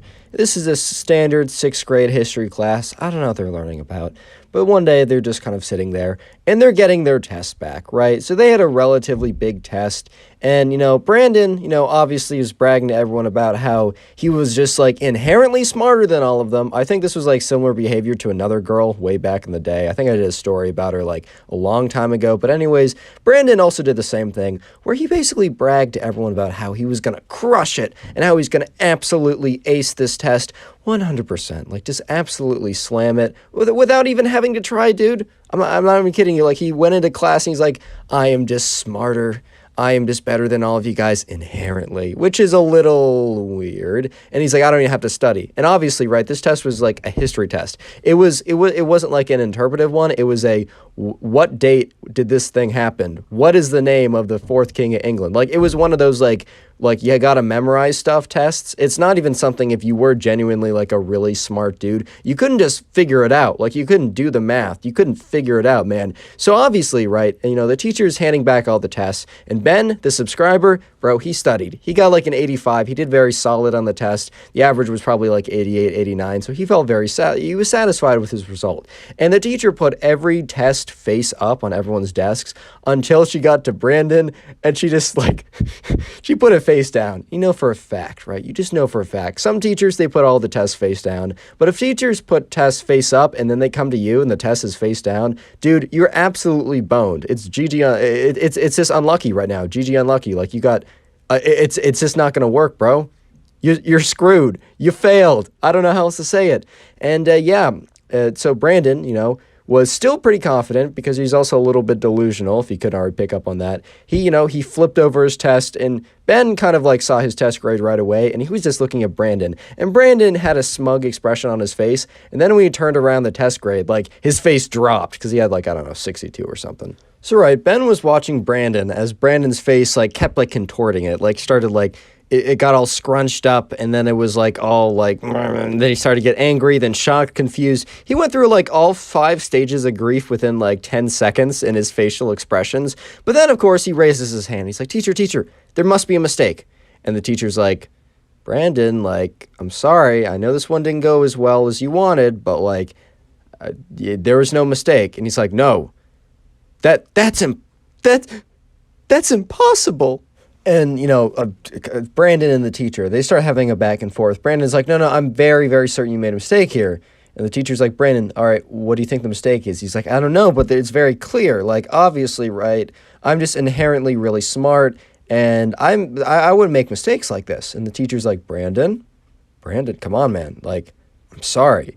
If you want to study with me, like if you want to like go over future assessments, so I don't know, like so that like I don't know, you do better, like that's totally fine, man. And Brandon's like, no, I don't think you understand. I'm just inherently smart, so I should have done well. At this point, the teacher's like, Brandon, come on now. Like, I'm sorry you didn't do well on this. Next time it'll go better, and I can also help you make it go better if you just want to study with me. At this point, right, Ben, the subscriber, is sitting there like, oh boy. Because like they were kind of recently new into this history class. Yes, it was a pretty major assessment, but it was just like a major assessment on the first kind of unit they did. So the teacher didn't really know Brandon. And all the other kids are kind of looking around like, oh boy, Brandon's about to have another one of his meltdowns, his epic meltdowns. Except this one went a little bit farther than anyone would have expected. Normally you don't expect a kid to, attack his teacher. But anyways. And then Brandon begins his breakdown, right? Brandon looks at the teacher. He's like, I'm going to count to 5. And if you don't revert the grade, you're going to regret it. And the teacher's like, dude, what are you like, what? The teacher's like, Brandon, I'm not going to change the grade. And Brandon's like, 4, because he said 5. He's like, 5, 4. Teacher's like, dude, I don't. Teacher's like, I'm just not going to change it. 3. And he just looks at him and he has a stare down. 2. And Brandon's like, you're going to regret this. And the teacher's like, regret what? And then Brandon says, 1. And he starts he looks down and makes this really angry face, goes, and at this point, all the other kids are like, dude, what the fuck, huh? Like, are you okay? Like, excuse me? Are you good? Huh? Is everything okay? Are you what? All the other kids are just watching in just complete astonishment at this point, because this kid is actually just melting down right in front of them. He's like, "Rrr." And what he does is he goes up, walks up to the teacher's desk. And at this point, the teacher was stood up and was passing around grades. So Brandon walks right by the teacher and goes right up to the teacher's desk. And at this point, right, Brandon goes up to the desk of the teacher and is like, you've made a mistake. You've underestimated me. And he takes both of his hands and he just clean swipes the entire desk. So the teacher had a bunch of papers, a cup of coffee, a bunch of stuff on the desk, all flies onto the floor. At this point, the teacher's just mouth is wide open because, right, and the entire class too, because here's the thing. They know that Brandon has had breakdowns and goes on rants and rampages, but dude, this was a whole nother level. This kid must have seriously cracked at this point. And then Brandon starts to say, you poor, you filthy, you destitute vermin. And at this point, the teacher's like, what? Huh? He's like, you scum, you slime, you are beneath me. And he goes around just he picks up some chair and he throws it across the room. Barely, right? And he's like, secret word of the day is chair. Speaking of chairs, right? So comment chair down below. I'll try and heart as many of those as I can. And also, today's your lucky day, because if you leave a like on the video right now, you'll receive literally nothing. Anyways, right, Brandon, he's picking up a chair, throws it across the room, is like, and the teacher's just like, dude, what the fuck? At this point, right, the teacher's kind of assessing the situation, because he's still kind of shocked by just what is going on. He's just like, oh my God, are you serious? And then Brandon goes over to the whiteboard, right? There's a whiteboard, there's whiteboard markers, and there's erasers. And he picks up a big jar of whiteboard markers, and he's like, you shall feel my wrath. And he starts just chucking them at the teacher. The teacher's starts to dodge. He's like, ow, stop it, Brandon. And Brandon takes the whiteboard markers and throws them, and the whiteboard markers are foam. They're styrofoam, dude. So they daintily float over and bounce off the teacher. And the teacher's like, that's it. The teacher goes up to Brandon, who's just kind of like shocked at this point because the teacher basically runs up on him, grabs him by the collar and says, "You're coming with me," and just like pulls him out of the class. At this point, Ben and all the other classmates are just sitting in class watching as the teacher drags him out, and Brandon's like, "You'll regret this, you'll pay, you filthy poor slime," and he's just like the most goofiest stuff anyone has ever heard. And once they leave, after like 10 seconds of pure silence, Ben just starts laughing, dude, because at this point, right, Ben has just watched this thing and just like, what just happened? And the whole class is like talking, laughing a little bit, just like completely shell-shocked at like, because they always knew Brandon was kind of like a weird kid and like would always be like, was kind of like weirdly entitled and delusional, but he'd never had like a crazy meltdown like this, right? This is at a whole new level. And so anyways, right, Brandon, apparently he gets like about a week of suspension in school. And the teacher comes back after dropping him at the principal's office and explaining what happened. And the teacher's like, he looks at the clock. He's like, there's 10 minutes left. He's like, you know what? I did have a lesson planned for today, but I think the lesson that, we all learned today was just, don't be that guy. And then everyone starts laughing, bro. They're all like, okay. And the teacher's like, all right, this is a weird day. Just get out of here. Like, have a good day. I don't know. Like, I need to think about this. And the teacher's just like, yeah, class is done. You guys are good. And everyone's just like, okay. And they're just all leaving class like, oh my God, like what just happened? Anyways, a week later, Brandon is not just, he isn't just suspended, he's also removed from the class. But like a couple weeks later, Ben like bumps into Brandon and is like, hey, what's up? And Brandon looks at him and just like keeps walking, dude. And that's like the last time Ben ever saw Brandon. I don't know if he transferred schools or he just like wasn't like in class with him anymore. But yeah, interesting, right? Subscribe if you haven't already. Now go click on another video. There's some on screen, some on the sidebar. Click it or I'll cry. Today we have a story of probably one of the most spoiled kids on planet Earth that actually attacks his teacher after not getting what he wants. Yeah, I'm not even kidding. So yeah, sit back, relax, and let's get right into it. Today's subscriber story, which if you want to send in a story, you can do so to either my Instagram or the Discord server. Both are in the description of this video. We're going to call the subscriber Tony. And by the way, all the names of this video were taken from the comment section, so if you have a name you want me to use, either someone you like, someone you don't like, your friend, your mom, your cat, doesn't matter, leave a comment down below of the name you want me to use. Anyways, so Tony's the subscriber, and he's in school, and he's in 6th grade at this point, so he's old enough that the kids are responsible for their own actions, but also like young enough. He's still in 6th grade. It's kind of that in-between period. There is a new kid. This was about a week into 6th grade, so it's still very early on into the school year. But there's a kid who just moved into the neighborhood, and after about a week in, he joined the class. So he didn't join them right away, but he joined them a week after they started. We're gonna call this kid Joey, right? And no one really knew anything about Joey. And, when he came in, he walked in. He walked in pretty confidently, especially for a new kid entering, 6th grade or whatever. He walked in fairly confidently. The teacher was like, hello, class. Like, I know that we're all kind of new here, but Joey and his parents just moved here and they signed up to the school system. So, yeah, welcome. Everyone welcome Joey. He's new to the class. He'll be, joining us. And, yeah, so say hi, guys. So everyone in the class, including Tony, was like, hi, Joey. And the teacher's like, all right, Joey, if you want to give us a little rundown of, who you are, all that kind of good stuff. And Joey's like, hi, my name is Joey. I'm new to the neighborhood, and my dad is a managing partner at Goldman Sachs. If you guys don't know, Goldman Sachs is a pretty big investment bank. And if you're a managing partner, you make a lot of money per year. And it was just kind of weird because the teacher kind of gave him this look, kind of gave, Joey this look of bro, your name, your age, where you live, your hobbies maybe. That's cool enough for an introduction video, but I don't totally understand why you gave your dad's work position, but whatever. Teacher didn't say that, but the look kind of implied this. And everyone was kind of like, okay. And at this point, right, I think Joey expected everyone to be like, oh my God, MD at Goldman Sachs, that's crazy. But look, all these kids, bro, they were playing Roblox and Legos. They had no idea even what a Goldman or a Sachs was at this point.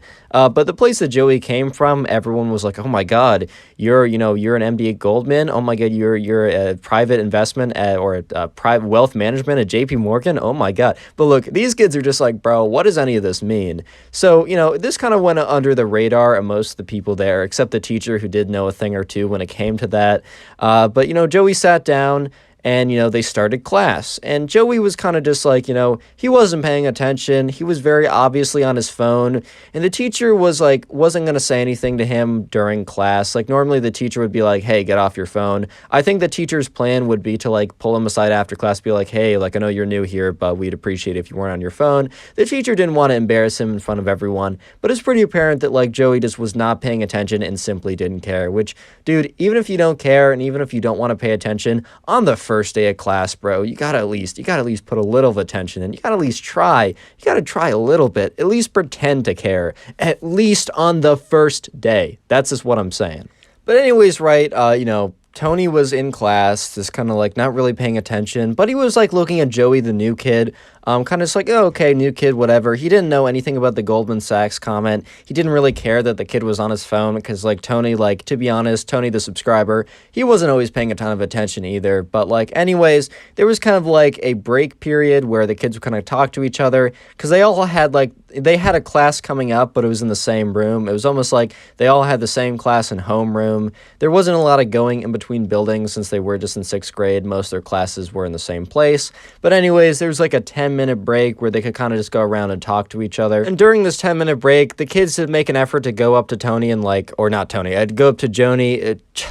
Guys, I need help. Kids made an effort to go up to Joey, including Tony, the subscriber. There we go. They made an effort to go up to Joey to like actually talk to him because, they were assuming it was pretty hard. Like he was new. Maybe he was acting confident just because, that was like a front he wanted to put on. So they all went up to, or not all of them, but a decent number of them, including Tony. That's how he knows all this information for the story. Went up to Joey. They're just like, hey man, what's up? And Joey was like, what's up, guys? How's it going? Not really showing a lot of interest at all. Like, maybe they just kind of, like, chalked it up to that being his tone of voice. Like, oh, whatever. Like me, sometimes, like, whenever I'm in a social situation, sometimes I don't show a ton of energy, but, bro, I'm just tired, bro. Or maybe I'm just, like, zoned out. Like, don't take that personally. I probably do like you. Like, sometimes I come off like that I don't like you. And, like, I'm working on that because I just don't want that to be a thing. People, like, new people get to know me and they're like, oh, this kid doesn't like me. But so they're kind of thinking, like, oh, maybe it was just, I don't know, maybe Joey just doesn't have a lot of energy today, or this is just who he is. But they all went around, and Joey's like, all right, guys, what are your names? And he kind of, like, points around at people, kind of, like, sitting back with his, like, feet kicked up, kind of like he's in charge. So the people were taken a little bit back by how, like, straight up he was, but they were like, okay, whatever. So people are like, hi, my name's Sarah. Hi, my name's Alex, whatever. And then, of course, the subscriber's like, hey, my name's Tony. And then, and then Joey's like, all right, where do you guys live? And they're like, oh, we all live around here. And he's like, okay, that's cool. What do your parents do? And everyone was kind of like taken a little bit aback by that question, but they didn't realize like how somewhat rude and invasive that question was, like, or at least the way that he was framing it, because Joey wasn't genuinely interested. He just wanted to know if like any of their parents made a job that sounded like they made money. So everyone went around saying their jobs, and like, Joey just had this look of, like, no interest or even a little bit of disgust or something when they said their jobs, which that's pretty rude. But they didn't totally pick up on it. They just thought he was just disinterested in general. And then Joey's like, all right, whatever. But there was, like, a girl, and we're going to call her Kate, right? So Kate was sitting with, like, her 2 other friends, and they were not, talking with Joey because, I don't know, they just didn't feel like getting up. They just felt like kind of chilling there. And Joey pointed at Kate and was like, who's that? And they're like, oh, that's Kate. And Joey immediately says, she's single? And they're all like, I think? Bro, they're in 6th grade. Like, they were like, oh my God, guys, is holding hands 4th base? Is that what that is? Like, that's the point that they were at. So they were like, yeah, I mean, everyone here is single, I guess. And Joey was just like, bet, and gets up and walks away from everyone. And Tony kind of just looks around like, dude, what? Did he just leave? And Joey went over and he sat right next to Kate and was like, hey, my name's Joey. And Kate was like, oh, hi there. Like, my name's Kate. And Joey's like, yeah. So, how's it going? And Kate's like, good. Joey's like, all right. That's nice. Nice. You love to hear that. Yeah, you love to hear that. And, at this point, Tony was just like looking at them like, what is this kid doing? Right. And Joey's just trying to talk her up, which, like, you know what? Hey, he's got confidence. He's got initiative. Kind of respect for that, but also no respect for everything else he's done so far. But this is where things start to get pretty juicy. And I'm going to say the word of the day so I don't interrupt the flow when things get juicy. Comment spoiled if you made it this far. I usually filter the comments by the keyword and then try and heart as many of those as I possibly can. So comment spoiled if you want a decent chance of getting a heart. No guarantees. I got a lot of things going on. And while you're down there, if you leave a like on today's video, you will literally receive nothing in return, which is a fantastic deal if I do say so myself. Anyways, right, so Joey is, talking Kate up. Like, Joey's talking to Kate a lot, really trying to make some progress, probably trying to slide in or something. But anyways, right, the 10 minutes are up, and the teacher's like, all right, class, it's time for us to start, we're going to start, like, history reading. Please get out your textbook, go to page, like, I don't know, 68. Ha, you thought you were going to get the funny number. Psych. And Joey, like, looks up and says, hey, can I have 5 minutes? And the teacher's, like, taken aback because, like, some kid legitimately just asked him, hey, I'm still doing something. Can you start class 5 minutes later? And the teacher's like, Joey, like, we start class pretty promptly. I can't just give you 5 minutes. And Joey's like, what do you mean you just can't give me 5? It's just 5 minutes, man. Like, I'm having a good conversation with Kate over here. And Kate's just looking at him like, I want nothing to do with this. So the teacher's kind of just looking at Joey like, what is this kid on? Yeah, Joey's just like, oh, man, it's just 5 minutes. Like, is it really that big of a deal? And the teacher's like, Joey, we're starting class. And Joey's like, what do you mean we're starting class? I just need 5 minutes. And at this point, Kate is just like, do not involve me, bro. Do not involve me. Like, I'm just not trying to get involved in this. At this point, Joey's like, what do you mean? And the teacher's like, Joey, we're starting. All right, class, turn your pages. And then all of a sudden, right, the class gasps. Because Joey has, like, in his hand, right, he was just holding on to a pencil, right? He takes the pencil and at full force chucks it at the teacher. He's like, come on, man, why do you have to be such a buzzkill? And the teacher's like, Joey, did you just throw that pencil at me? Joey's like, of course I just threw that pencil at you. And the teacher's like, Joey, that's a very serious offense. You can't throw stuff at me. And Joey then takes his whole textbook. Remember, this is not some little flimsy paperback textbook. This is a thick, hardcover history textbook. And chucks it at the teacher and says, all I wanted was 5 minutes, man. And the teacher says, Joey, I know you're new here, but it's very clear you can't throw stuff. Because, like, he chucked this heavy textbook. The teacher barely dodged it. And the teacher's like, Joey, I need you to go to the principal's office this second. And Joey's like, or what? No one knew this at the time, but in retrospect, it was pretty clear. So the teacher actually took out his phone and sent a text to the principal saying, come down here. A student is not cooperating. Also bring, like, the guards or the school police or whatever.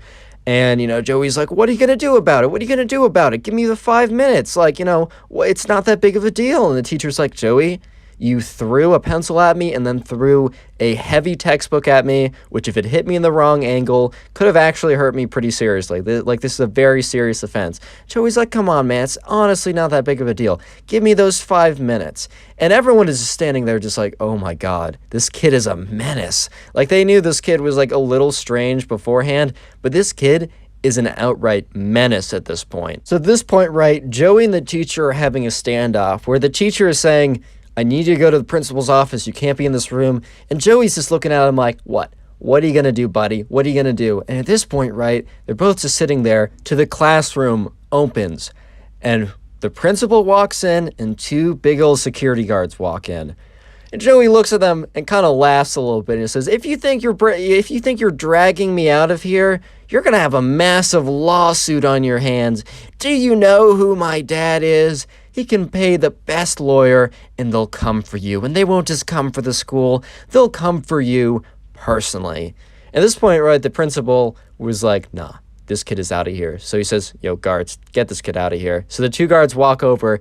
Joey's like, you can't do anything to me. And at this point, Joey starts, like, punching at the security guards. And the 2 security guards firmly grab on to, like, the scruff of his, like, clothes. He's like, hey, don't rip that. These clothes are expensive. And they drag Joey out of the room. And at this point, the teacher's just sitting there. His like mouth is wide open. Tony and all the other kids are sitting there in shock as well. And the principal, after, Joey is dragged out of the room, just goes in. He says, "Hi, guys. Sorry for any inconvenience. Please continue on with the class." And they leave. At this point, the teacher's just sitting there like, what is my life, bro? And the entire class has lost for words. So the teacher ends up talking to them for a second about like how some kids are just like on a completely different planet and how he's like grateful that he has the class that he has. Like the teacher literally goes on to say like, "I appreciate that you guys are so level-headed, and like that just gives me more perspective." And the teacher says, "You know what? I'm just going to give you guys the rest of the class for the free period. I'll figure out a way for us to catch up on this later. I just got to sit here and process what just happened." And so the whole class like erupts into like talking with each other. And I'll just skip to like the next day because like, did Joey actually sue? Well, the school actually did like receive a letter from like the lawyers or whatever, but it was pretty clear that because the school had a lawyer come in and read it, and the school's lawyer said, "Hey, this is pretty clear that this is just kind of like scare bait and nothing more. Like nothing is actually going to come of this. Like this is very much just like a lot of pomp and no actual like nothing. So you guys are fine. The teacher was fine. Subscribe if you haven't already. Now go watch another video. There's some on screen, someone that recommended. If you watch one, I'll be very happy. Bye."